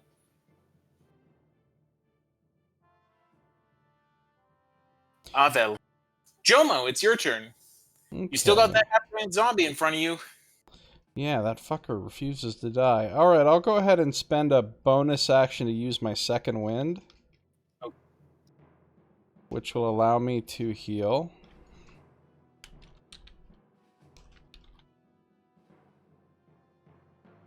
For 7 points. As I take a little breather.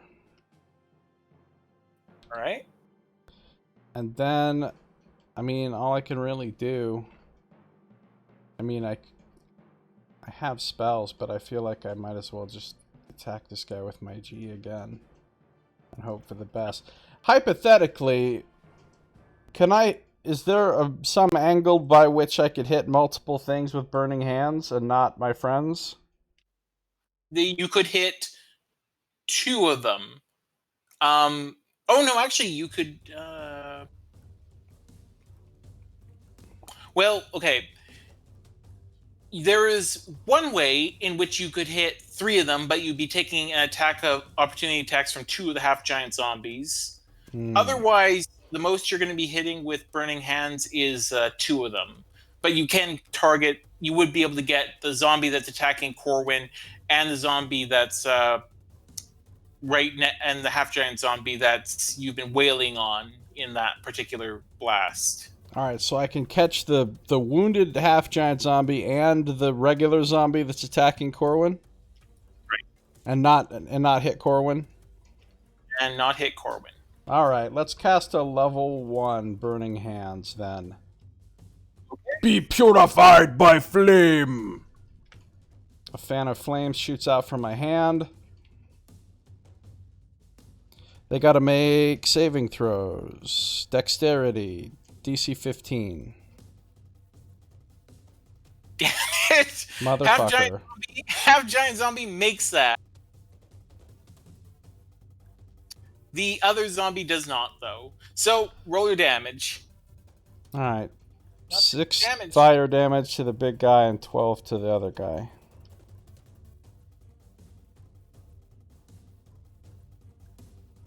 Flames issue forth from your hands.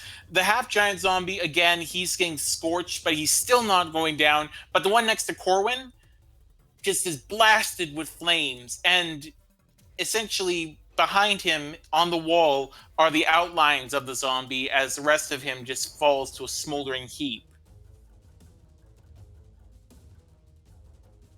Are you doing anything else? Alright, explain to me how Sinclair and I are standing vis-a-vis the half-giant zombies. Like, how does this look?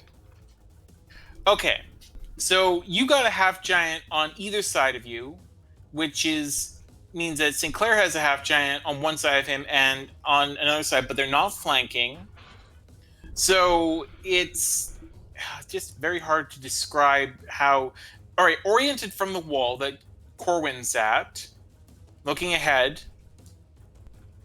to Corwin's left, there is a half-giant zombie. Directly ahead of Corwin, behind Sinclair, there is a half-giant zombie. To Corwin's right, besides Sinclair, there is a half-giant zombie. Okay, it doesn't really sound like there's any advantage to me moving then. I guess I'll just be done. All right. Sinclair, your turn. I will target the half-giant zombie within reach that looks the most dead. Okay. And unleash hell, hopefully.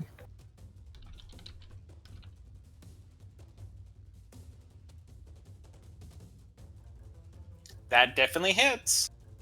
All right, I will spend my final point of key to launch a couple of unarmed strikes his way as well. Okay. So wait, are you hitting him with your staff first, and then? Yeah. Okay, because you actually did an unarmed strike. Oh, Don't worry, you can keep your attack roll from that. Just roll the quarterstaff. Okay, that would have hit anyway. So 12 bludgeoning damage. All right, and you're gonna do a flurry of blows. yeah. Okay, those both hit. Nice, 28 points of damage.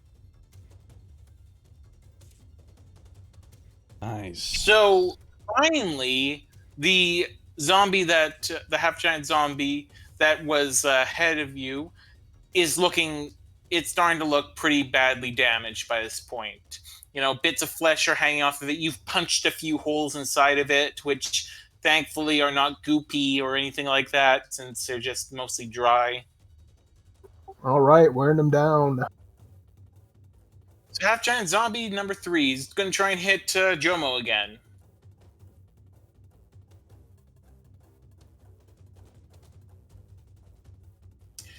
Oh. Yeah, I'm gonna have to warding flame that. Okay.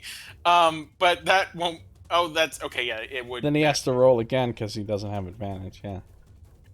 Well, he still hits me, but it's not a crit at least. Yeah. That would have been a lot of damage. It would.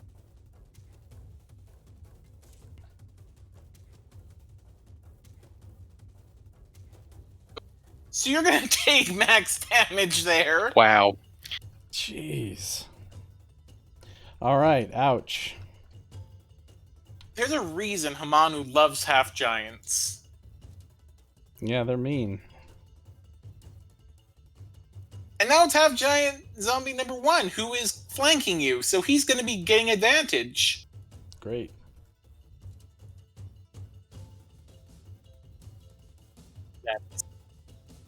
That does not. 15 points of damage, sir, as it smashes into your back. But again, your faith in the flame and your powers as a fighter of elemental chaos allow you to stay standing. Yeah, Dromo's looking kind of almost like his knees buckle for a second, but he manages to stay standing by leaning on his G. Yeah, kind of Jomo is not looking great. I mean, I still have 21 hit points, but zombie number 4 is going to see if he can make things worse for you. Great. And he can't. Half-giant zombie number 2 is going to come down on Sinclair. Not Corwin, don't worry. Actually, Corwin, you're completely safe right now. Yay.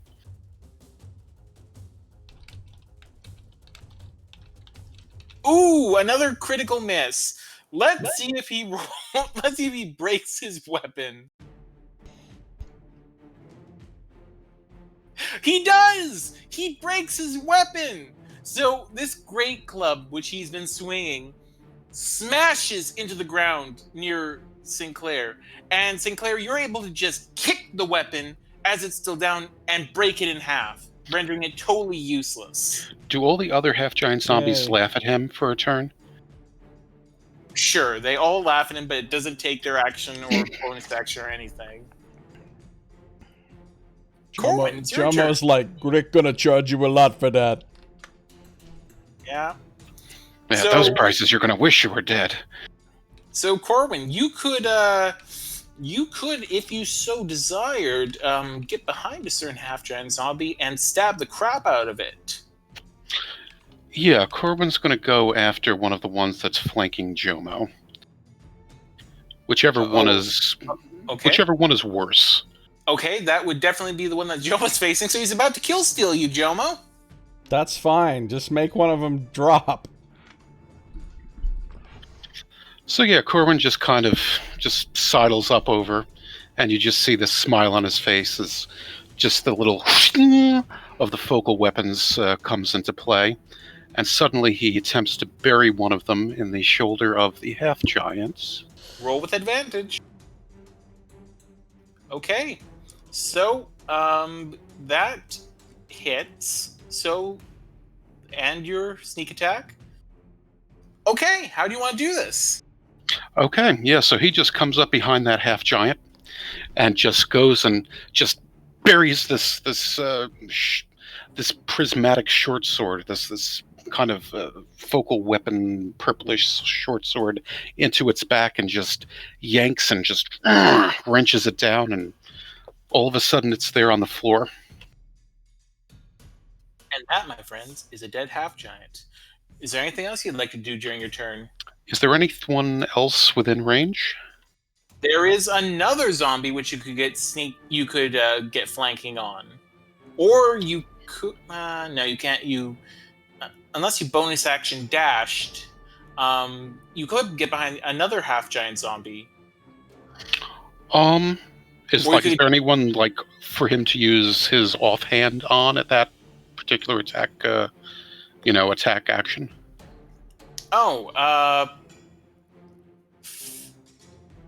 You could move for. There's not like anyone in range of you right now, and that has to be done. You can't separate those, right?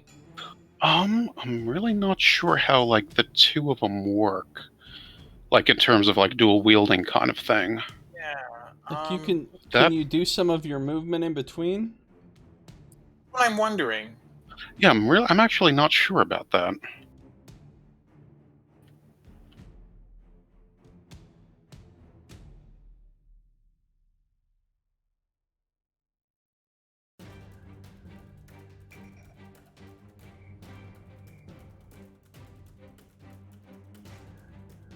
It says, when you take the attack action and attack with a light melee weapon that you're holding in one hand, you can use a bonus action to attack with a different light melee weapon that you're holding in the other hand.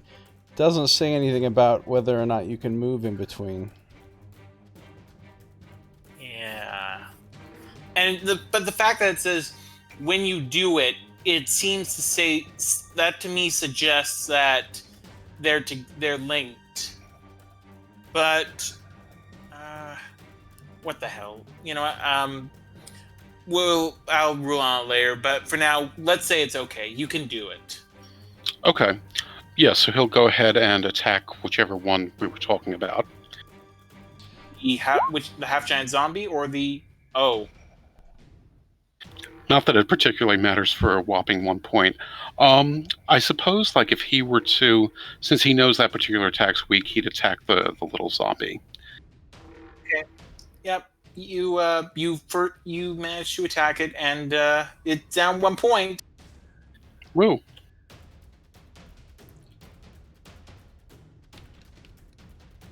Oh, that cut and paste was ugly. But there is another section that pretty clearly says you can do it. Oh, okay, cool.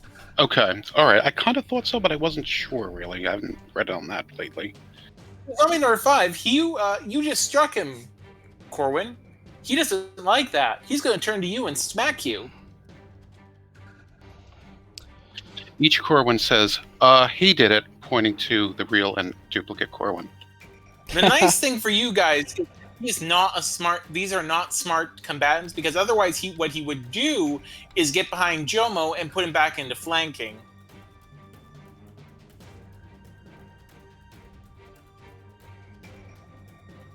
And again, okay, well, he's going to hit whoever...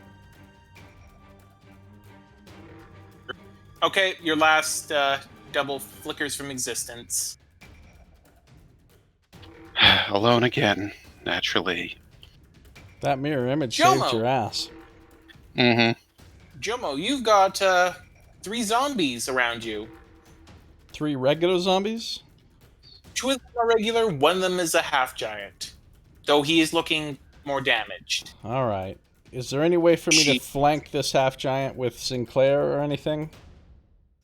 You would be taking an attack of opportunity from one of the zombies, but, you know, you're fucking Jomo. One of the normal zombies?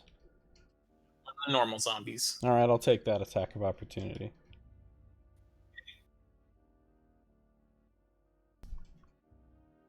And he misses entirely. So, you are now flanking one of the half-giant zombies. Alright. Trying to stab the G into the back of his rotten spine. Hey! Oh! Nice. Now, but here becomes the Oh, part no. where Oh, God, no! right, the frickin'... Where even You a have good to- thing is bad. you have to decide.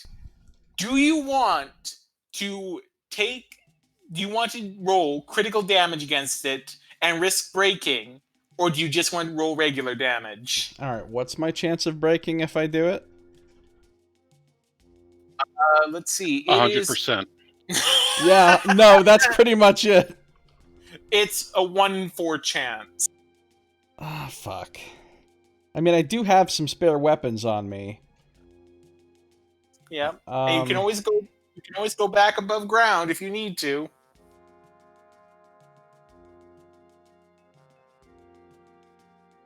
Fuck Of it. course, things Jomo might never have- learns his lesson. He's driving it in there. So Alright. might as well roll the breakage now. Okay, roll a 1d4. Motherfucker. Mhm. Yep. Yep. Look, does Grix have some kind of reward card? Like I get a punch every time I go in there? Because I love it so much. The zombie, he gets like so many 1d2s and he doesn't hit once. He doesn't break it once and then finally does, but you the first time. No, they don't. They do not, Corwin. Okay, you do 11 points of damage. that was not worth it. Oh my god. No, it wasn't. It really wasn't. Oh, okay. And your G is broken as the tip snaps off, or the half of it snaps off from the thing's back. For the 3rd time.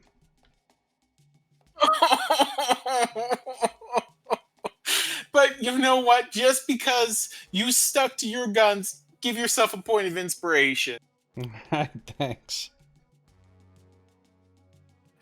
Oh, that's amazing. And let me use a bonus action to heal somebody too. Probably me. I think I'm the most hurt. You are. Sinclair's not super hurt, right? No, More I'm than down half. 7. All right, I'd better use a healing word on myself. 2nd level. Okay. Jomo needs to use the healing word on himself to heal that psychic damage from the broken G. No shit. Wow, thanks, 2nd level. Great. Dude, that's minimum! All That's minimum on ones. both dice! What the fuck is it with me and D4s? D4s are my bane! Alright, I'll take my it's- 7 points. Oh my god, this is the most amazing battle ever. It's spreading from just guidance to everything else with a D4. I'm actually crying. I hate Oh, deforestation, wow. Sinclair, go ahead. You go ahead. The zombie ahead of you, you're not flanking it because it's facing you, but yeah, Mm-hmm. he did. That's great. That's like Sardic with pickpocket, getting the frickin' 12s all the time. Oh god. Okay, Sinclair. So what do you want to do? Well, do we still have 3 of these half giant zombies up? two of them. One of them's looking pretty damn haggard. One of them's weapon is broken, along with Yeah, someone else's the weapon. other one's weapon is broken, so you know. And do I have reach to both of them? You do. You can attack either of them. You can also Let's just attack go- zombie. We'll go for the finishing blow here on the one that looks haggard. Okay.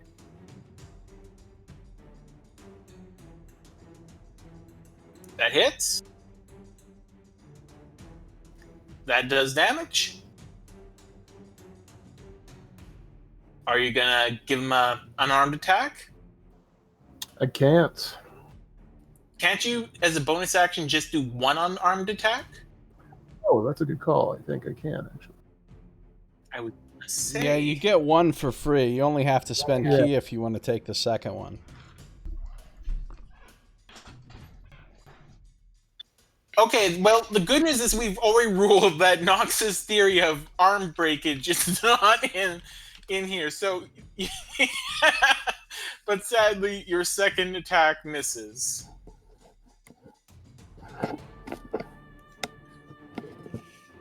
Oh.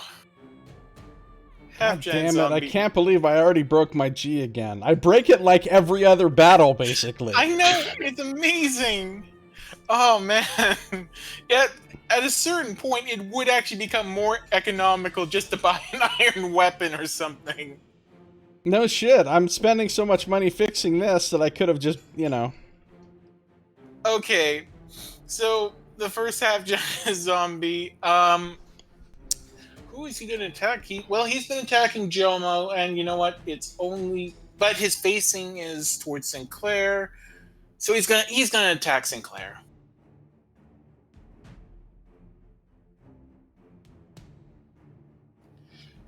And he's gonna hit.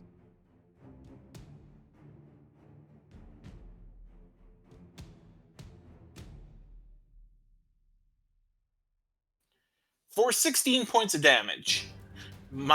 Minus 4, so 12 points of damage.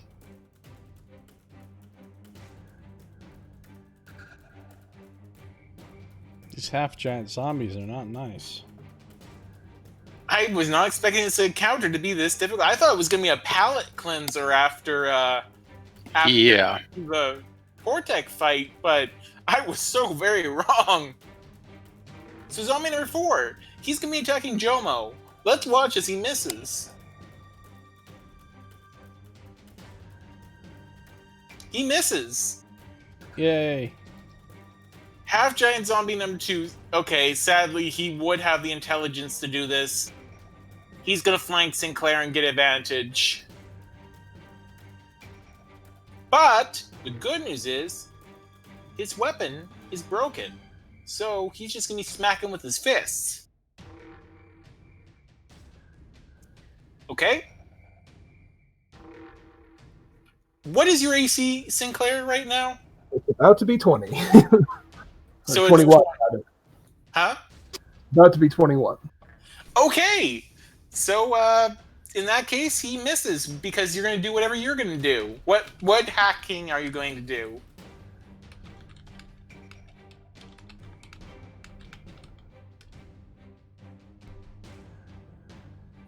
Okay, yeah. I'll pump 4 points into that to make it 22. Alright, yep. It attempts to smack you with its massive fist, but isn't able to hit you. So, Corwin, it is your turn. You're no longer flanking anything. You could again use bonus action to disengage and get behind the half-giant zombie that's menacing Sinclair, or you could just continue on the zombie that you got. What are the combatants attacking the others? Okay, so one of them is a zombie that looks in pretty good, in pretty good health. One of them's a half-giant female that is looking pretty ragged. And another is a half-giant zombie that is looking pretty much undamaged. Is the one that's ragged fairly close by? It is. You could get to it. You would be taking attacks of opportunity, unless you disengaged. Also, you would not be getting sneak attack or oh no, you would, because he's. It doesn't matter. Other allies are within 5 feet of him. Mm-hmm. You would Mm-hmm. be getting sneak attack damage, just not an advantage. How many attacks would I be taking? You'll be taking 1. You know what? We'll do that. Sinclair. Corin's feeling pretty good because he's the only one on damage, so what the heck? Okay. Zombie number 5 is going to try and slap you. Zombie number 5 is going to slap you. Rictus Sempra. Oh, I mean, it's just a zombie, but okay. Yeah, that's fine. He's got just the flair, you know? He still wants to be the only one that's undamaged. Right. Zombies coming in, but you're able to fling up a magical shield. It just which just batters off the zombie's arm. Zombie number 5 he's going to stay after you, Corwin. He doesn't realize that you now got a pretty decent armor class. In fact, you now got an armor class of 21, don't you? Mm-hmm. I still have to actually make attacks. Right. I'm sorry. Go ahead. Yes. So he's going to go after the injured half giant. He's going to pull the same thing where he tries to come up behind it and just slash and dash. Okay. Again, don't get advantage, though with these guys you really don't need it. That hits, so roll damage with sneak attack. Oh. Well. He said, oh. Okay, second thing hits. Okay, so 7, 12. Sadly, you are not able to kill it. Okay. Just tenderizing that meat. It is so close. Number 5 is going to move behind you, Corwin, and he's now going to attack you with advantage. Thanks to shield, that misses. Mm-hmm. Thanks to shield, that hits. Yep. Axe. For minimum damage. Tis but a flesh wound. Just like how Sinclair, this whole battle, 2 damage. Everyone else. Jomo, it's your turn. You don't have a weapon anymore. Well, you don't have a G anymore. Would you like to use your fist? What do I have before me for targets? You have a zombie that looks in pretty good health, a zombie that does not look in pretty good health, and those 2 are flanking Corwin, and a half-giant zombie that's looking like if you breathed on it too hard, you would kill it. And the other half-giant zombie is barely hurt? Huh? The other one, which is not in range, is barely hurt. Okay. All right, I'm flanking this hurt one, though, right? Still with Sinclair? You are. Okay. Well, I'll pull out my obsidian short sword and use that and attack. Okay. Let's see if you can break another weapon. I don't actually have that on my... Hold on a second. That's a D6 piercing.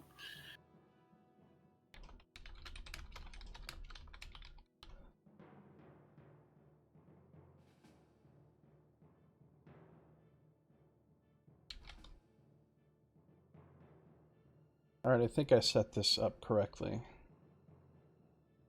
All right. Oh, I have advantage, though. You do have advantage, though it actually would have hit either way. They have really low armor class. So, roll damage. How come the damage isn't working? Oh, well, there it is. It's 8. How do you want to do it? Oh, thank God. All right, this time, Jomo, furious over the breaking of his G, tosses down the shattered haft and quickly withdraws the short sword that he has strapped to his back with the handle sort of pointing down and whips it out and just like jumps up onto the back of this thing and jabs the short sword right into the side of its neck and just rips it forward, letting all the... Well, I guess you said there's not really any goo in there, but anyway, cutting its throat open with the short sword and then jumping off as it falls to the ground, letting out a primal shout. I'll say you did a final lunge in it, like when you kill an ogre in Dragon Age as a fighter. Yeah, nice. I still have a bonus action.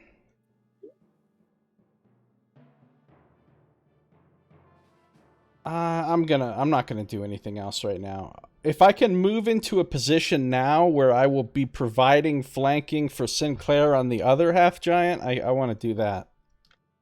Okay. The other half giant is facing Sinclair, so you won't be able to do that, but you can make it so you will be flanking that other half giant. But you will be taking 2 attacks of opportunity from 2 zombies if you move there. What about... Am I in a position where I'm providing flanking for Corwin on anybody? You are not. Can I do that without... You could do that, but you'd be taking 1 attack of opportunity from a zombie. Alright, I'll take that 1 opportunity attack to do that. Okay. Which one do you want to attack? There's one that looks pretty haggard, the other that looks, again, for a zombie, pretty hale. The hail one, because I think he can probably do enough damage to kill it anyway. If he wants to. Here comes the attack of opportunity.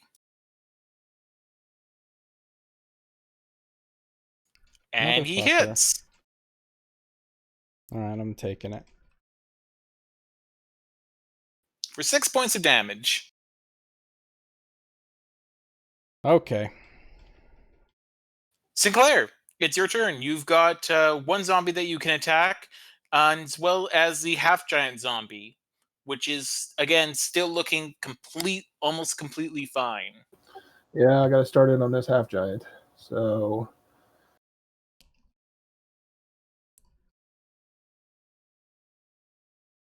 yeah, I think we're just going to go with the normal stuff here. That hits.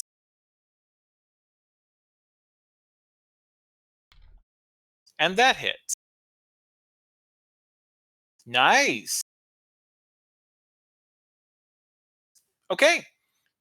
So you do a massive smash with your quarterstaff, and then you swing around, kick it right in the stomach.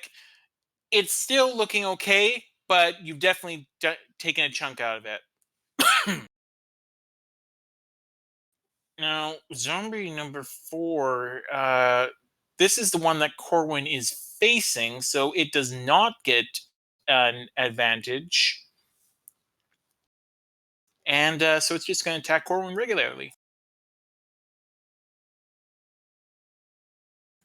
And it's going to hit Corwin regularly.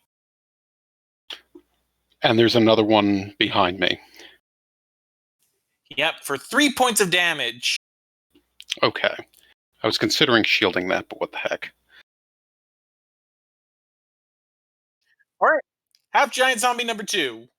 We all love him, I mean, he broke his weapon in season 1, but I think in season 2, he's really going to come back and show himself to be a true competitor.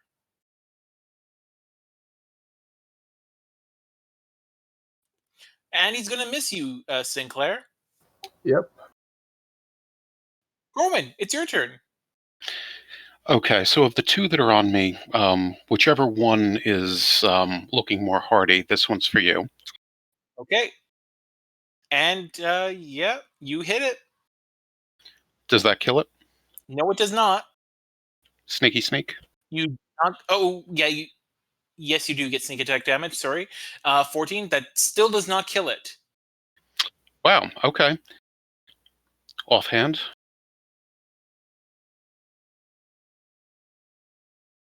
It's just a zombie,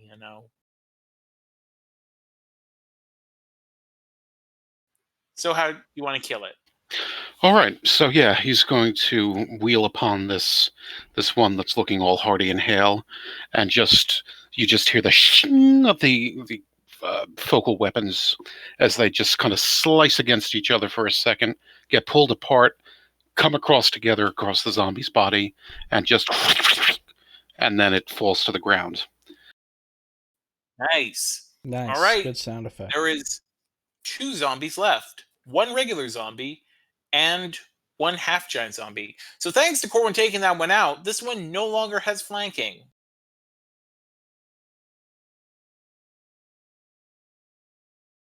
And he misses Corwin. Yay. And that's all he's going to do.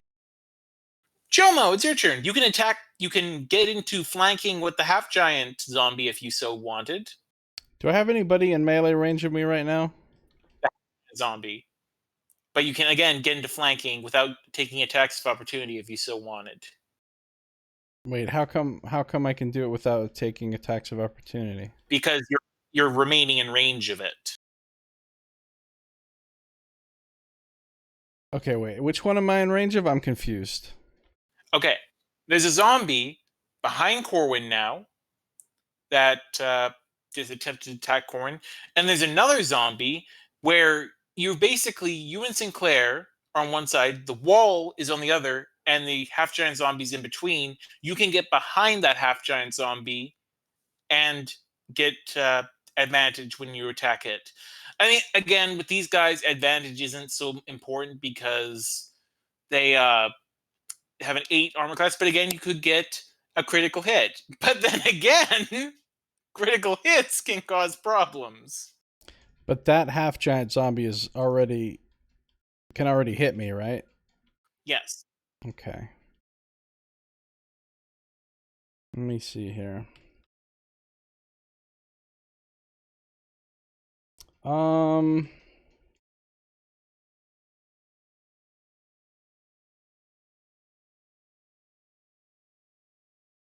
right, yeah, I'll move around behind it, like you say, and Right? You go around behind it.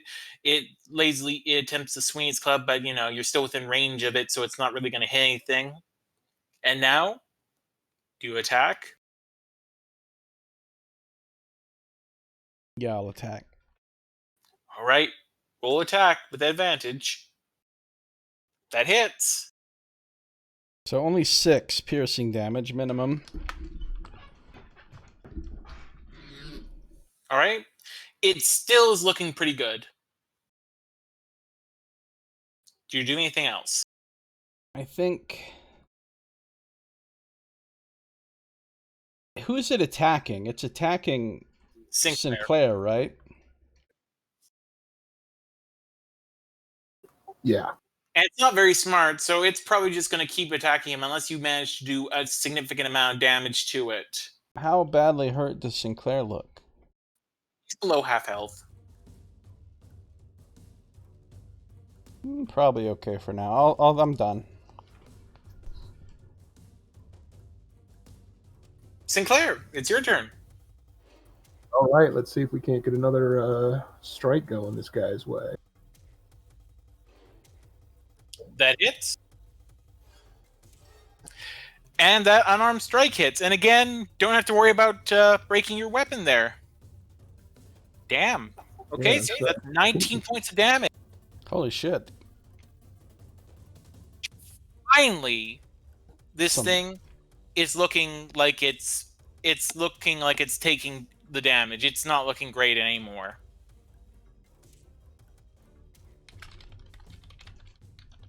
Sadly, that just reinforces that half-giant's determination to keep smacking you, Sinclair.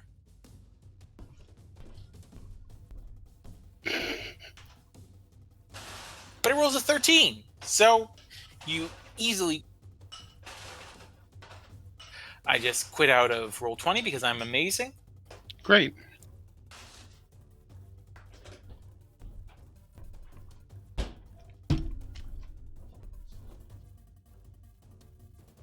One of the best DM.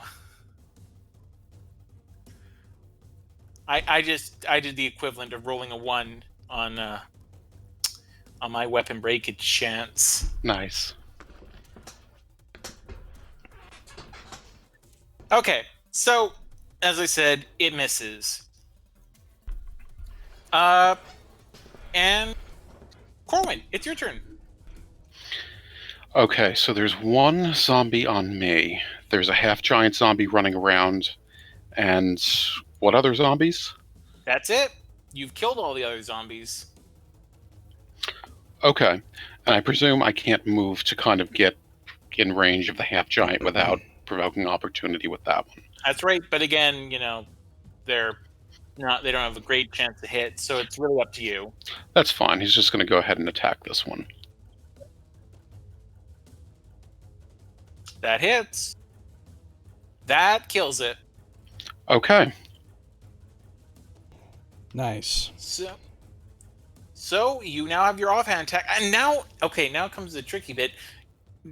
Can you use sneak attack with your offhand if you didn't use it with? Okay, then by all means, go, my son. After that half giant. Okay. You come in from the side of this thing, and you stab in with your offhand, with your focal weapon, and pull the blade across as you retake your stance. And again, just more dust and dried organ matter falls out from the gash you created, but this thing is really looking bad. You would say that it's, doing, say, about a quarter as well as it was doing at the start of this fight. That's a very specific assessment. Yeah. Jomo, your turn. You're flanking it. All right. Short sword. Thank God I'm flanking. Yeah, thank God you're flanking. If I broke 2 weapons in one fight, I'd be really pissed. Wow. So you hit. 6 piercing. Okay. I think we're good for now without any additional heals at this moment, so I'm going to stop. Okay. Sinclair, you could kill it in this turn. Well, let's see if we can do that. That hits. That hit. So how would you like to do this, Sinclair? All right. So if you'll give me a little narrative leeway. All right. We'll say that he rushes in, smacks it with the quarterstaff in the side, jumps up, kicks it in the chest, and then springs off the chest, backflip, lands on the ground, and at the same time, the half of the club that was previously broken launches itself from the ground and takes the thing's head off. Okay. Sounds good to me. I like it. So you each got to kill a half giant. Well, zombie. Yay. And that ends battle. Note to self, don't fuck with half giants in general. Yeah, they're pretty dangerous. I mean, I appreciate the low AC, because if we were missing against these things and they had that shit, that would be frustrating. But I think I saw 9 hit him at one point. You did. Their AC was 8. Yeah, so Jomo and I are really only missing, well, and Corwin too with those short swords. Damn, we're really only missing these things if we roll a critical failure. Yeah, pretty much. Which, that magical critical hit that Jomo scored, though. I broke my G for 3 points of damage. It wasn't worth it. No, it wasn't. I'm just always gonna go for the crit though with the G. It's a tradition now. Oh man. Okay. So, are you all right, friends? Jomo looks pretty haggard. Yeah. Yeah. So do Sinclair. I need to find. I think find a spot. I think it scraped me a little on my arm here. My my friends got destroyed in the battle, but I got a little flesh wound here. It hurts a little. It'll be all right though. You look like you fared well. Me, not so much.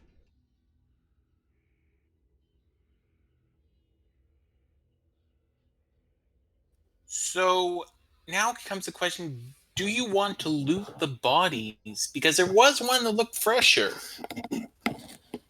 Yeah, and I'll see if that scimitar was anything. Okay. Uh, the scimitar is really old, and yeah, you might be able to get some money for it, but you'd be getting like an enamel piece for it at most. Okay, yeah, no. The fresher looking corpse, on the other hand, has two things. The first is a purse containing 4 enamel pieces and 212 ceramic pieces, as well as this.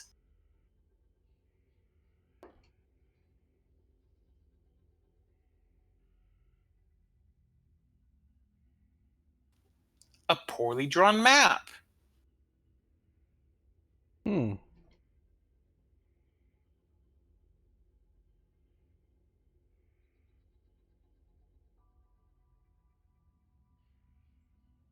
So, yeah, you now have a sort of map of part of the area. Are we able to recognize where this kind of lines up to? You would say that you're pretty sure you're in that bottom big cavern area that has the skull and the X. Okay.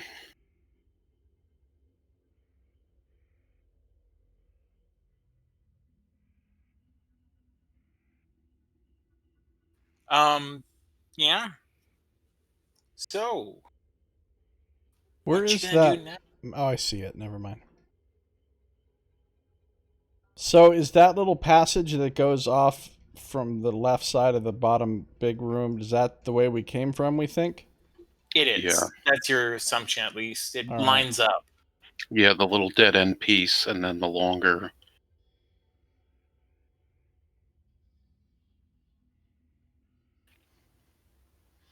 Jomo would like to take a little time to tend Yeah, I would need wounds. to as well. Should we? Is there somewhere we can kind of withdraw to that's a little more defensible, or? You can pull back into the corridor. Yeah, let's pull back into the corridor and take a short rest. What do you guys think? Yeah, I mean, I Mhm. think I'm gonna have to call it here for me. I've got to head out, but yeah, definitely at least a short rest here. Okay. Then we'll end off here. In that case, do you want to just handle your short rest now and then we'll call it, or what? Yeah, let's go ahead and handle the logistics of it now, so we're not Yeah, so Okay. coming back to it. let's use hit dice to heal up if we can. That way I'll save some spells. At least 30 minutes for me. I'll need the rest to be unintentional rhyming.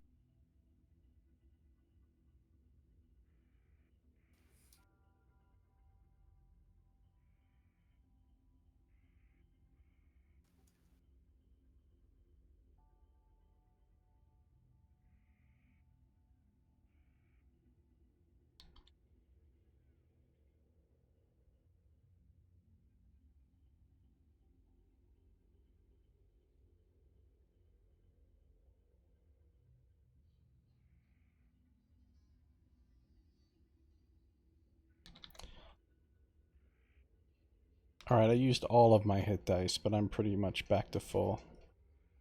Pretty close. And I'll also do my recovery thing to get All right. a second level slot back.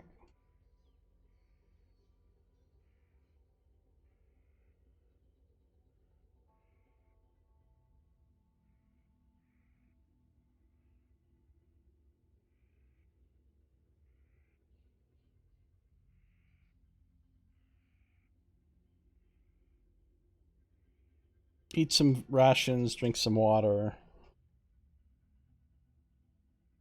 All right, sounds good.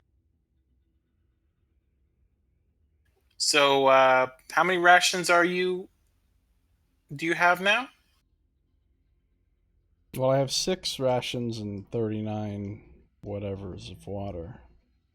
Okay, and if you're going to eat them, so you're going to have 5 and 30 and 35. Yeah, that sounds good. How are you, Corbin? Are you going to be drinking any water or eating any food? Yeah, sure. Okay, that should put you down to 19 pounds of water. Am I right? Yeah, that uses 4. Okay. Okay. And Sinclair, are you going to eat and drink? Yeah.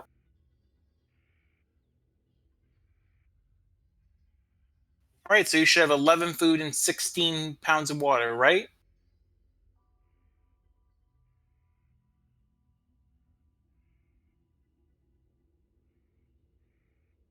So I've got that at 13 food and 11 pounds of water. Hmm. But I'll say 11 because I am not necessarily the greatest at tracking this stuff. Okay. And 13 pounds of water.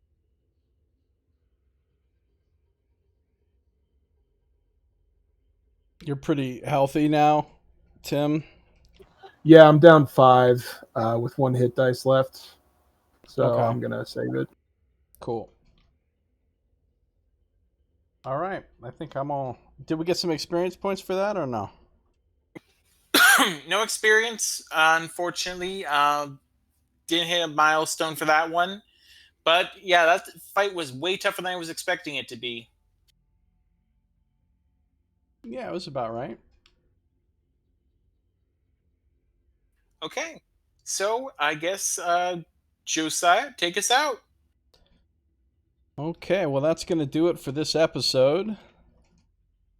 Thank you for watching. This has been Josiah Plays Dungeons & Dragons, the Shattered Crown campaign with DM Scito, Nox, and Tim. We'll see you next time.